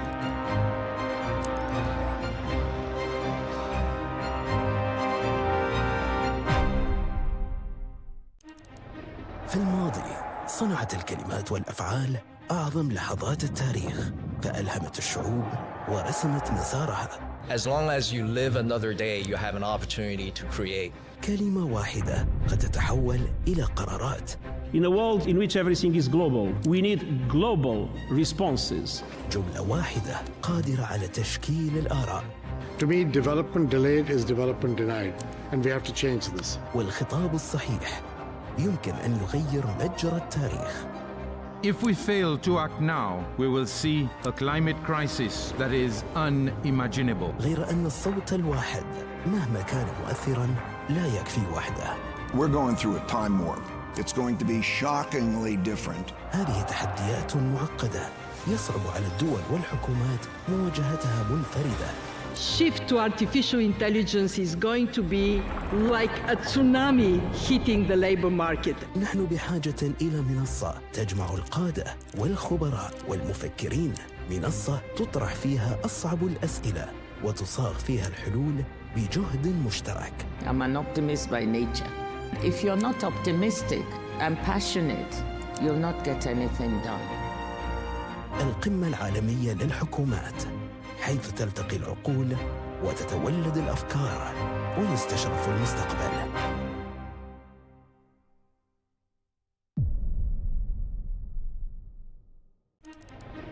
Throughout history, our greatest turning points began not with action, but with powerful words. As long as you live another day, you have an opportunity to create. A single line can be a command. In a world in which everything is global, we need global responses. A sentence can form an opinion. To me, development delayed is development denied, and we have to change this. And the right speech can shift the course of history. If we fail to act now, we will see a climate crisis that is unimaginable. But one voice on its own can only go so far. We're going through a time warp. It's going to be shockingly different. These are challenges too complex for any nation to face alone. Shift to artificial intelligence is going to be like a tsunami hitting the labor market. They demand a platform where leaders, experts, and thinkers can confront the world's toughest questions together. I'm an optimist by nature. And if you're not optimistic and passionate, you'll not get anything done. Welcome to the World Government Summit, where voices meet, where ideas are exchanged, and the future is reimagined.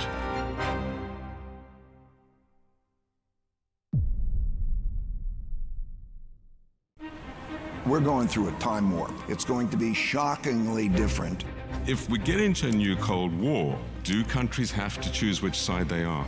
In a world in which everything is global, we need global responses. I'm an optimist by nature. And if you're not optimistic and passionate, you'll not get anything done.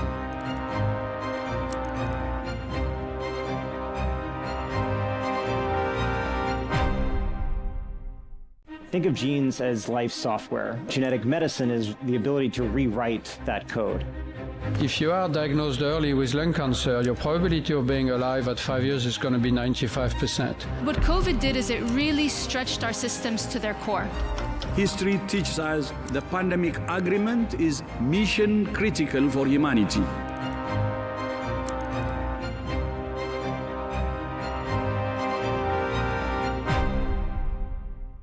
What drives economic development is innovation. Innovation cannot be planned. You just don't know when and where innovation comes. Creative arts as an industry is a generator not only of wealth, but of jobs.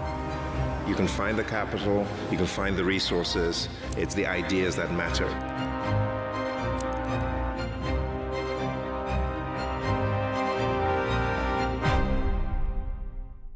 To me, development delayed is development denied, and we have to change this. We know the energy demand is going to double by 2050. We don't know how we're going to supply that demand. Those countries that will continue to innovate will have a competitive advantage. They want the data input and the models that they can manage and they can trust.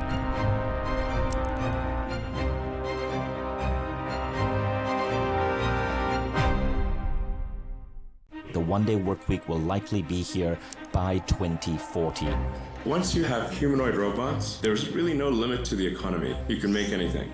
Shift to artificial intelligence is going to be like a tsunami hitting the labor market. This technology is going to impact the world profoundly. It means every day will be your best day.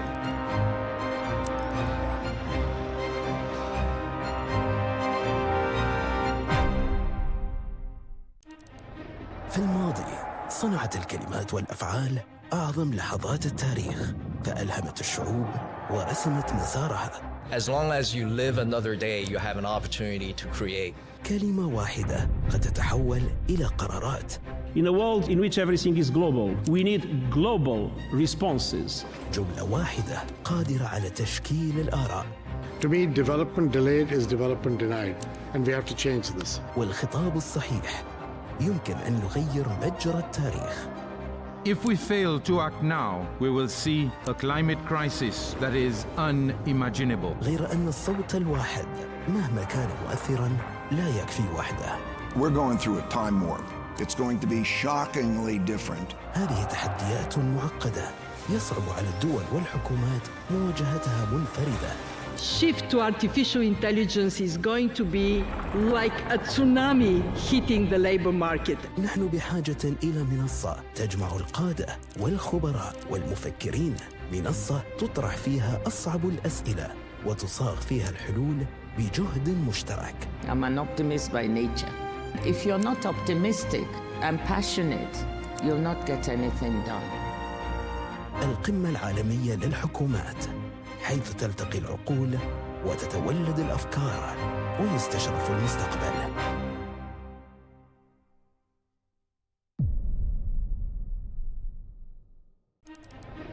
Throughout history,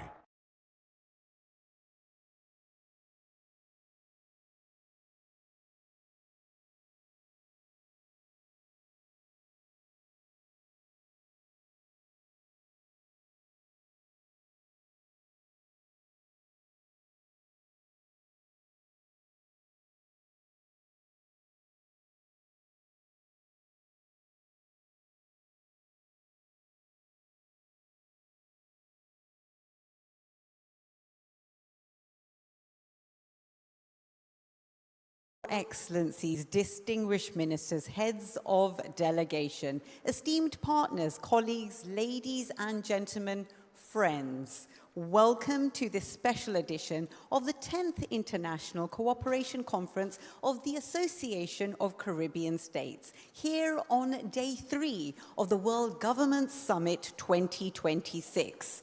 This conference provides a timely and important platform for dialogue among members, associate members and partners as we collectively advance cooperation in support of sustainable development of the Greater Caribbean. My name's Amandeep. I'm a former BBC presenter from London, now based here in the UAE as a moderator. This is my 4th year of supporting the World Government Summit team. And may I say that here at WGS, we hold this conference in high regard. This is a milestone moment to have you all with us here in Dubai. So, may I invite you that the first round of applause goes to you all for being here today with us. Thank you. Please applaud yourselves. We will now begin with opening remarks from our distinguished authorities. It gives me great honor to provide the floor and invite His Excellency Javier Martinez Acha Vasquez, the Minister of Foreign Affairs of the Republic of Panama and Chair of the Ministerial Council of the ACS, to address our conference. The floor is yours, Your Excellency.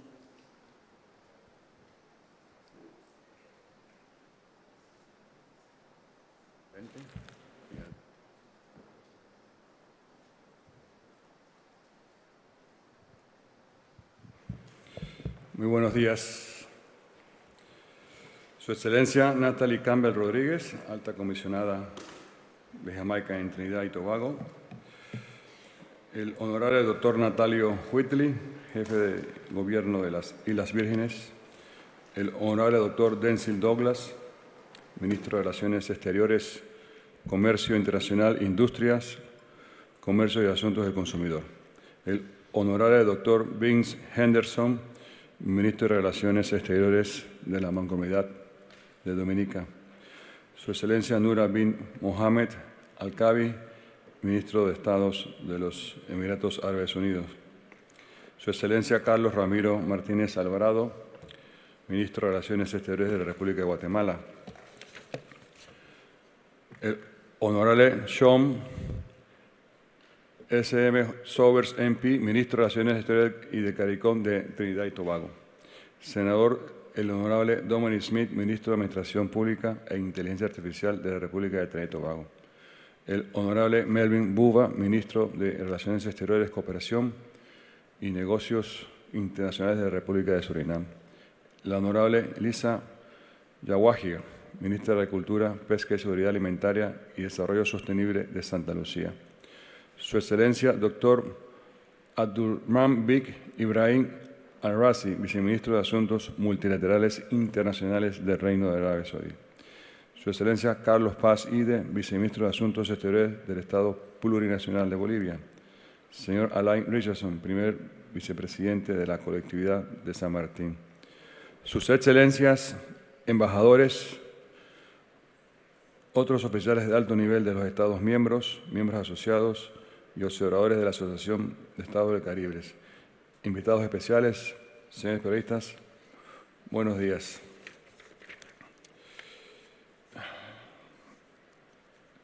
Excelencias, es para mí un alto honor dirigirme a ustedes en el marco de la 10ª Conferencia de Cooperación Internacional, un encuentro que marca una etapa decisiva en la evolución de la cooperación global y que por primera vez se celebra en la vibrante ciudad de Dubái, en el contexto de la Cumbre Mundial de Gobiernos. Extendemos a nuestros amigos de la UAB toda nuestra gratitud por su hospitalidad. Este hecho no solo reviste un profundo simbolismo, sino que abre una oportunidad sin precedente para redefinir y fortalecer la cooperación interregional entre nuestro Caribe y la región del Medio Oriente y norte de África, MENA. Panamá celebra esta convergencia histórica entre dos regiones del sur global que, aunque distantes geográficamente, comparten una profunda vocación marítima, comercial y cultural, así como desafíos comunes frente al cambio climático, la transformación productiva, la conectividad y el desarrollo sostenible. Que esta conferencia tenga lugar en los Emiratos Árabes Unidos es reflejo del papel cada vez más relevante que este país y la región MENA desempeñan como actores clave del multilateralismo contemporáneo. Los Emiratos Árabes Unidos han demostrado con hechos concretos un liderazgo visionario en innovación, infraestructuras sostenibles, tecnología de punta, energías renovables y cooperación sur-sur. Estas capacidades los posicionan de manera privilegiada para catalizar soluciones compartidas, basadas en la eficiencia, la sostenibilidad y el impacto real. En este sentido, la 10ª conferencia de la ICC está llamada a convertirse en un puente estratégico entre regiones, capaz de transformar desafíos comunes en logros colectivos. Desde Panamá, nación de encuentro por excelencia y conector de océanos y del continente americano y puente entre mercados, extendemos profundamente el valor de estos puentes. Nuestra historia, nuestra geografía y nuestra vocación diplomática nos ha enseñado que el diálogo y la cooperación son herramientas indispensables para la paz y el desarrollo. No es casual que en el año 2026 conmemoremos el bicentenario del Congreso Anfictiónico de Panamá de 1826, convocado por el libertador Simón Bolívar como uno de los primeros intentos de construir un sistema multilateral basado en la solidaridad, la cooperación y la defensa de intereses comunes. Aquel Congreso Anfictiónico fue una visión adelantada a su tiempo, una apuesta por el multilateralismo, por la unidad entre naciones diversas y por la convicción de que los desafíos compartidos solo pueden enfrentarse mediante respuestas colectivas. 2 siglos después, ese espíritu sigue plenamente vigente y encuentra eco en espacios como esta conferencia, donde el diálogo se traduce en acción y la cooperación se orienta a resultados. La 10ª Conferencia de Cooperación Internacional ha sido concebida como un ejercicio práctico, orientado a soluciones y enfocado en resultados medibles. En un mundo saturado de declaraciones y compromisos abstractos, esta conferencia apuesta por un enfoque distinto, pasar de la intención a la implementación, del discurso a la acción concreta, como lo diré en mis conclusiones. Las mesas redondas de inversión son una expresión clara de esta filosofía.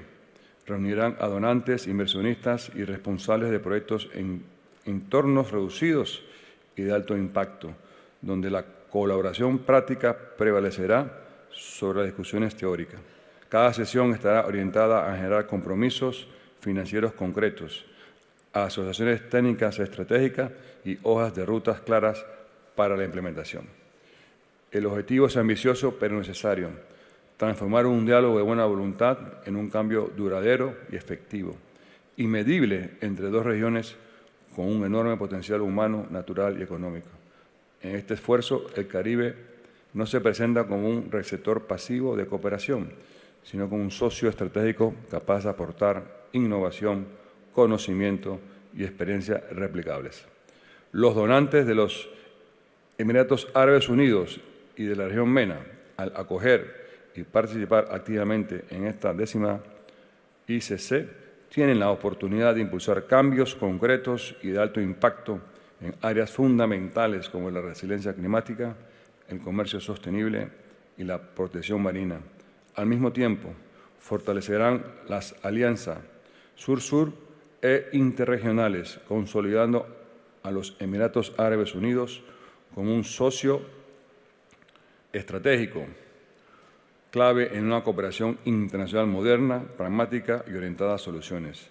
Asimismo, esta conferencia permitirá aprovechar al Caribe como socio estratégico en innovación, particularmente en sectores como la economía azul, las energías renovables y el turismo sostenibles, ámbitos que se alinean de manera natural con la experiencia, las capacidades tecnológicas y la visión de desarrollo de la región MENA.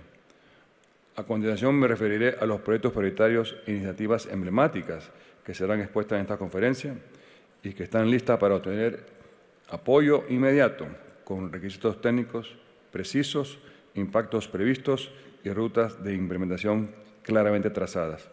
En primer lugar, la estrategia regional sobre el sargazo, que busca transformar un desafío ambiental creciente en una oportunidad económica mediante la innovación, la investigación científica y la coordinación regional.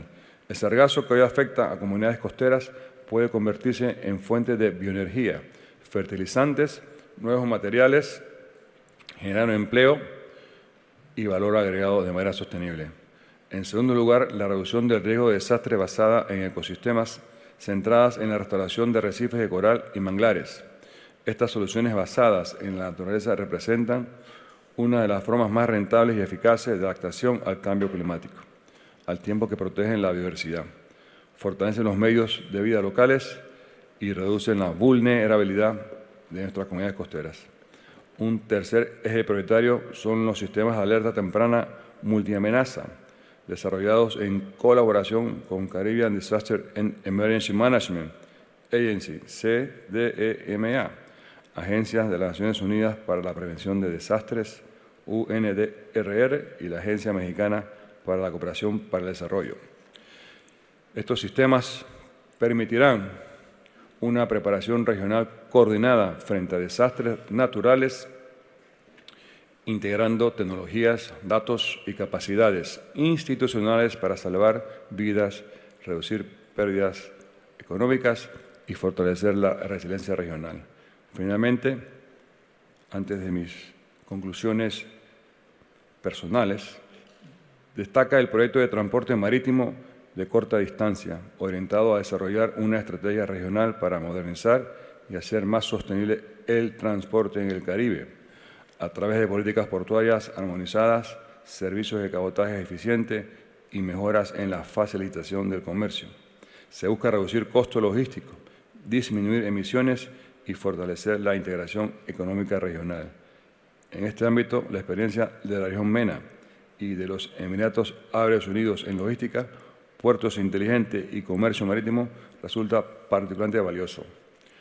Al cierre de esta conferencia de cooperación internacional, la Asociación de Estados del Caribe prevé resultados concretos, y yo más que nadie, y verificables. La movilización de recursos financieros y de cooperación técnica para al menos dos iniciativas prioritarias: la formalización de alianzas estratégicas mediante memorandos de entendimientos y marcos de cooperación con socios internacionales clave, incluidas entidades emiratíes. La definición de hojas de rutas operacionales claras con responsabilidades, plazos e indicadores de seguimiento. Y una mayor visibilidad internacional de la AEC y de sus proyectos en los medios emiratíes y caribeños. Excelencias, al evocar el espíritu del Congreso Anfitriónico de 1826, recordamos que el multilateralismo no es una opción circunstancial, sino una necesidad histórica. Hoy, como ayer, la cooperación entre regiones del sur global es esencial para construir un orden internacional más equilibrado e inclusivo y sostenible. Desearía, señora secretaria, que me permita usted,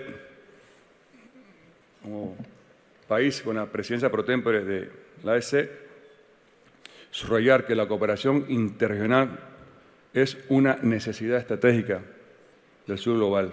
Esta 10ª conferencia de cooperación internacional marca un punto de inflexión en la relación entre el Caribe y la región MENA, demostrando que la cooperación sur-sur ya no es una aspiración retórica, sino una herramienta estratégica para enfrentar desafíos compartidos, como he mencionado, el cambio climático, la conectividad, la resiliencia, la defensa del medio ambiente, el desarrollo sostenible, pero con soluciones concretas y orientadas a resultados, como he mencionado. Queremos pasar de la diplomacia declarativa a la acción concreta y medible. Como lo he dicho, la ICC debe introducir, señora secretaria, un enfoque pragmático de cooperación internacional, priorizando la implementación, los compromisos financieros reales, las alianzas técnicas, como con los Emiratos Árabes Unidos, y las hojas de rutas claras que se cumplan. La mesa redonda de inversión deben reflejar esta visión al transformar el diálogo político en proyectos con impactos tangibles y verificables. Nosotros en la AEC, y particularmente en Panamá, deseamos una institucionalidad sólida, una responsabilidad financiera y gobernanza eficaz. El correcto funcionamiento de la Asociación de Estados del Caribe requiere un compromiso firme de los Estados miembros en el cumplimiento oportuno de sus cuotas. La sostenibilidad financiera no es un asunto administrativo menor, sino una condición esencial para preservar la credibilidad, la operatividad y la capacidad de acción de la AEC en un entorno internacional cada vez más exigente. Pronto, Panamá dejará de tener la presidencia pro tempore. Ojalá el granito de arena de mi país y del gobierno del presidente José Molino sea que el consenso como fortaleza, no como mecanismo de bloqueo. El consenso unánime debe seguir siendo un principio orientador del multilateralismo regional, pero jamás puede convertirse en un obstáculo estructural que paralice la toma de decisiones. Esta coyuntura invita a una reflexión, señora secretaria, responsable entre los Estados miembros para garantizar que los mecanismos de gobernanza faciliten y no impidan la acción colectiva de las grandes mayorías, la ejecución de proyectos de las grandes mayorías y las respuestas oportunas a los desafíos regionales de las grandes mayorías. La cooperación sur-sur basada en valores y Estado de Derecho. La cooperación sur-sur que promovemos debe estar anclada en el respeto al Estado de Derecho, la democracia, los derechos humanos y el derecho internacional. Solo desde estos principios es posible construir alianzas legítimas, sostenibles y confiables, capaces de generar desarrollo inclusivo, estabilidad regional y un multilateralismo eficaz que responda a las aspiraciones de nuestros pueblos. Voy terminando, señora secretaria, que esta 10ª ICC sea recordada como un punto de inflexión, como el momento en que el Caribe y el Medio Oriente decidieron profundizar su cooperación, no solo con palabras, sino con acciones concretas y resultados tangibles. Que Dubái sea el escenario donde se renueve el compromiso con un multilateralismo eficaz, solidario y orientado al futuro. Panamá reafirma su compromiso con esta visión y extiende su mano, como lo ha hecho a lo largo de su historia, para construir puentes de entendimientos, cooperación y prosperidad compartida. Termino agradeciendo una vez más a los Emiratos Árabes Unidos por todo su apoyo, por toda la logística para organizar este gran encuentro y le deseo a todos los conferencistas lo mejor hoy. Muchas gracias.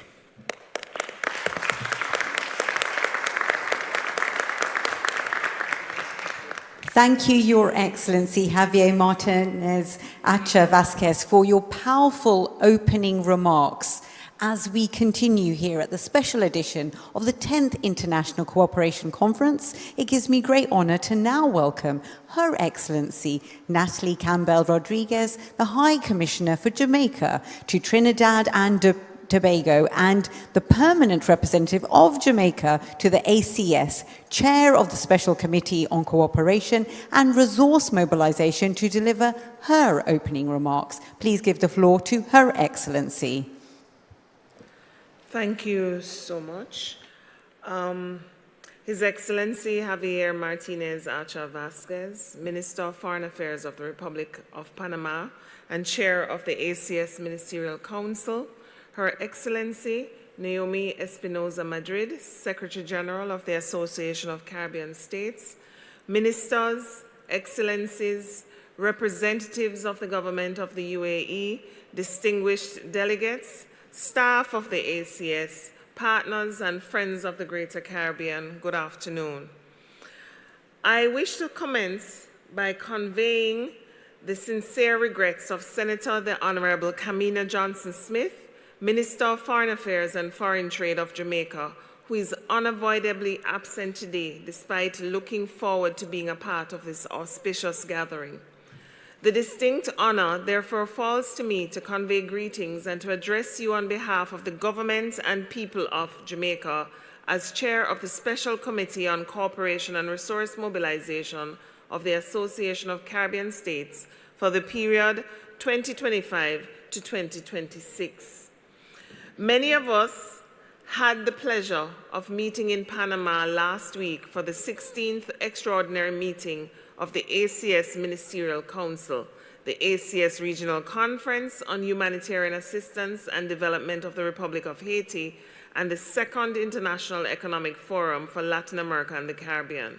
On behalf of all member states, I wish to thank Panama for its leadership in bringing our countries together in these various fora with our friends and partners to bring renewed momentum to regional efforts at development, prosperity, peace, and stability. As we commence today's proceedings, I wish to commend in particular His Excellency Minister Martinez Acha Vasquez on his stewardship of the ACS Ministerial Council since assuming the role in May last year, and for his role in guiding the ACS work program towards meaningful results for the Greater Caribbean. I also wish to add Jamaica's voice in expressing sincere appreciation to our host, the government of the United Arab Emirates, for the warm hospitality and courtesies extended to all delegates. The UAE's generous support for the convening of this conference is a clear demonstration of the strength of their commitment to the association and to a stronger bi-regional partnership between the Greater Caribbean and the Middle East and North Africa region. We are especially appreciative of the opportunity to meet on the margins of the World Government's Summit, an ideal setting for partnership building and advancing a practical, investment-oriented agenda for the Greater Caribbean. Excellencies, ladies and gentlemen, the theme of this 10th International Cooperation Conference, Beyond 30 Years of Cooperation for the Greater Caribbean, Converting Cooperation into Concerted Action, invites both reflection and resolve. It calls us to assess how far we have come over more than 3 decades of collective endeavor, while also recognizing clearly and candidly how much more must be done to translate commitments into measurable outcomes for our peoples. Our shared ambition is substantial: to accelerate sustainable development, strengthen resilience, and improve well-being across the Greater Caribbean. Yet, we are also realistic about our constraints, including limited fiscal space, capacity gaps, and the disproportionate impacts of external shocks. We therefore welcome the partnership of friends beyond the region who are prepared to work with us on terms that are respectful, transparent, and aligned with our priorities to support the ACS mandate and deliver results at scale. The conference theme also challenges us to deepen and modernize our approaches to cooperation beyond 30 years, requires that we move beyond familiar modalities and expand the range of partners, instruments, and delivery mechanisms available to the ACS. In this regard, the location of this conference is itself meaningful. For the first time, the ACS International Cooperation Conference is being convened outside the Greater Caribbean. That deliberate choice reflects our readiness to widen our strategic horizon, build direct rapport with partners in new spaces, and strengthen the practical pathways through which cooperation can become concerted action. Yesterday's investment roundtables provided a practical foundation for today's work. We engaged on 3 priority ACS projects for mobilization. 1, institutional strengthening to address future sargassum influxes. 2, the regional framework for multi-destination tourism. And 3, the feasibility study for the Greater Caribbean Short Sea Shipping Development Project. We welcomed the contributions and expressions of interest from member states, observers, development partners, and the private sector, including proposed technical support, financing options, and implementation partnerships. Today's agenda is similarly forward-looking. We will hear a concise presentation by the Secretary General on the draft ACS Strategic Plan to 2035 and consider the results and next steps emanating from the investment roundtables. Secretary General Madrid will also lead us in 2 high-level dialogues. Firstly, on the priority initiatives shaping the region's development trajectory, and secondly, on collaborative pathways between the Greater Caribbean and the MENA region. Excellencies, ladies and gentlemen, the urgency of action is undeniable. The global environment has shifted profoundly since the establishment of the ACS in 1994. Rising geopolitical tensions, heightened competition, and pressures on multilateralism continue to disrupt trade, investment flows, and the predictability of global governance. For small, open, and interconnected economies, these dynamics amplify vulnerabilities, particularly where trade measures, sanctions, tariffs, and export controls affect supply chains, energy markets, and access to finance.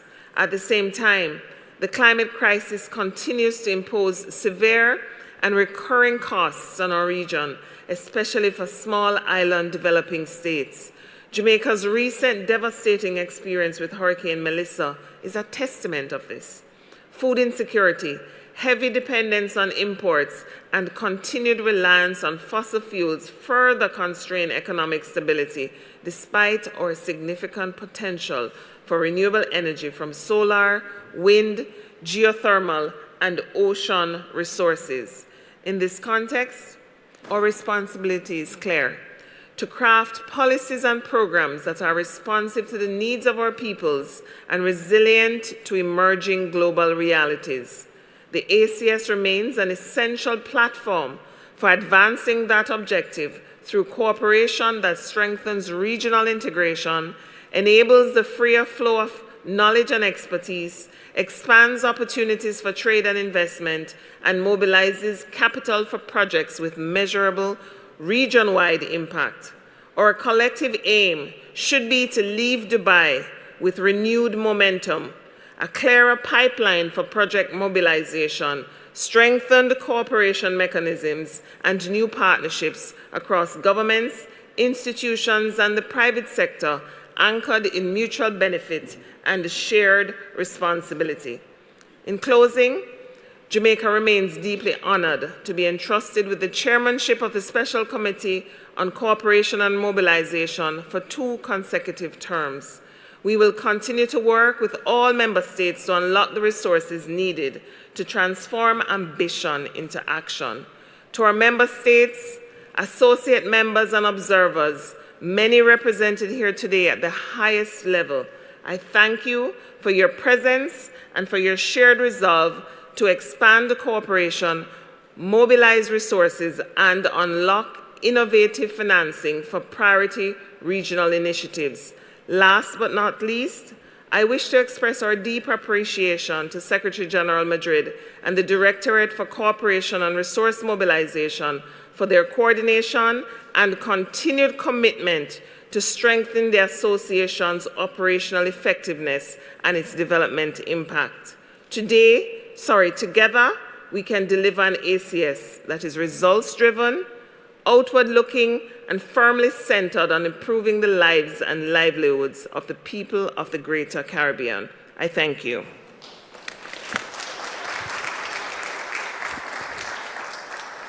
And thank you, Your Excellency Natalie Campbell-Rodriguez, the High Commissioner for Jamaica to Trinidad and Tobago. Thank you for shining a light on building partnerships, the shared goals and the shared responsibilities between the Greater Caribbean and the MENA region. We are honoured to be hosting this conference here in Dubai. We continue with our opening remarks. It gives me deep honour to invite Her Excellency Noemi Espinosa Madrid, the Secretary General of the Association of Caribbean States, to deliver her opening remarks.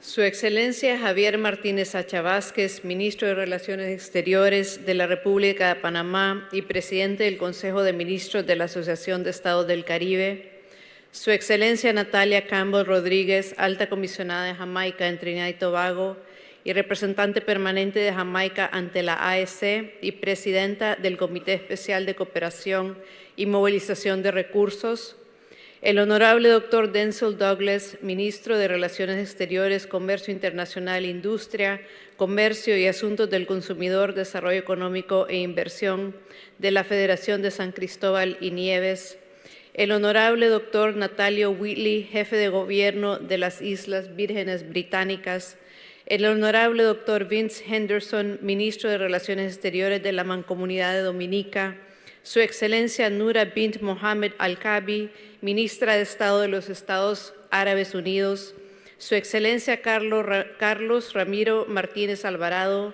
Ministro de Relaciones Exteriores de la República de Guatemala, el Honorable Sean Sobers, Ministro de Relaciones Exteriores de CARICOM y de CARICOM de la República de Trinidad y Tobago, Senador el Honorable Dominic Smith, Ministro de Administración Pública e Inteligencia Artificial de la República de Trinidad y Tobago, el Honorable Melvin Buva, Ministro de Relaciones Exteriores y Cooperación y Negocios Internacionales de la República de Surinam, la Honorable Lisa Jahawir, Ministra de Agricultura, Pesca, Seguridad Alimentaria y Desarrollo Sostenible de Santa Lucía, Su Excelencia Dr. Abduldahim bin Ibrahim Al-Rasid, Viceministro de Asuntos Multilaterales Internacionales del Reino de Arabia Saudita, Su Excelencia Carlos Paz Ide, Viceministro de Asuntos Exteriores del Estado Plurinacional de Bolivia, señor Alan Richardson, Primer Vicepresidente de la Colectividad de San Martín,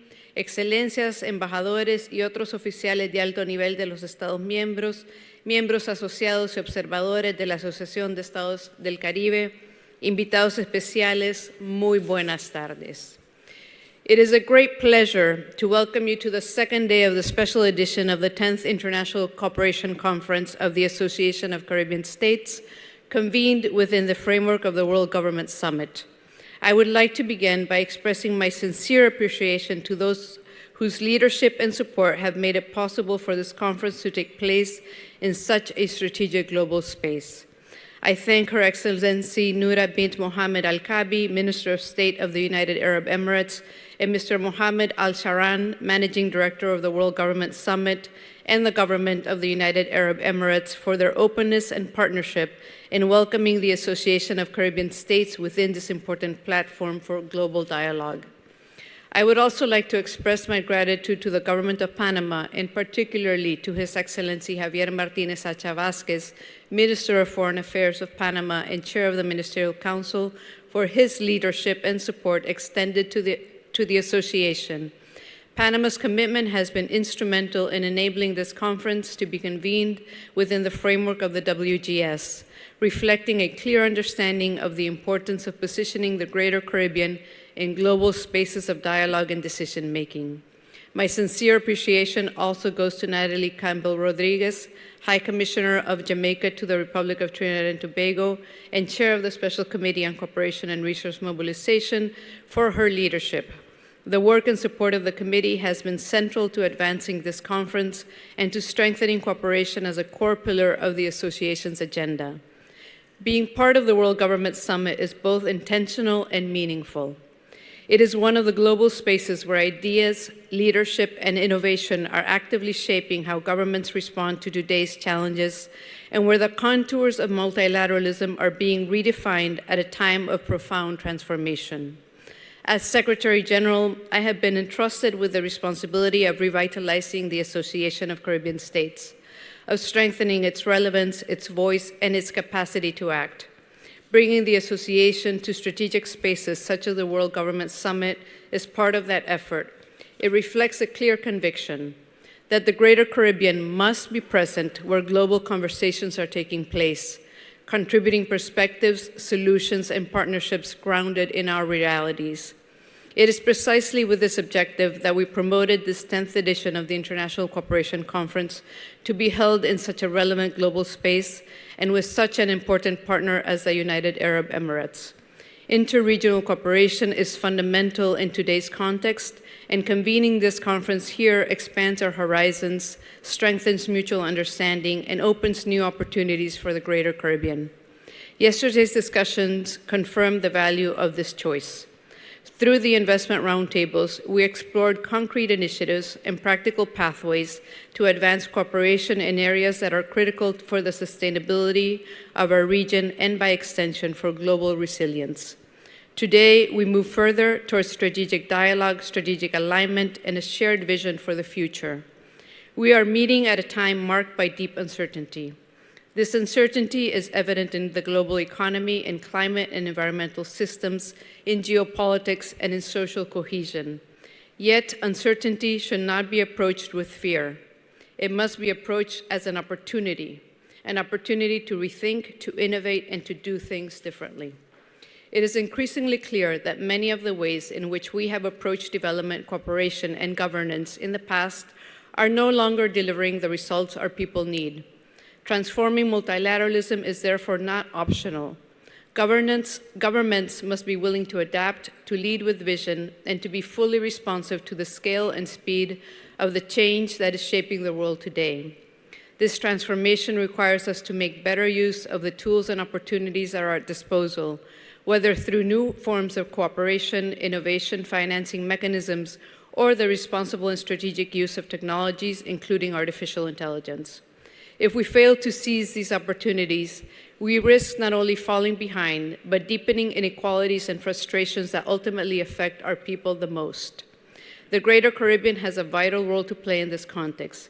It is a region of shared seas and shared destinies, of extraordinary biodiversity, cultural richness, and strategic importance. Strengthening cooperation in the Greater Caribbean is not simply a regional priority.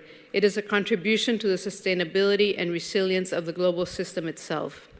Today's program reflects this ambition. This is the ACS Future Initiative 2035, which invites us to move from dialogue to direction, from ideas to collective purpose, and from cooperation as intention to cooperation as impact. I am confident that today's exchanges will further strengthen our shared commitment to innovation, partnership, and action. I thank you for your presence, your engagement, and your continued support to the work of the Association of Caribbean States. I look forward to a productive and forward-looking day. Thank you.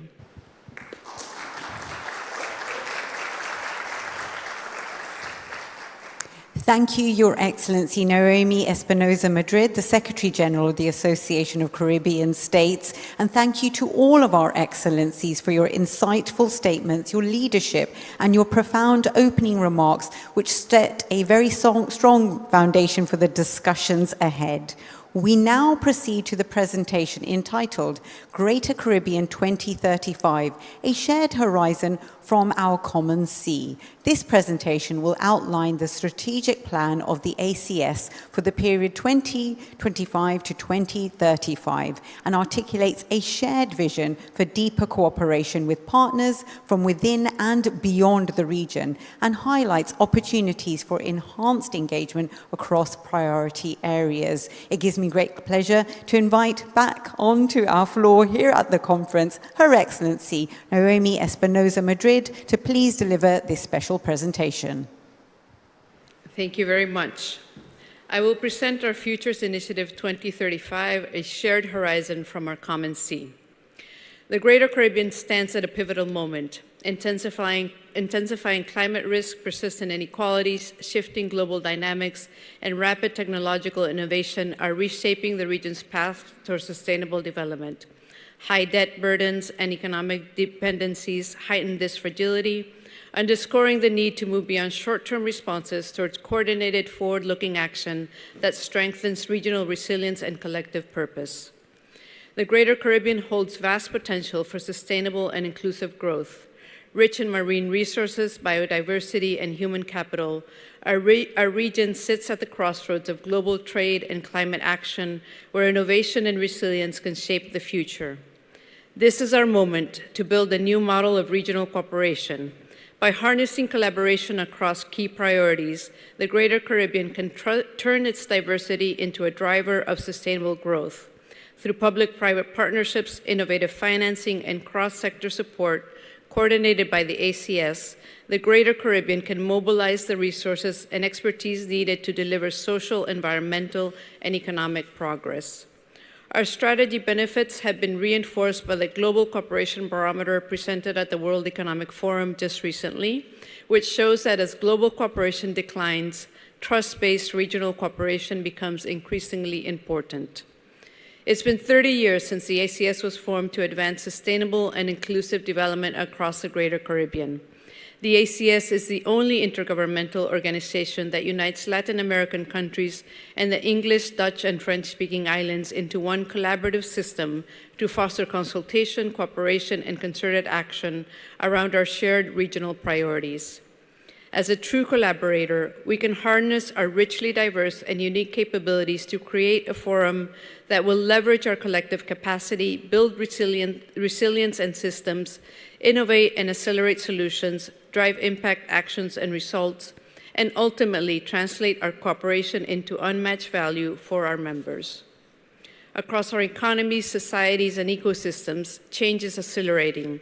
Traditional approaches and the funding mechanisms that once supported them are no longer sufficient. to deliver the scale of sustainable and inclusive outcomes our region needs. We know that business as usual is not viable. By working together through stronger regional cooperation, we can spark innovation, unlock potential, and drive the kind of transformation that benefits every member state, large and small. For the first time in its history, the ACS is adopting a 10-year strategic horizon. This long-term vision is designed to turn shared ambition into measurable progress, strengthening collective action, and position the Greater Caribbean as a model of resilience and cooperation for the world. This is our moment to act as one, coordinate at scale, and deliver meaningful change for the people and member states of the Greater Caribbean. We believe in a future where the Caribbean Sea, our greatest shared asset, is restored, thriving, and protected for generations. We believe in a future where connected, open, and modern Caribbean economies unlock opportunities for every nation and community. We believe in a future where true resilience is built through climate justice with solutions that protect our most vulnerable. We believe in a future where modern systems connect and move the region faster, safer, and smarter. We believe in a future where our cultural heritage is protected and celebrated as one of the region's greatest sources of strength. And we believe in a future where empowered communities are at the heart of development, shaping decisions, strengthening resilience, and driving lasting change across the region. Above all, we believe in our collective power that our collective power is stronger than our individual strength. Together, we can transform the Greater Caribbean and shape a more resilient, sustainable, and prosperous future for generations to come. I'm excited to announce today that we've translated our 10-year strategic plan into a practical engine for regional cooperation, connecting ambition with bankable projects, unlocking capital, and accelerating transformative outcomes at scale. I'm pleased to introduce our flagship initiative, the ACS Futures Initiative 2035. The ACS Futures Initiative is designed to accelerate resilience, innovation, sustainability, and empowerment across the Greater Caribbean. Envisioned as a catalyst for collective action, this flagship initiative offers a coordinated, future-focused framework that mobilizes countries, communities, and partners around a shared vision, a resilient, inclusive, and sustainable region powered by its people, connected through modern systems, and anchored in the protection of the Caribbean Sea.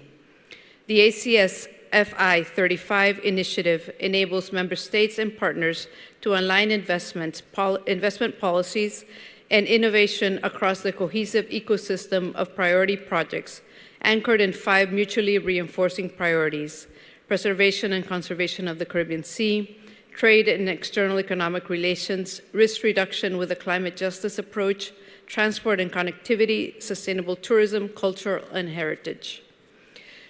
Reinforced by our cross-cutting principles: people and planet, gender equality and youth empowerment, and peace, stability, and security in the Greater Caribbean, and ultimately activated through a cohesive ecosystem of priority projects with our initial slate including sargassum, feasibility study for the Greater Caribbean short sea shipping, sustainable tourism, and mangroves, and more rolling out in the years ahead.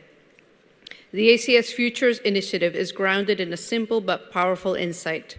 Transformational change in the Greater Caribbean demands partnership models that are as diverse, adaptive, and innovative as the region itself. No single actor, public, private, or philanthropic, can deliver the scale or speed of impact required on its own. This new paradigm for partnerships will convene a diversified partner mix, unlock innovative financing, and is designed for today's realities with a flexible and scalable approach. The intent and success of our work is designed as a continuous cycle. We start with regional priorities, mobilize partners and investment, and move quickly into implementation. As results are demonstrated, learning and innovation are captured and reintegrated, allowing each phase to strengthen the next and expand over time. Together, we can redefine what's possible for the Greater Caribbean, creating a resilient, connected, and prosperous future for generations to come. Join the ACS journey and help shape the future we believe is possible. Okay. The ACS Futures, sorry, my slides are a little off. I don't know what happened. The ACS Futures Initiative 2035, Sorry. Well, join the ACS journey and help shape the future we believe is possible, and I thank you.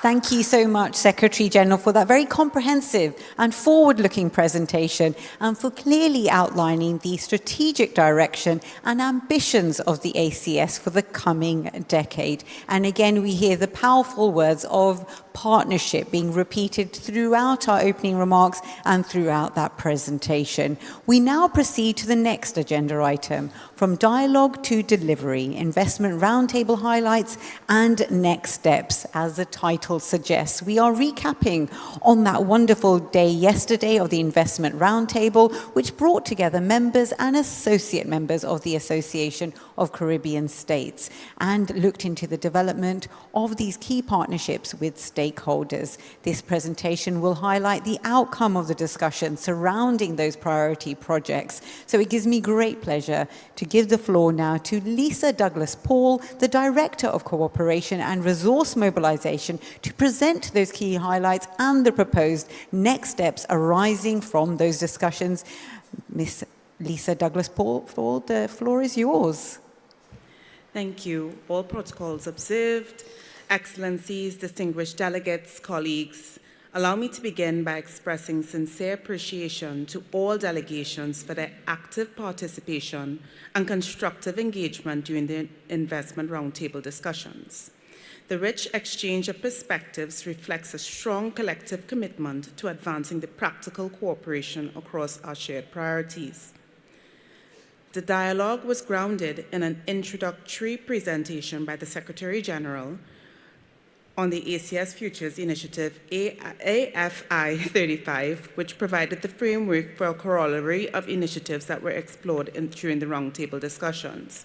We were pleased to be joined by 17 member states and associate member states and 6 observers and partners during the investment roundtables. We were also pleased to have Directors Rovira and Cuevas deliver presentations on their feature projects that are currently being explored under the AFI 35 initiative. Just as a small recap, for the project titled Institutional Strengthening for the Greater Caribbean to address future sargassum influxes 2026 to 2030, several countries signaled clear interest in participating as beneficiaries, namely Jamaica, the British Virgin Islands, Dominica, and Suriname. We are grateful to the delegations from Guatemala, Martinique, and the Dominican Republic for their thoughtful and critical feedback offered regarding the proposed scope and budget of the project, underscoring the importance of ensuring both strategic focus and operational feasibility.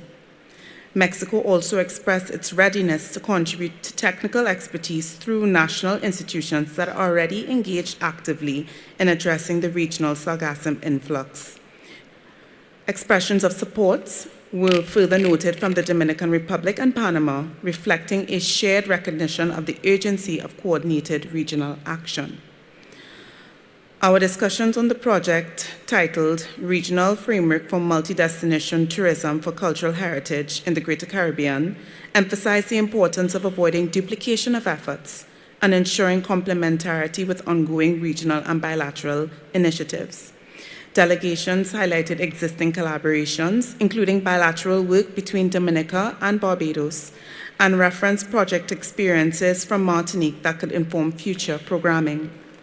Potential beneficiary countries mentioned included Suriname, St. Lucia, and Guatemala.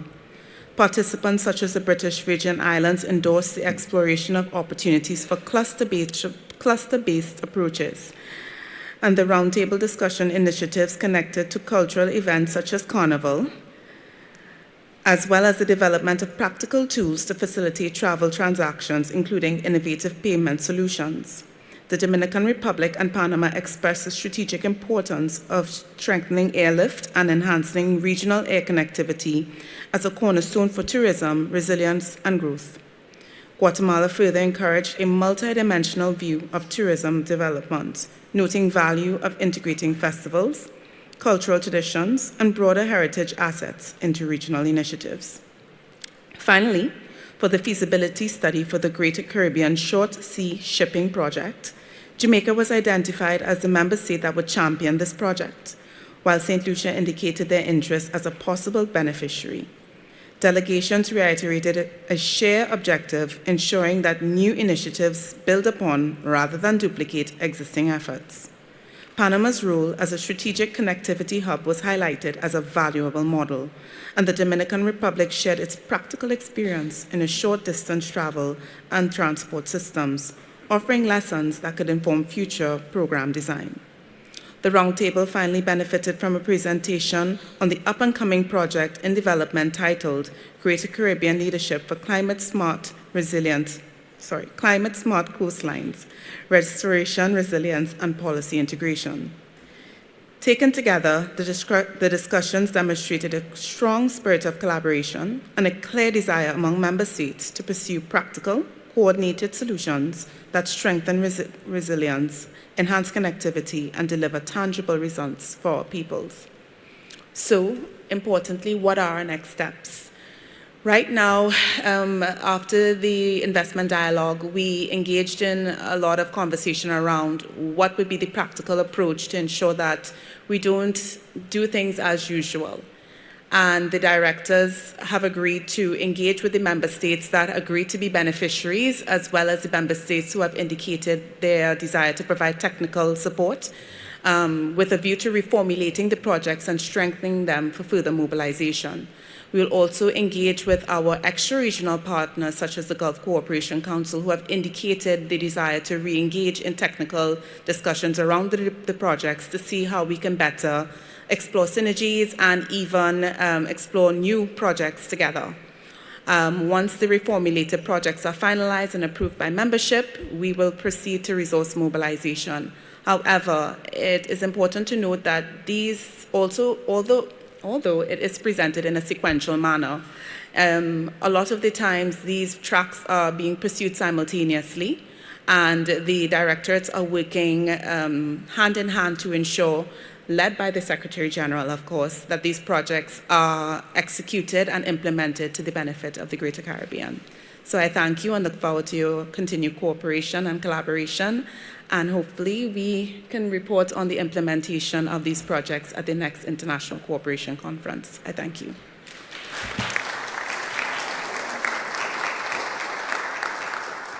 Thank you, Lisa Douglas-Paul, Director of Cooperation and Resource Mobilization, for recapping yesterday's investment roundtable and outlining the next steps ahead. We now proceed to the agenda item entitled Setting the Regional Development Agenda, Dialogue on Priority Initiatives. This segment provides ministers and heads of delegation with a dedicated space for strategic dialogue on the priority projects and thematic areas considered most critical to advancing sustainable development in the Greater Caribbean while addressing the pressing challenges facing the region. It gives me great pleasure to invite Her Excellency Noemi Espinosa Madrid, the Secretary General of the ACS, to address our conference once again. Thank you very much. You will be getting a lot of me today, so apologies. To continue with this enriching space entitled Setting the Regional Development Agenda, Dialogue on Priority Initiatives, which will allow us to share national and regional perspectives, identify areas of convergence, and signal collective priorities that can guide the association efforts in project development, partnership building, and resource mobilization. The dialogue builds directly on the outcomes of yesterday's investment roundtables and on the ACS Futures Initiative 2035, which brings together priority projects, particularly in areas where the Greater Caribbean faces shared challenges and holds strong comparative advantages. Our objective this afternoon is not to reopen technical discussions, but rather to hear your strategic perspectives on where regional cooperation can generate the greatest impact in the short and medium term, while responding to national priorities.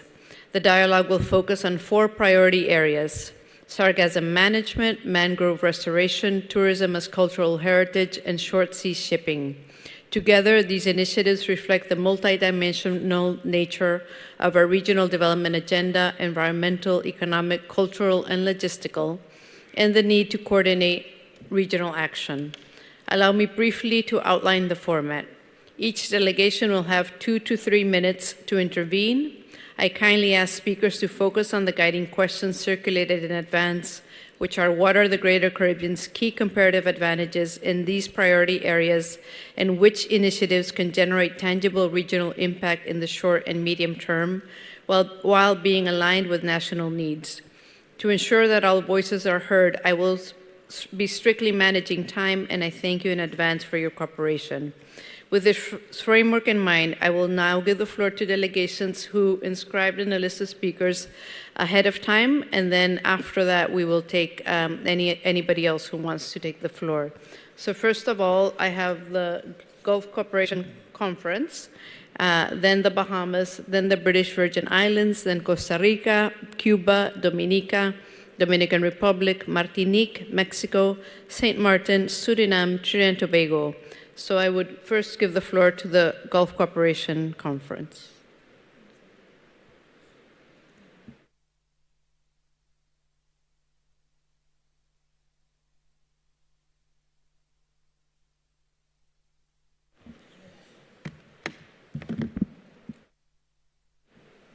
Thank you, Your Excellency. It's really a great pleasure to be here. Our relation as a GCC and Association of Caribbean is always optimistic, and we are looking to enhance our relation.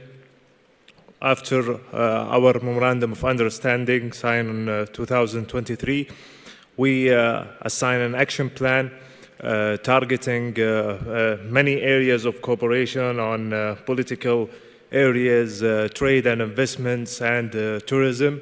And we are working as a GCC on enhancing that relation, and we are looking to have more meetings to explore many projects, and we have on the GCC a lot of potential areas for cooperation, so we are looking for that with our partner from the Caribbean. Thank you very much. I thank the GCC, and I now give the floor to the Bahamas. Thank you, Madam Chair, and thank you for this opportunity to contribute to this important dialogue today, which comes at a moment when the Greater Caribbean must be clear-eyed about both its vulnerabilities and its strengths. When we speak of comparative advantages in our region, we are not speaking primarily about scale or wealth. We're speaking about the shared geography, shared exposure, and shared assets. Across the Greater Caribbean, mangroves, seagrass beds, coral reefs, ports, beaches, and sustained fisheries and tourism increasingly represent our most effective line of defense against climate impacts that none of us created, but all of us endure. This brings me to my first point. The comparative advantage of our region lies in the scale, continuity, and carbon density of its mangrove systems, among the most extensive in the world, and in our growing capacity to apply science-based community-driven restoration models. These advantages are not theoretical. They are measurable, finance-ready, and transferable across borders. Mangroves are not simply environmental features. They are critical infrastructure. In the Bahamas, the destruction caused by Hurricane Dorian in 2019 showed us how critical mangrove restoration is for protecting communities from future storms in response. We have advanced a national hydrology-first mangrove restoration approach, supported by strong partnerships, community engagement, and real-time monitoring. This experience has shown us that the mangrove restoration can anchor a regional agenda for climate resilience, disaster risk reduction, fisheries protection, and blue carbon readiness. Madam Chair, protecting our natural inheritance is fundamental to our survival and to the future we intend to leave behind. These are the guiding principles that the Bahamas has. The Bahamas, therefore, supports a regional development agenda that places nature-based solutions at its core, complemented by governance-driven cultural tourism initiatives that reflect who we are as a Caribbean people. The Bahamas stands ready to continue working with the ACS and our partners to translate today's dialogue in action that strengthens resilience, safeguards our common sea, and delivers tangible resources and benefits for all of our citizens. Thank you. I thank the Bahamas, and I will now give the floor to the British Virgin Islands, that will be followed by Cuba. So British Virgin Islands. Thank you, Madam Chair. The BVI has a very keen interest in the multi-destination tourism project, and cultural heritage is an important area to consider within the tourism industry for this project. The BVI has a comparative advantage in sailing and marine activities. However, our cultural heritage tourism offer is not as strong as some of our neighbors, who do not have as strong a marine tourism sector as we do.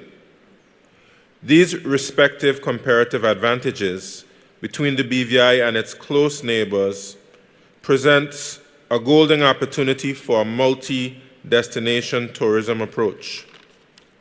For example, we see a very strong complementarity between the Dominican Republic and the BVI. A yacht from the Dominican Republic can get to the BVI rather quickly.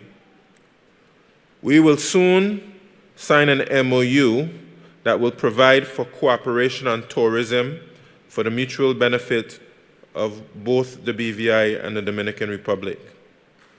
We are keen to do the same with other neighbors.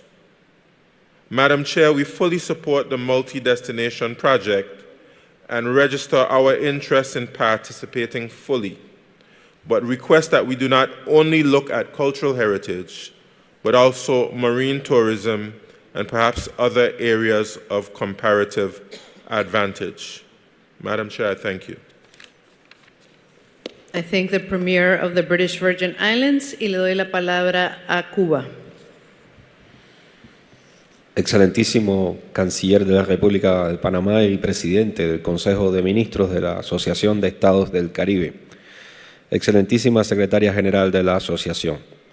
Distinguidos ministros y representantes de los países miembros, asociados y observadores y representantes de los Emiratos Árabes Unidos como anfitriones.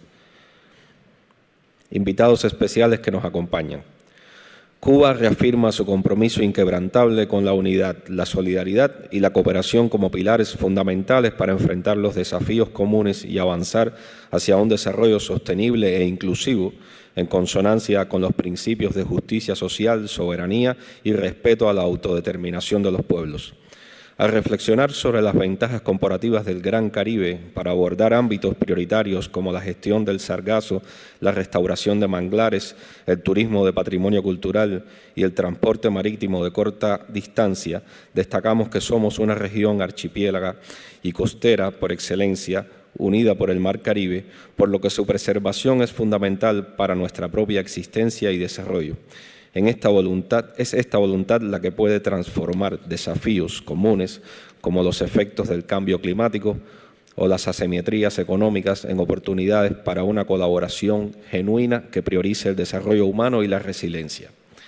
En este esfuerzo es fundamental partir de un principio cardinal que hemos construido juntos como región, la proclamación de América Latina y el Caribe como zona de paz, firmada en La Habana en 2014, significa que nuestras diferencias se resuelven mediante el diálogo y el respeto al derecho internacional, que renunciamos a las amenazas y al uso de la fuerza, que nos comprometemos a fomentar relaciones de amistad y cooperación basadas en la igualdad soberana y el respeto a la integridad territorial de los Estados. Solo en ambiente de paz y estabilidad puede florecer la cooperación, la integración económica y los proyectos de desarrollo compartido que anhelamos. Cuba reitera su voluntad de compartir algunas de las experiencias y capacidades que nuestro pueblo ha desarrollado, a pesar de las difíciles condiciones que atraviesa el país, debido al recrudecimiento sin precedente del bloqueo económico, comercial y financiero impuesto por los Estados Unidos y de la amenaza de agresión de la administración Trump contra Cuba. Mi país pone a disposición de los hermanos caribeños, en el espíritu de la cooperación sur-sur, a través de nuestras instituciones, conocimientos en esferas críticas para el desarrollo regional. Nuestro modelo de polos científicos y de vinculación entre la academia y los sectores productivos puede servir de referencia para diseñar soluciones a problemas comunes. La experiencia acumulada por la defensa civil cubana en la protección de vidas humanas y bienes ante huracanes e inundaciones es un conocimiento que hemos compartido y continuaremos compartiendo. Aunque seguimos aprendiendo y perfeccionando nuestro modelo, hemos trabajado en fórmulas que buscan integrar la dimensión cultural, histórica y natural, promoviendo un turismo que genere encadenamientos productivos locales y respete la autenticidad de nuestras comunidades. Estamos abiertos al intercambio de buenas prácticas en este ámbito. Cuba confía en la sabiduría colectiva de este foro para identificar aquellas iniciativas donde la acción conjunta multiplique los esfuerzos nacionales. Creemos que los criterios deben ser el impacto inmediato en la calidad de vida de nuestros pueblos, la contribución a la resiliencia climática y el fortalecimiento de la conectividad y la soberanía regional. Cuba llega a esta mesa sin otra agenda que no sea la del diálogo respetuoso, la colaboración leal y la firme creencia de que un Caribe unido, próspero y sostenible no solo es posible, sino necesario. Cada proyecto presentado en esta 10ª Conferencia Internacional de Cooperación debe alinearse con un principio rector, que la cooperación regional debe servir en primer lugar para fortalecer las capacidades endógenas de cada Estado miembro, respetar sus prioridades nacionales y reducir las brechas de desarrollo. Cada iniciativa debe tener un claro componente de transferencia de tecnología, formación y desarrollo local. Cuba confía en que, basándonos en los principios de solidaridad y complementariedad, podemos definir una agenda regional justa con la participación de todos. Una agenda que ponga la ciencia, la cooperación y el bienestar de nuestros pueblos en el centro. Muchas gracias. Agradezco al distinguido delegado representante de Cuba y a continuación le daré la palabra a Dominica, who will be followed by the Dominican Republic. Dominica, you have the floor. Thank you very much, Madam Chair. For the first time, we'll not be confused with the Dominican Republic. They come next. Madam Chair, I want to commend you for the initiative and for focusing our attention on 4 strategic areas. Dominica endorses all of the areas identified, but we particularly wanted to focus on Sagasam. We believe in our efforts to utilize Sagasam to solve a problem and also to transform it into use. We need to, 1, partner with regional institutions who have already been focusing on transforming Sagasam from a problem into a resource. So that is 1. 2, we need to consider perhaps the seasonality of Sagasam and sometimes the quantity. We may wish to focus on using Sagasam as a stock material for transformation into fuel, but in a manner that will allow us to use waste, other waste, in an investment that would make sense. In other words, there's no point in developing a special technology and project for Sagasam and next year you don't have stock material. Waste is a problem that all of us need to solve in our countries, and therefore we think that we can properly utilize some of the work that is already being done, some great research being done by the University of the West Indies, by the Caribbean Center for Renewable Energy and Energy Efficiency, the government of Barbados. Grenada is also doing some work in St. Lucia. We have seen some very early efforts, and I would really hope that we can partner and build on some of the work that have already been done. Finally, I would like to add one other area, although I said I accepted the 4. But I look around the room and look at the membership of ACS. And within our Americas, 4 of the 5 countries producing geothermal energy are members of ACS. So Mexico, Guatemala, Nicaragua. We also have Guadeloupe. Guadeloupe is right there in the Caribbean. And soon, Dominica, in March, we will be commissioning our first geothermal plant. And we'll be inviting all of you to join us. And we would like to see some more focus on using the convening power of the ACS to bring together the geothermal countries. Mexico is the biggest one among us. And we can bring El Salvador, I forgot as well. We need to bring those countries together to help countries like Dominica St. Kitts and Nevis, Grenada, and St. Lucia, who also have the ambition of exploring our geothermal resources. That is something that we have common to our part of the world, and I believe we need to also get a way to maximize our cooperation so that we can leverage it to ensure that other member states can join in. Thank you.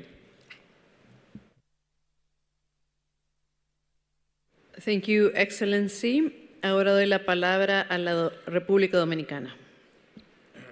Muchas gracias, Secretaria General. Aprovecho para iniciar la palabra saludando al canciller Javier Martínez Sacha, presidente o chairman del Consejo de Ministros, a la Secretaria General, a la chair del Consejo de Movilización de Recursos y Cooperación, así como a la ministra de Estado de los Emiratos Árabes Unidos, y agradecer también por toda la facilitación de un evento de esta naturaleza. Iniciar quizá repitiendo parte de lo que mencionábamos el día de ayer sobre la importancia que tiene para la República Dominicana poder pasar precisamente del diálogo a la acción como una nueva etapa de ese proceso de visibilización política de un elemento que tanto representa para la región una amenaza y una afectación a nuestros intereses y a la calidad de vida de nuestra gente, como lo es el sargazo. Mencionar esto, primero, para poder poner el contexto de por qué para nosotros es prioritario este proyecto y por qué entendemos que debe ser y es la posición de parte nuestra la voluntad de poder cooperar en ese sentido y de apoyar en este proyecto. Pero también como parte de lo que mencionaba la delegación de las Islas Vírgenes, esos acercamientos bilaterales que hemos realizado son parte de lo que hemos interpretado como una prioridad dentro de nuestra acción exterior, y es de promover la cooperación sur-sur. Este ejercicio es precisamente uno que maximiza los efectos de esa voluntad que pequeños pueblos como los nuestros pueden tener y que definitivamente creo que van a tener un impacto positivo en nuestra región. En otro orden, mencionar también el interés de la República Dominicana de colaborar y de participar en el proyecto de costas inteligentes. Es una de las prioridades que hemos definido internamente y también una de las áreas de cooperación donde quisiéramos seguir acercándonos y seguir colaborando. De igual forma, ayer mencionábamos algunos aspectos a considerar de los dos proyectos restantes por manifestar intención. Sin embargo, entendemos la prioridad de los mismos y el interés de la República Dominicana de estar involucrados en ellos y de poder aportar con nuestra experiencia, sabiendo sobre todo que en el caso particular del turismo multidestino, no debe ser únicamente una acción que nos mueva un proyecto de manera particular, sino que debe de ser un complemento de otras acciones que puedan permitir mayor conectividad aérea para que el efecto del proyecto pueda maximizarse y tener mejores resultados. Quiero simplemente abordar mi intervención en ese sentido, sobre todo resaltando el profundo sentido de compromiso regional que tiene la República Dominicana. Muchísimas gracias. Muchas gracias al distinguido delegado de la República Dominicana, y voy a ceder la palabra a Martinique, seguido por México. Martinique, you have the floor.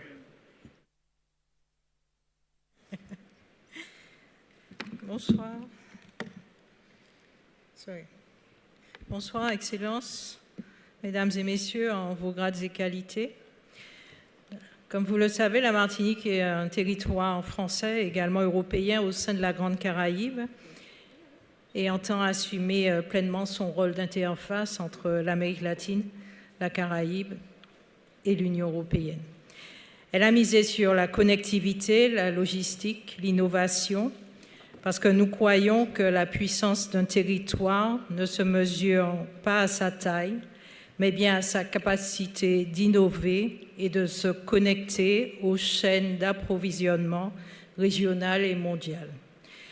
La Martinique veut développer son intégration régionale et sa capacité à produire, à transformer et à réexporter des produits issus de productions locales et régionales et d'intrants, bien évidemment, de notre Grande Caraïbe. Nous venons d'adopter la création d'une zone franche douanière au sein de la collectivité de Martinique. Nous développons actuellement une plateforme numérique aux standards européens, EFTI for All, et travaillons activement sur tous les aspects visant à la facilitation du commerce international. La Martinique, comme tous les autres membres de l'AEC, a besoin d'investissements directs étrangers. Et c'est donc une invitation que je vous fais ici. Vous l'avez compris, nous soutenons pleinement le projet de transport maritime courte distance et souhaitons être actifs à plus d'un titre. Bien sûr, nous souhaitons unir nos efforts pour améliorer la gestion des sargasses et faire de ce problème une opportunité. Enfin, nous adhérons à l'idée de création de clusters pour travailler sur le tourisme multidestination. Je vous remercie de votre attention. Merci a vous, Martinique. Ahora le doy la palabra a México, quien será seguido por San Martín. México. Muchas gracias, señora presidenta. Saludo con especial afecto al excelentísimo canciller de Panamá y presidente del Consejo de Ministros y, por supuesto, al ministro de Estado de los Emiratos Árabes Unidos, quien, pues, con gran éxito ha albergado esta reunión. Y pues muchos saludos a todos ustedes alrededor de la mesa, por supuesto, desde la Agencia Mexicana de Cooperación Internacional para el Desarrollo. Cuando preguntamos cuáles son las principales ventajas comparativas del Gran Caribe para abordar los ámbitos prioritarios que se han puesto sobre la mesa, podemos señalar que el Gran Caribe, no es un secreto para nadie de nosotros, está hoy en un momento decisivo. Nos encontramos en una etapa crítica marcada por una alta vulnerabilidad ambiental, resultado de una combinación de factores estructurales, ecológicos y climáticos que afectan de manera desproporcionada a esta región. Precisamente por ello, hoy estamos aquí para discutir las oportunidades que nos permitan abordar estos ámbitos prioritarios. ¿Cuáles son las ventajas que tenemos en la región? Tampoco es secreto que tenemos ventajas geográficas y naturales, ventajas socioeconómicas y culturales, ventajas logísticas y de infraestructura, pero sobre todo tenemos una gran ventaja. Todos y cada uno de nosotros, en mayor o menor medida, hemos venido trabajando en afrontar los temas y los retos que tenemos como Gran Caribe. Esto nos habla de una gran ventaja, la ventaja del conocimiento, la ventaja de haber desarrollado técnicas que podemos hoy por hoy compartir entre nosotros. Y esta es la invitación justamente, además de que tenemos ventajas institucionales y de gobernanza a lo largo de América Latina, porque hasta la CEPAL nos está ayudando a hacer estudios sobre el sargazo. Yo creo que hoy por hoy tenemos un amplio panorama, todos alrededor de la mesa, que nos permitirá abordar con una visión integral cada uno de los temas que la EC nos está proponiendo dentro de su estrategia de trabajo de aquí a 9 años. En este sentido, México pues quiere dejar de manera patente su consideración que sobre el tema de sargazo pudiéramos concentrarnos de mejor manera. ¿Por qué? Porque este tema tiene, además del conocimiento de todos y cada uno de nosotros, también un efecto multiplicador sobre la economía, sobre el transporte, obviamente sobre el turismo. Y es en este sentido que México, como se mencionó el día de ayer, ha desarrollado toda una serie de políticas públicas que se ponen sobre la mesa, que pueden servir como un modelo a seguir. También hemos desarrollado técnicas para el aprovechamiento del sargazo. Hoy por hoy contamos con fondos de la Unión Europea para seguir trabajando en este sentido. Estamos desarrollando técnicas para su conversión, para la conversión de las algas en harina, para alimentación animal, en tabiques para construcción, en calzado, para su conversión en industria cosmética. Pero esto no solo es algo que estamos poniendo como una política pública, sino que requiere la inversiones público-privadas. Y es en este sentido que, además de tener todos estos conocimientos alrededor de la mesa, será necesario contemplar dentro de nuestra estrategia la atracción de capitales que nos permitan de manera mucho más precisa hacer frente a este problema. Igualmente, México está interesado en el tema de turismo y, por supuesto, aunque nos toca menos por nuestra situación geográfica, el tema del transporte marítimo de corta distancia creemos que tiene que ser uno de los principales motores de las políticas que estamos impulsando desde la región, donde además este tema hace convergencia con lo que venimos tratando, y muchos de mis compañeros centroamericanos no me dejarán mentir, incluida la República Dominicana, que tiene que ver justamente con impulso del transporte marítimo a corta distancia. Este es un tema que se conjuga en los dos espacios regionales y yo creo que podemos poner todo nuestro conocimiento al servicio de hacer avanzar estos temas. Esto sería todo, señora presidenta, desde México. Muchísimas gracias a todos. Muchas gracias a usted, distinguida delegada de México, representando la MEXID. Agradecemos su presencia. Next, I will give the floor to St. Martin, followed by Suriname. St. Martin. Merci beaucoup, Excellences, Mesdames et Messieurs les ministres, chers invités, Mesdames, Messieurs, en vos grades et qualités. La Grande Caraïbe dispose d'avantages comparatifs structurels qui la positionnent comme un espace stratégique pour répondre aux priorités environnementales, économiques et culturelles évoquées.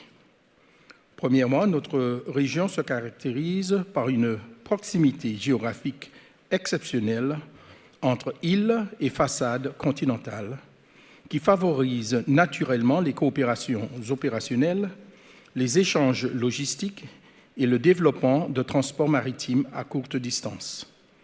Cette configuration fait de la Caraïbe un espace privilégié pour expérimenter des solutions intégrées de mobilité durable avec des bénéfices directs pour la résilience économique régionale. Deuxièmement, la Caraïbe constitue un réservoir majeur de biodiversité côtière. Les mangroves, en particulier, jouent un rôle essentiel comme infrastructure naturelle. Elles protègent les littoraux, soutiennent les écosystèmes halieutiques et contribuent aux objectifs climatiques globaux à travers le stockage de carbone. La restauration de ces milieux offre donc une convergence rare entre la protection environnementale, sécurité côtière et développement économique local. Troisièmement, la région a acquis une expertise collective face à l'urgente nécessité d'apporter une réponse commune aux échouages de sargasses. Cette expérience partagée a généré le développement de capacités techniques, sanitaires et organisationnelles qui peuvent être consolidées à l'échelle régionale pour devenir un modèle de coopération environnementale. Enfin, la Caraïbe possède un patrimoine culturel d'une richesse exceptionnelle, fruit de trajectoires historiques multiples. Le tourisme axé sur le patrimoine culturel constitue donc un levier de diversification économique durable, favorisant la création d'emplois et le renforcement de la cohésion sociale. À cet égard, nous devrions penser aux potentialités socio-économiques des industries culturelles et créatives souvent sous-estimées. En somme, la combinaison de la proximité géographique, du capital naturel, de l'expertise opérationnelle et de la vitalité culturelle fait de la Grande Caraïbe un espace particulièrement apte à développer des solutions régionales innovantes et reproductibles. Pour générer des impacts régionaux tangibles à court et moyen terme, une hiérarchisation pragmatique s'impose, fondée sur l'urgence des enjeux et leur capacité à produire des bénéfices systémiques. À court terme, la gestion des sargasses apparaît comme la priorité. À moyen terme, la restauration des mangroves constitue un investissement stratégique. Le transport maritime à courte durée doit être envisagé comme un levier transversal. Il renforce la connectivité régionale, sécurise les chaînes d'approvisionnement et doit contribuer à la transition énergique du secteur maritime. Enfin, le tourisme axé sur le patrimoine culturel représente un moteur de diversification économique à moyen terme. Ainsi, cette hiérarchisation articule réponse aux urgences, investissement de résilience et transformation structurelle qui doivent se fonder à partir des enjeux régionaux. Je vous remercie. Merci à vous, Saint-Martin. And now I give the floor to Suriname, who will be followed by St. Lucia and Trinidad and Tobago. So Suriname, you have the floor, Excellency.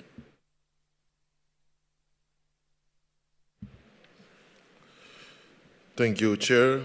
Minister of State, Nora Al-Kabi of the UAE, Honorable Ambassador Naomi Espinosa Madrid, Secretary General of the ACS, Chair also of the Ministerial Committee, His Excellency Jose Raul Motino,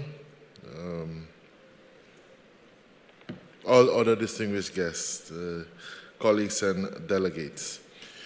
Suriname thanks the United Arab Emirates for the excellent organization of this conference and its commitment to strengthening cooperation within the Greater Caribbean.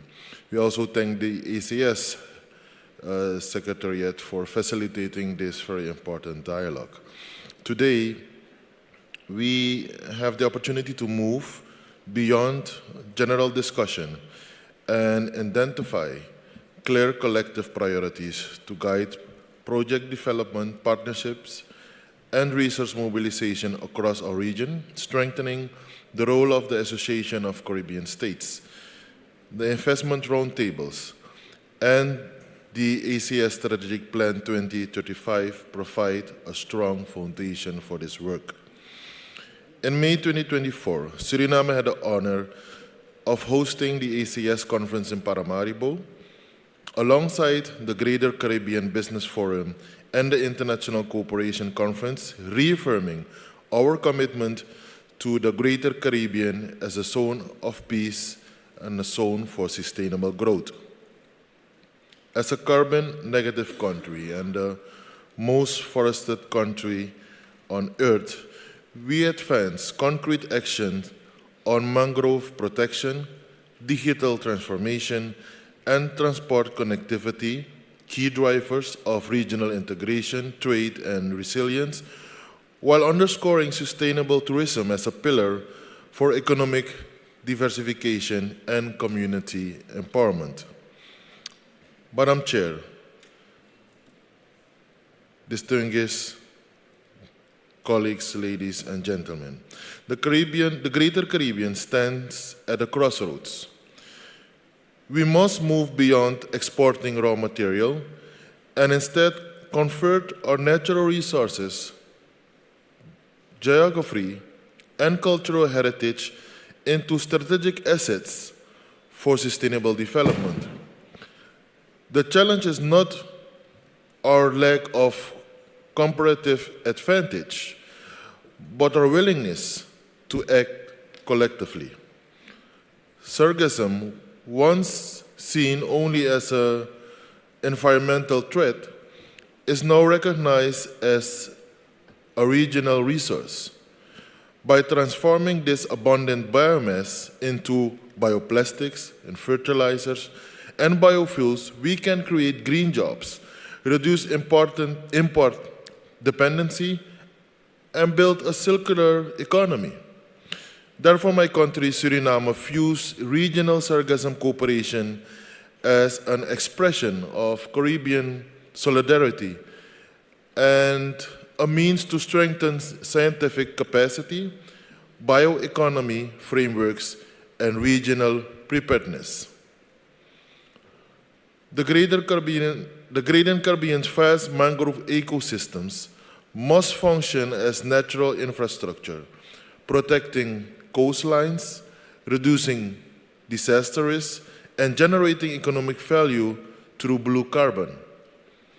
For Suriname, where most of our population lives in vulnerable coastal areas, mangrove restoration is both a survival strategy and an economic opportunity.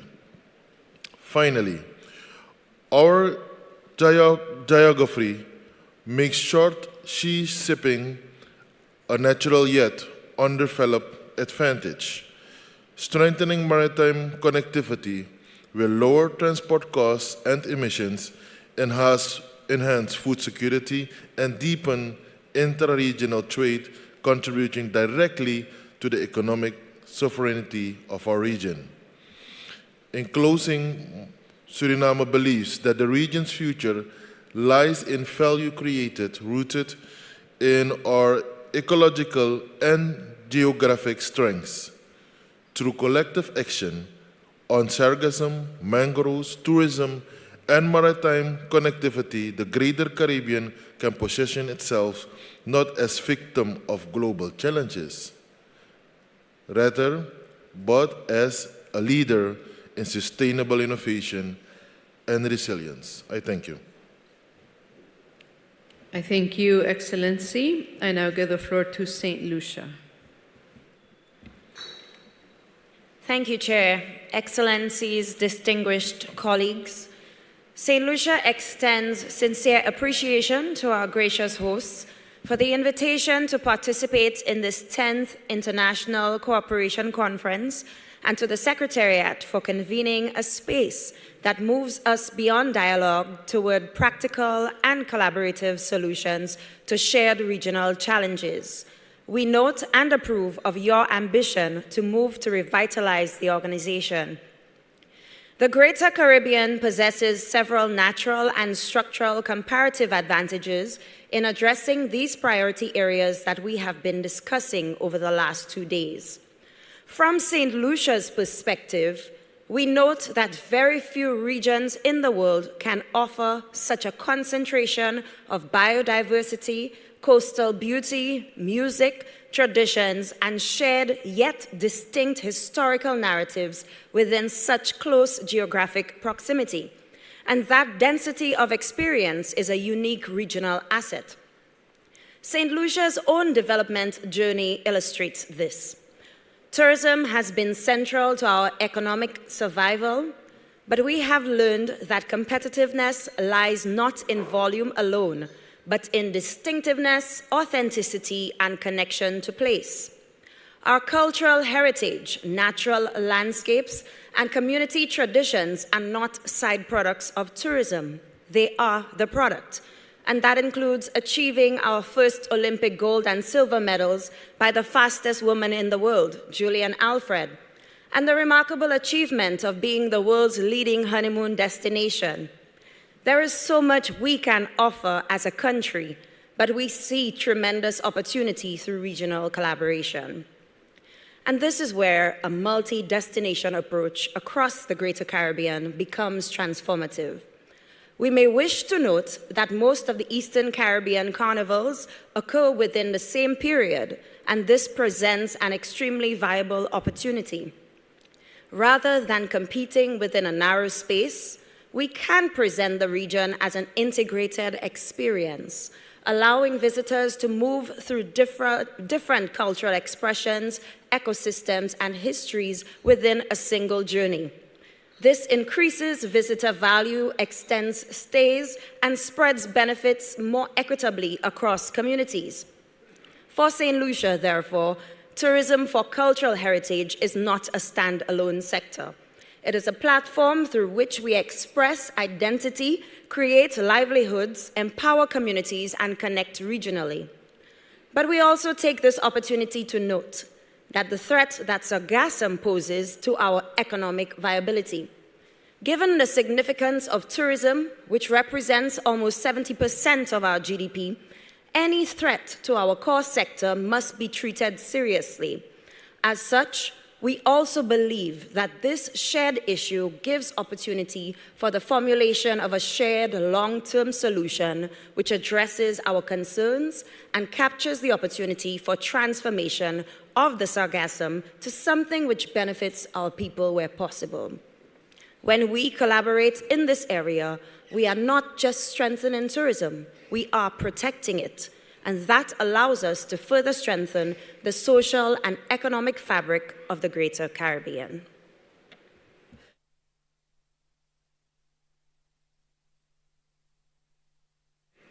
I thank St. Lucia, and I now give the floor to Trinidad and Tobago. I thank the Secretariat, led by Her Excellency Naomi Espinosa Madrid, His Excellency Javier Martinez Acha Vasquez, Chair of the Ministerial Council, and our gracious host, the Government of the United Arab Emirates, ably and well represented by Her Excellency Noura bint Mohammed Al-Kabi, for providing this valuable space for dialogue on sustainable development in the Greater Caribbean. Our region possesses unique comparative advantages, rich natural ecosystems, diverse cultural heritage, and strategic maritime connectivity that can be leveraged to address shared challenges. In terms of priority projects, initiatives such as sargassum management and mangrove restoration are particularly important due to their direct impact on environmental resilience, public health, and economic activities, including fisheries and coastal tourism. These efforts can be aligned with national needs through tailored interventions, coordinated monitoring, and the sharing of best practices and technology. Cultural heritage tourism offers potential to generate economic benefits while reinforcing national identity and can be aligned with national strategies such as heritage preservation initiatives. Short sea shipping is also a key area for enhancing intra-regional trade, reducing transport costs, and supporting economic integration. Trinidad and Tobago therefore encourages a focus on projects that promote collaboration, mobilize resources efficiently, and strengthen regional integration so that together we can advance sustainable development and generate lasting impact for all member states. Thank you. I thank the distinguished Foreign Minister of Trinidad and Tobago, host country of the ACS, and I will give the floor to Guadeloupe.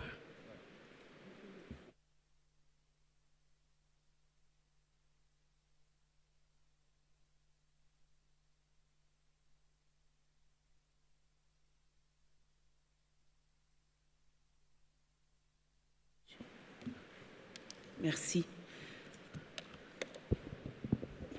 Monsieur le Président, Madame la Secrétaire Générale, Madame la Présidente, Mesdames et Messieurs les ministres, chers partenaires de la Grande Caraïbe, nous félicitons l'organisation de ce forum porteur pour le développement de nos territoires. La Guadeloupe, membre associé de l'Association des États de la Caraïbe, souhaite aujourd'hui réaffirmer une conviction simple. Les défis régionaux auxquels nous faisons face appellent des réponses concrètes, opérationnelles et solidaires, ancrées dans les réalités des territoires. Notre région est confrontée à des urgences partagées, la prolifération des sargasses, la vulnérabilité de nos littoraux, sous l'impact du réchauffement climatique, la nécessité de diversifier nos économies touristiques et l'enjeu crucial de la connectivité maritime. Sur chacun de ces sujets, la Guadeloupe entend jouer un rôle actif, utile et contribuer au dialogue établi par l'AEC.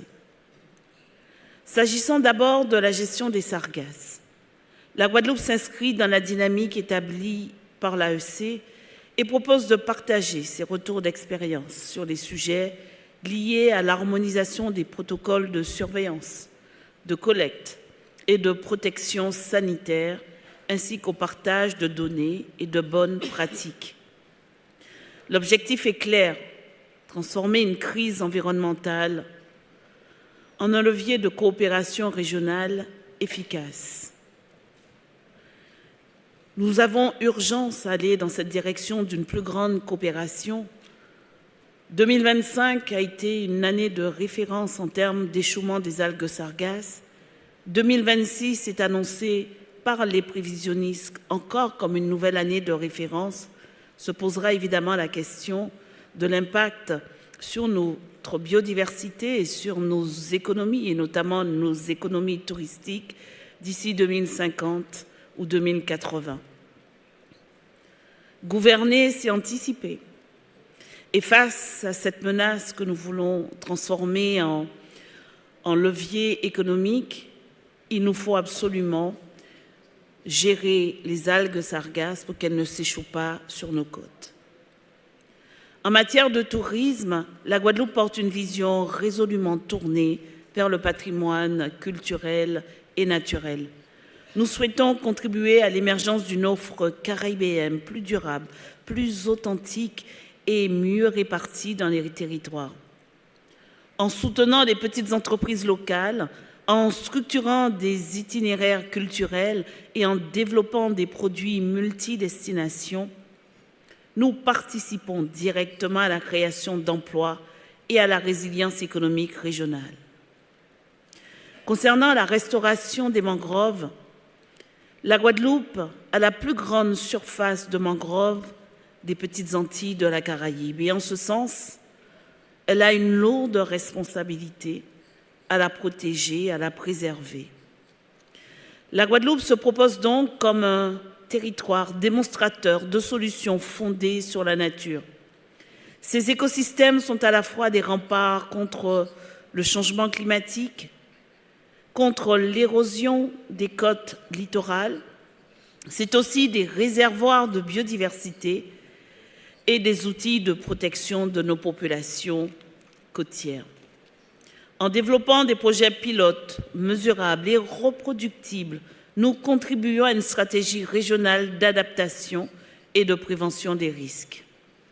Enfin, sur le transport maritime à courte distance, la Guadeloupe souhaite s'inscrire dans une démarche pragmatique et opérationnelle, préparer les cadres techniques, réglementaires et numériques nécessaires au déploiement de corridors maritimes régionaux plus efficaces et plus sûrs et plus durables.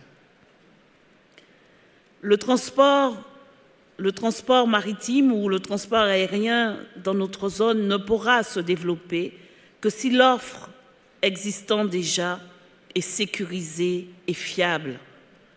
Un touriste ne se déplace que s'il a la garantie de pouvoir arriver à destination en toute sécurité. Il s'agit donc d'un investissement pour la compétitivité de toute la Caraïbe. En résumé, la contribution de la Guadeloupe repose sur une méthode expérimentée, mesurée, partagée et transférée. Être un laboratoire régional au service de l'action collective. C'est dans cet esprit de responsabilité et de coopération que la Guadeloupe entend poursuivre son engagement au sein de l'Association des États de la Caraïbe. Je vous remercie. Merci à vous, Guadeloupe. Distinguished delegates, allow me to briefly summarize some of the key messages emerging from this dialogue. There is a clear convergence around the urgency of addressing sargassum management and mangrove restoration as immediate priorities, given their environmental, economic, and social benefits. Several delegations have highlighted tourism as cultural heritage, as a strategic opportunity to diversify economies, strengthen local communities, and reinforce our shared Caribbean identity. There is also growing interest in short sea shipping as a structural project with the potential to enhance regional connectivity, trade, and integration.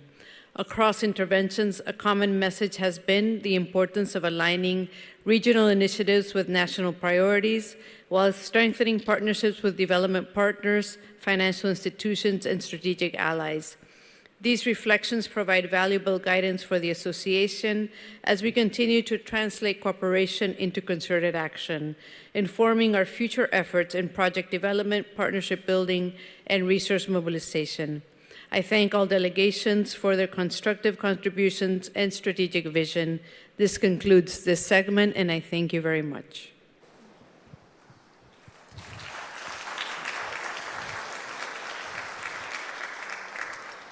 Thank you, Your Excellency, and thank you to all our Excellencies for their valued contributions. Hearing from you all really speaks to the special aims of our special edition of the 10th International Cooperation Conference, which we are honored to host here at the World Government Summit. Now we move into the high-level dialogue entitled Towards a Resilient Future, Collaborative Pathways for the Greater Caribbean and MENA regions, which celebrates this special partnership. It's my honor to once again invite Her Excellency Naomi Espinosa Madrid to moderate this session. Thank you once again. I warned you that there was a lot of me today. So to continue, I have the honor of opening the next segment of our program, a high-level dialogue entitled Collaborative Pathways for the Greater Caribbean and MENA regions. This session offers a unique opportunity to reflect on how two regions of the Global South, distinct in context yet increasingly connected by shared challenges, can deepen cooperation in pursuit of resilient sustainability and inclusive development. Before we begin, allow me to warmly welcome our distinguished speakers and to thank them for their participation in this dialogue. Dr. the Honorable Natalia Wheatley, Premier of the British Virgin Islands, the Right Honorable Denzel Douglas, Minister of Foreign Affairs, International Trade, Industry, Commerce and Consumer Affairs, Economic Development and Investment of St. Kitts and Nevis, His Excellency Carlos Ramiro Martinez Alvarado, Minister of Foreign Affairs of Guatemala, and Her Excellency Noura bint Mohammed Al-Kabi, Minister of State of the Ministry of Foreign Affairs of the United Arab Emirates and our gracious host.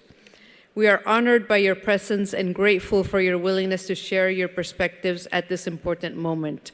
The Greater Caribbean and the MENA region face converging pressures: climate shocks, disaster risk, food insecurity, water stress, and the need to generate sustainable economic opportunities for our populations. At the same time, both regions possess significant assets, strategic geography, rich natural and cultural resources, and a growing capacity for innovation and leadership. Allow me to emphasize a point I was going to make in my presentation earlier today on the ACS Futures Initiative, which is not only an impactful investment opportunity, it also offers a seat at the table in shaping the future of the Greater Caribbean. The benefits of partnering with the Greater Caribbean for our partners are to be seen as a key player in the advancement of sustainable development in the Greater Caribbean, an enhanced reputation and regional leadership, a global communication platform, system region-wide impact, community and business engagement, and access to key leaders, stakeholders, and insights, with the ability to innovate and shape the region. This dialogue is therefore not about identifying problems, but about exploring pathways and solutions, about how collaboration, partnership, and strategic vision can translate shared vulnerabilities into shared solutions. Rather than formal interventions, I invite our speakers to engage in a forward-looking exchange, drawing on their national and regional experiences. In particular, I would encourage reflections on how interregional cooperation can strengthen resilience to climate and economic shocks, how South-South collaboration can foster innovation, knowledge sharing, and sustainable investment, and how regions like ours can shape global solutions while responding to local realities. I will now first give the floor to the British Virgin Islands Premier. You have the floor, sir. Thank you, Madam Chair. His Excellency Javier Martinez Acha Vasquez, Minister of Foreign Affairs of Panama and Chair of the ACS Ministerial Council, Her Excellency Naomi Espinosa Madrid, Secretary General of the Association of Caribbean States. Firstly, let me thank Foreign Minister Vasquez for his leadership of the Ministerial Council that has helped to revitalize the ACS. I also acknowledge the United Arab Emirates Minister of State who is hosting us today, and other honorable ministers present, excellencies and distinguished delegates. I also want to thank the government of the United Arab Emirates for the tremendous leadership in hosting the World Government Summit. I'm also most grateful for the hospitality extended to me and my special envoy during our stay here in this amazing country. Let me also commend my dear friend, Secretary General, Her Excellency Naomi Espinosa, and her team for their hard work and dedication in organizing this international cooperation conference. I, of course, also want to thank Jamaica for their leadership as chair of the Special Committee on Cooperation and Resource Mobilization. Excellencies, as we gather here in Dubai, the world order is in flux and multilateralism is under threat. While these challenges are a source of instability, they're also a catalyst for deeper cooperation by the Global South. In this regard, the Greater Caribbean and MENA regions are poised to collaborate on critical issues in a number of areas, such as sustainable development, climate change, marine biodiversity, alternative energy, trade and investment, technology and innovation, and research and development. I would like to touch on an area of cooperation where the Greater Caribbean, and in particular the British Virgin Islands, has a comparative advantage that can support the ambitious plans of the MENA region as one of the most economically dynamic innovation centers in the world. I will also say a few words about where the MENA region can help the British Virgin Islands and Greater Caribbean mitigate our vulnerabilities and support the sustainable development and social and economic transformation of our respective societies. The MENA region wants to sustain its rapid economic growth and development, but requires the corporate structures to maintain the momentum already achieved in attracting inward investment and building wealth. As premier of an international finance center, the British Virgin Islands is playing an important role in this process through our professional services and the use of our BVI business companies and other corporate vehicles that provide the legal certainty and protection needed by investors for investment into the MENA region and related cross-border transactions. Presently, the British Virgin Islands facilitates over $2 billion USD of inward investment into the MENA region. We stand ready as a reliable partner to facilitate the channeling of even more capital to this important part of the world as it continues to grow and develop. Madam Secretary General, I recommend that ACS and our Gulf Cooperation Council partners add financial and professional services to the agenda with respect to economic cooperation. In terms of the British Virgin Islands' own needs as a vulnerable small island developing state, we need support to build our climate resilience, to enable us to withstand the more frequent and powerful storms and heavier rain caused by climate change. The current international financial architecture is inadequate to assist SIDS when they are impacted by climatic events. Thus, we need a new partnership for rapid response to extreme weather events to financially assist SIDS and other vulnerable states to recover from natural disasters.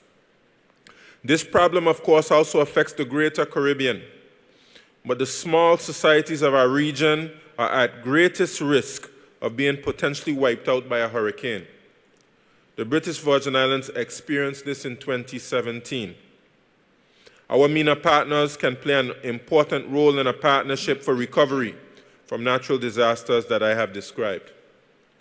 Finally, Excellencies, the British Virgin Islands and Greater Caribbean have the challenge of marine sustainability as we continue to develop tourism and the wider blue economy. I am highly impressed by the development I have observed here in Dubai and the wider UAE as a coastal state. We can benefit from their knowledge and expertise on how to achieve such development while avoiding permanent damage to the marine environment. This could be facilitated through technical cooperation arrangements within the ACS-GCC cooperation framework. At the heart of the British Virgin Islands marine biodiversity is our coral reefs. Unfortunately, many of our reefs have been lost or damaged due to development and now through coral bleaching caused by warmer ocean temperatures. I have noted the cutting-edge research being done here in Dubai on restoring coral reefs and the ability of certain types of coral to still thrive in warmer waters. Joint research in this area under an ACS-GCC partnership would benefit the Greater Caribbean and MENA region. Many of us stand to lose marine biodiversity as a major natural attraction of our tourism sectors if we do not take steps to stem the loss of our coral reefs. That is, having knock-on effects on other marine species and wider marine ecosystem. Excellencies, I will wrap up my remarks here. However, I hope they have provided a helpful perspective. I again want to thank the ACS and the UAE for making this international cooperation conference possible here in Dubai, and I hope to return to the World Government Summit next year. I thank you.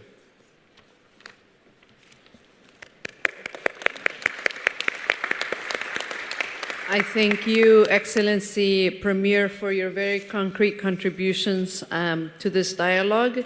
And now I have the honor to give the floor to the Right Honorable Denzel Douglas, Minister of Foreign Affairs, and a lot of other things of St. Kitts and Nevis. He is no stranger to this space or to the Greater Caribbean. Excellency, you have the floor. Thank you, Madam Secretary General.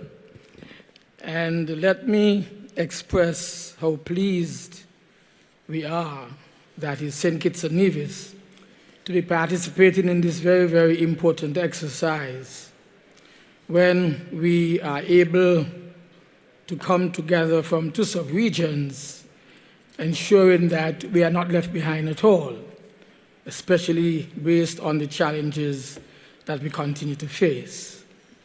I want to, of course, recognize the distinguished support that has been provided by the ACS and, of course, the host government, the United Arab Emirates, for your very strong collaboration and show of leadership in having us here piggybacking, or as we would say, in the margins of what has been the World Government Summit for 2026. Now, when we look at where we are and where we want to go, and listening to the discussions that we've had so far, I think that there is clarity in the agenda that we must be pursuing. What we need, however, is the necessary support so that we would be able to attain all that we have discussed here, making sure that at the end of the day, our people in the sub-regions and in the greater Caribbean region and MENA, that our people are better off. Now, what role can regional organizations play in designing a more agile and responsive cooperation architecture that is capable of addressing the cross-bordering challenges and reinforcing collective resilience and elevating the Greater Caribbean MENA partnership on the global stage? One of the important things that must be done is to sustain the regional organizations, such as the ACS, to give the ACS the necessary fuel support that is required so that it would be able to appear in forums of this kind and use the margins to continue to push along with the agenda of realizing a better Caribbean for all of its people. Apart from regional organization, we have to make sure that we understand very clearly how we can create partnerships with what we have identified to be critical in changing the lives of our people, and how we can lend the necessary support to our partners so that they can work in a collaborative way with our people of the ACS region. The projects that have been identified this afternoon that are common among us, let us make sure that we can not unnecessarily duplicate, but let us at all times ensure that there is appropriate assessment, and where one country, one member of the multilateral community is already pursuing a particular project, we must make sure that it is not necessarily duplicated, but maybe a new project can be emerging with regard to what our essential needs are. The dialogue that we are having today, it has to continue, because I think it is essential, it is required that we continue to speak among ourselves, reach out to our partners in the wider region, and thus ensure that we are on the right path to achieve the specific goals of our people. How can both regions leverage innovation is one of the questions that I ask myself. How can we ensure that the digital transformation that we speak so much about is actually emerging with the appropriate technologies to strengthen our resilience and expand shared opportunities for our sustainable development? I believe that shared knowledge and transfer must take place. It could not be by chance that we are here in UAE at this time, because this is one of the countries in the region that we speak of that is providing leadership in so many different ways. Shared knowledge and transfer of the technology that the UAE is pursuing is critical for our success. Building the human capacity that we know we have also must be invested in. Continued dialogue, as I said before, among us has to be critical if we are to sustain the development agenda that we have already identified for ourselves. And in that regard, therefore, one of the important tools that we believe can take us to where we want to be would be the continued expansion of the ICT sectors, thus ensuring that digital transformation is not limited to parts of the region only, but all of us, all of our young people, all of our businesses, all of our governments are able to utilize this very important tool in making success and bringing us forward. I want to close, however, by reflecting that one of the countries not here today is the Republic of Haiti. We must never, ever forget Haiti. Haiti has its challenges, but let us work towards each other. Let us lend the necessary support where we can to ensure that Haiti emerges from where it is and catches up with us so that we, as a region totally, with all of our people, would be able to attain the standard of living and development that we would want for ourselves as we would want for others. Thank you. I thank you, Excellency, for your support of the ACS and for, of course, reminding us of the importance of Haiti, which you know is a strong priority for the ACS. Ahora tengo el honor de darle la palabra a Su Excelencia Carlos Ramiro Martínez Alvarado, Ministro de Relaciones Exteriores de la República de Guatemala. Tiene la palabra, Excelencia. Buenas tardes, saludo a nuestra Secretaria General, Noemí Espinosa, a la República de Panamá, nuestra Presidencia pro tempore. Agradezco al Gobierno de Emiratos Árabes Unidos por facilitar la realización de esta reunión y permitirnos mantener un diálogo abierto dentro de los Estados miembros de la AEC. Respondiendo a la pregunta que aceptamos y que nos fue planteada, hemos analizado el horizonte compartido entre el Gran Caribe y la región del Medio Oriente y el norte de África e identificamos una convergencia estratégica necesaria. Nuestra región demanda capital para cerrar la brecha histórica de conectividad logística, mientras que los grandes fondos de inversión de la región MENA están girando su estrategia hacia la diversificación de activos y la búsqueda de nuevos socios comerciales. La evidencia nos señala 3 pilares en los que podemos trabajar y construir una arquitectura financiera conjunta. En primer lugar, la interconexión institucional. La ruta política más eficiente no es crear nuevas estructuras institucionales, sino conectar operativamente a nuestra banca de desarrollo regional con los ecosistemas financieros de la región MENA. Si nuestras instituciones, que conocen el terreno y los riesgos locales, estructuran y validan los proyectos, reducimos la curva de aprendizaje para los inversores de su región. Segundo, sistemas de garantías compartidas.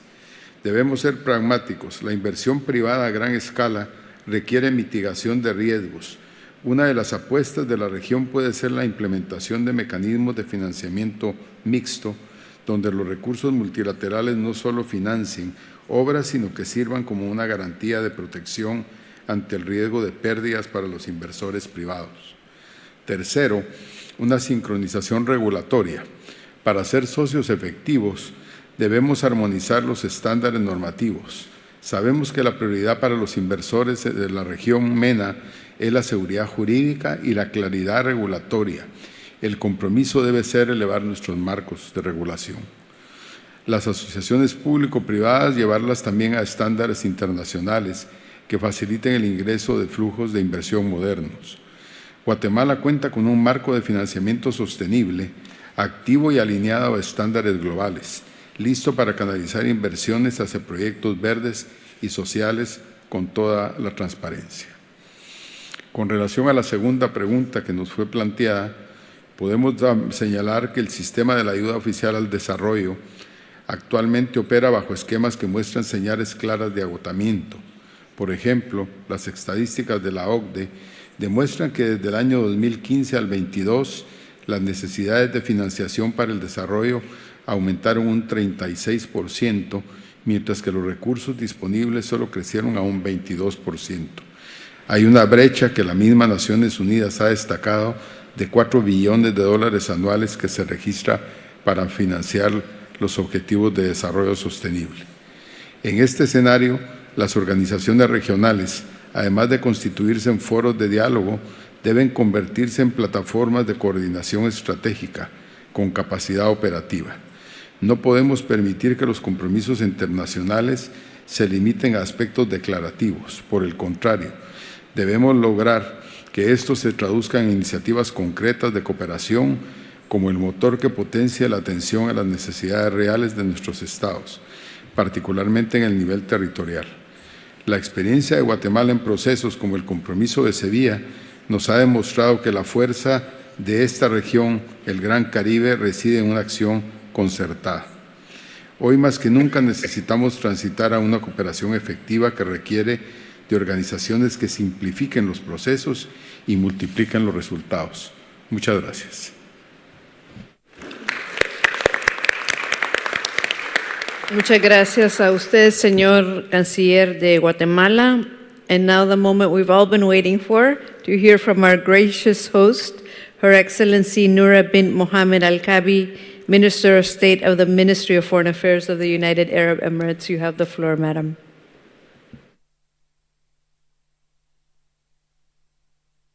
Thank you, dear Naomi. It's wonderful to have you all here. I just need to highlight a caveat. I am at the same of your time zone. I just came from the Caribbean, so the 9+ hours, anyone who wants to go for a stroll and a walk at 2 a.m., I'll be more than happy to walk with you. The jet lag is crucial.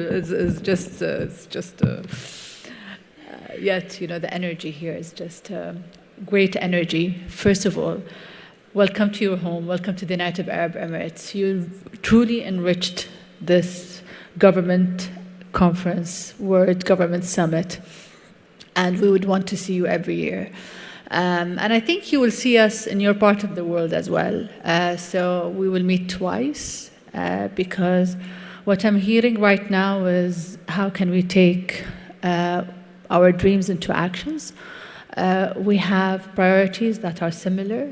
This physical space is just a space, but we're quite connected in terms of how we cherish our culture, our heritage, our natural resources, and of course, how we want to all prosper and grow together. We're very pleased to have you here and have this conversation with the Caribbeans and the Latin America, and we do share this interest with you. We do remain committed to building the bridges. I think I'll be traveling soon to St. Kitts for the CARICOM meeting, and maybe I will also choose another places to hop into. I was also lucky to visit my friend Sean at Trinidad and Tobago, such a great host. My friend Melvin in Suriname, thank you so much. Of course, I then hopped to the Bahamas for a night and met the leadership, and then to Panama for the CAF meeting. So next, I hope I'll see more of you. I just want to highlight certain points that have been always discussing with Her Excellency Naomi, and it was highlighted on those meetings. The point of digitization and how can we leverage innovation is really important to look into, specifically when it comes to the infrastructure in the Caribbean.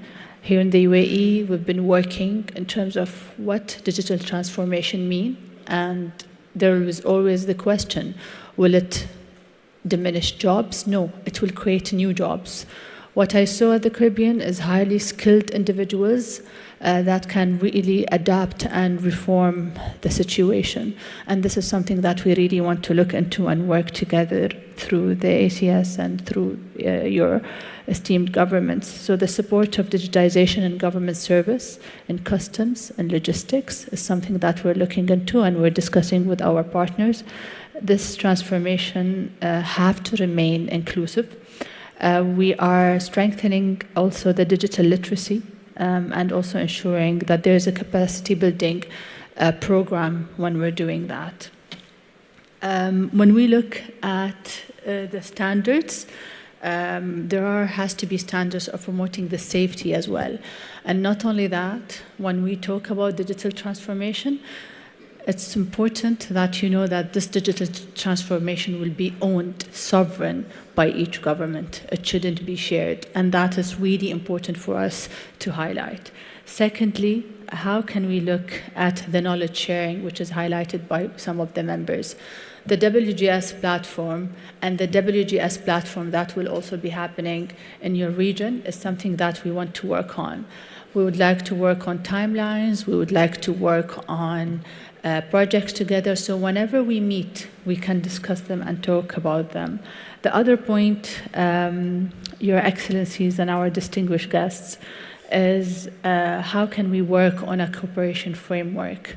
That cooperation framework will look into of course, the interregional cooperations, and most importantly, how we can help when it comes to the global indicators and how we can work towards that from an economic perspective, from trade perspective, from investment protection perspective. Finally, I would like to highlight a point that is very dear to my heart, the climate change and the mangroves element. We do have initiatives in the UAE that is called the Mangrove Alliance, and we understand that we can also work together with your respected governments when it looks into that. At the end, I would like to invite you all, and this is something that we will be communicating further with you. By the end of the year, we have a UN Water Conference that is hosted by the UAE and co-hosted by Senegal. Each of your respected nations would want to be part of this discussion. Water will be the next topic that we don't want to fight over, but we want to search for solutions and collaborate further on. Some islands are rich with water, and some islands are looking for water, like the UAE. So how can we share such responsibility and knowledge together? Thank you so much again for being here. I hope we were a good host.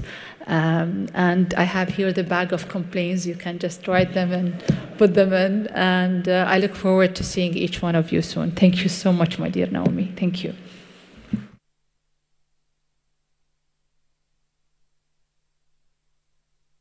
Thank you so much, dear Noura. You are a friend to all of us and a friend to me and to the ACS, and your generosity and hospitality is exceptional, and we're truly grateful. I would like to thank the panel. This concludes this high-level dialogue. I know we're running a little bit short on time, so I'll just finish there and I guess give it back to the moderator, and then you'll hear from me again. Absolutely. I feel, Your Excellency, we are co-hosts today. It's so wonderful to see so many wonderful, familiar faces. And Your Excellencies, thank you so much for your valued contribution and leadership. We are now concluding, sadly, this very special 10th International Cooperation Conference. It gives me great honor, however, before we conclude, to please invite to the floor the Managing Director of the World Government Summit Organization, and we should congratulate him and his fantastic team for this year. Please give a big warm welcome to Mr. Mohammed El Shahan.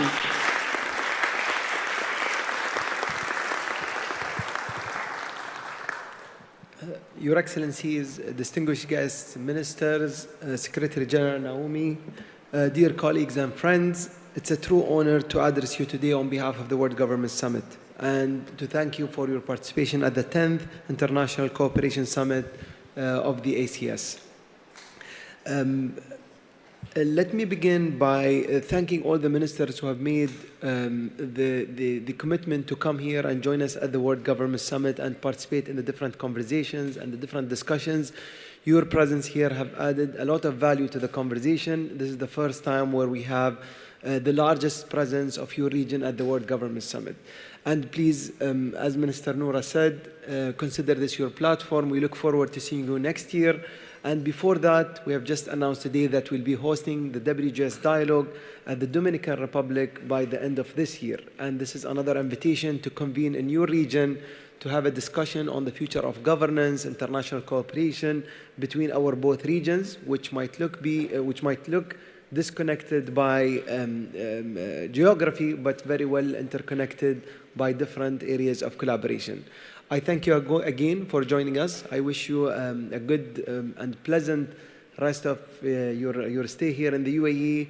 And if there is anything that we can support you with through the WGS platform, please consider it yours. Thank you so much.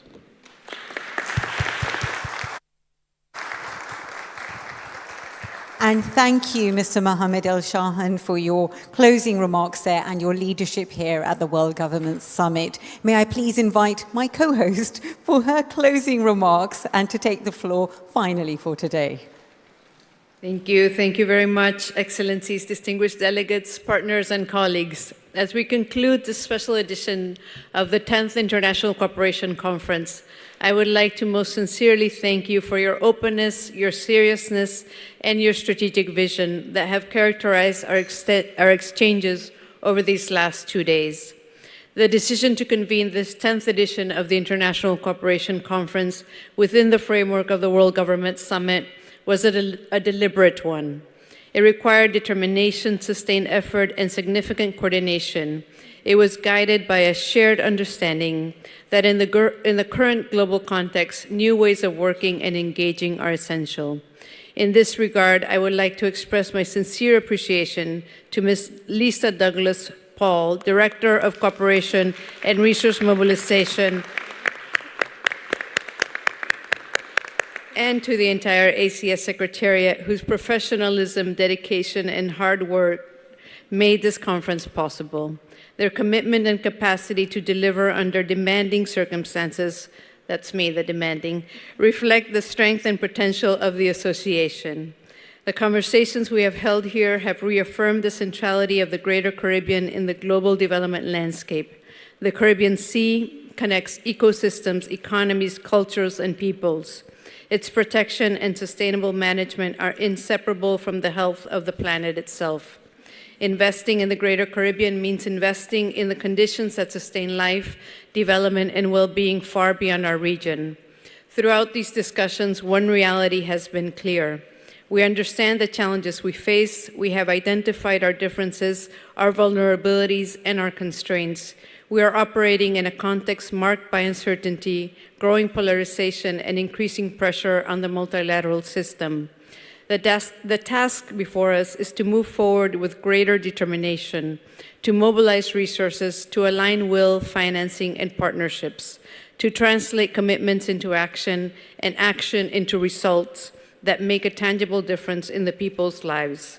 This moment calls for a change in pace and ambition. It calls for collective action that delivers. It calls for new approaches to cooperation and financing, and for a shared commitment to implementation. Our work will be truly relevant if it responds to the realities people face every day. Relevance today is measured by our capacity to act, to deliver, and to generate lasting impact. The Association of Caribbean States remains committed to serving as a platform for this action-oriented cooperation, bringing partners together, mobilizing resources, and supporting member states in advancing concrete solutions aligned with their priorities and responsibilities. Let us leave this conference with a renewed sense of urgency and responsibility, ready to advance from dialogue to action, from commitment to delivery. The future of the Greater Caribbean and of the planet we all share depends on the choices we make and the actions we take. Thank you for your partnership, your engagement, and your commitment. I look forward to our continued collaboration. Thank you very much. Thank you, Your Excellency Naomi Espinosa Madrid, for your powerful closing remarks. Our esteemed audience delegates, we are in awe of your time with us today. We really value your time. We're going to request one last favor. We're going to have an official photograph to really commemorate this moment. May I please just share some instructions that the ACA protocol team will be leading you out to the Fort Island. Jake will be taking our head table. Sarah will be taking our delegates to the left. And Ryan will be taking delegates to the right. And Samira will be taking the back table closest to the door. So you'll have the ACS delegates taking you through, and we will have that as our last moment with you all. A big round of applause, and thank you so much for your time here today. Thank you.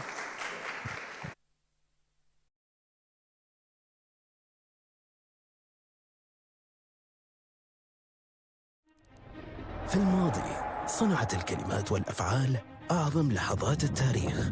فألهمت الشعوب ورسمت مسارها. As long as you live another day, you have an opportunity to create. كلمة واحدة قد تتحول إلى قرارات. In a world in which everything is global, we need global responses. جملة واحدة قادرة على تشكيل الآراء. To me, development delayed is development denied, and we have to change this. والخطاب الصحيح يمكن أن يغير مجرى التاريخ.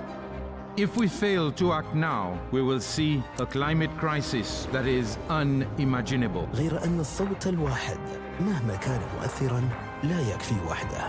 We're going through a time warp. It's going to be shockingly different. هذه تحديات معقدة يصعب على الدول والحكومات مواجهتها منفردة. Shift to artificial intelligence is going to be like a tsunami hitting the labor market. نحن بحاجة إلى منصة تجمع القادة والخبراء والمفكرين، منصة تطرح فيها أصعب الأسئلة وتصاغ فيها الحلول بجهد مشترك. I'm an optimist by nature.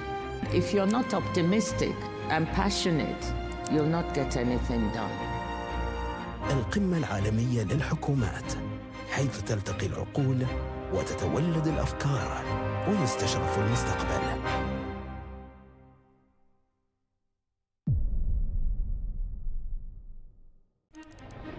Throughout history, our greatest turning points began not with action, but with powerful words.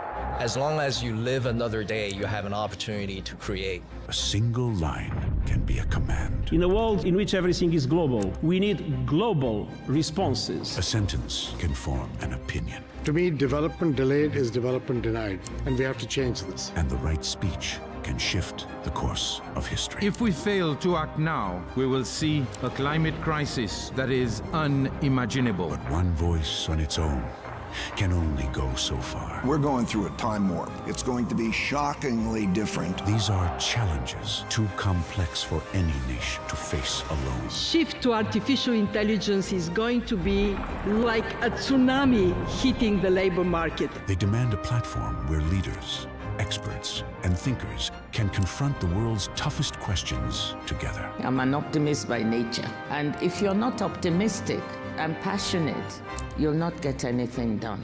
Welcome to the World Government Summit, where voices meet, where ideas are exchanged, and the future is reimagined.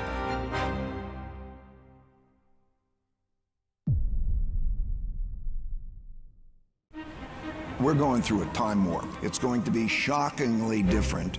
If we get into a new Cold War, do countries have to choose which side they are? In a world in which everything is global, we need global responses.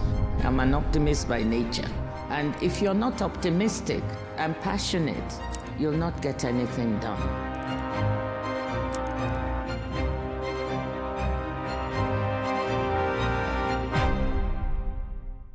Think of genes as life software. Genetic medicine is the ability to rewrite that code. If you are diagnosed early with lung cancer, your probability of being alive at 5 years is going to be 95%. What COVID did is it really stretched our systems to their core. History teaches us the pandemic agreement is mission critical for humanity.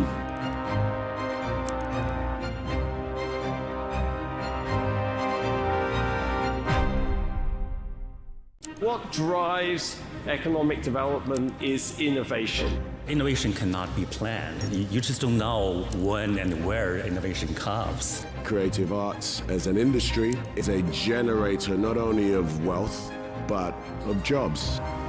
You can find the capital, you can find the resources. It's the ideas that matter.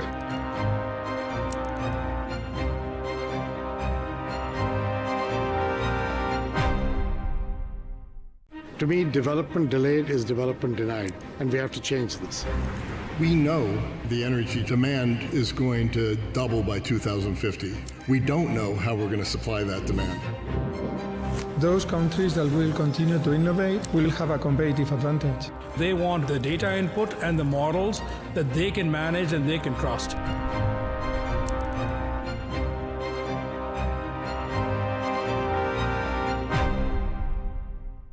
The one-day work week will likely be here by 2040. Once you have humanoid robots, there's really no limit to the economy. You can make anything.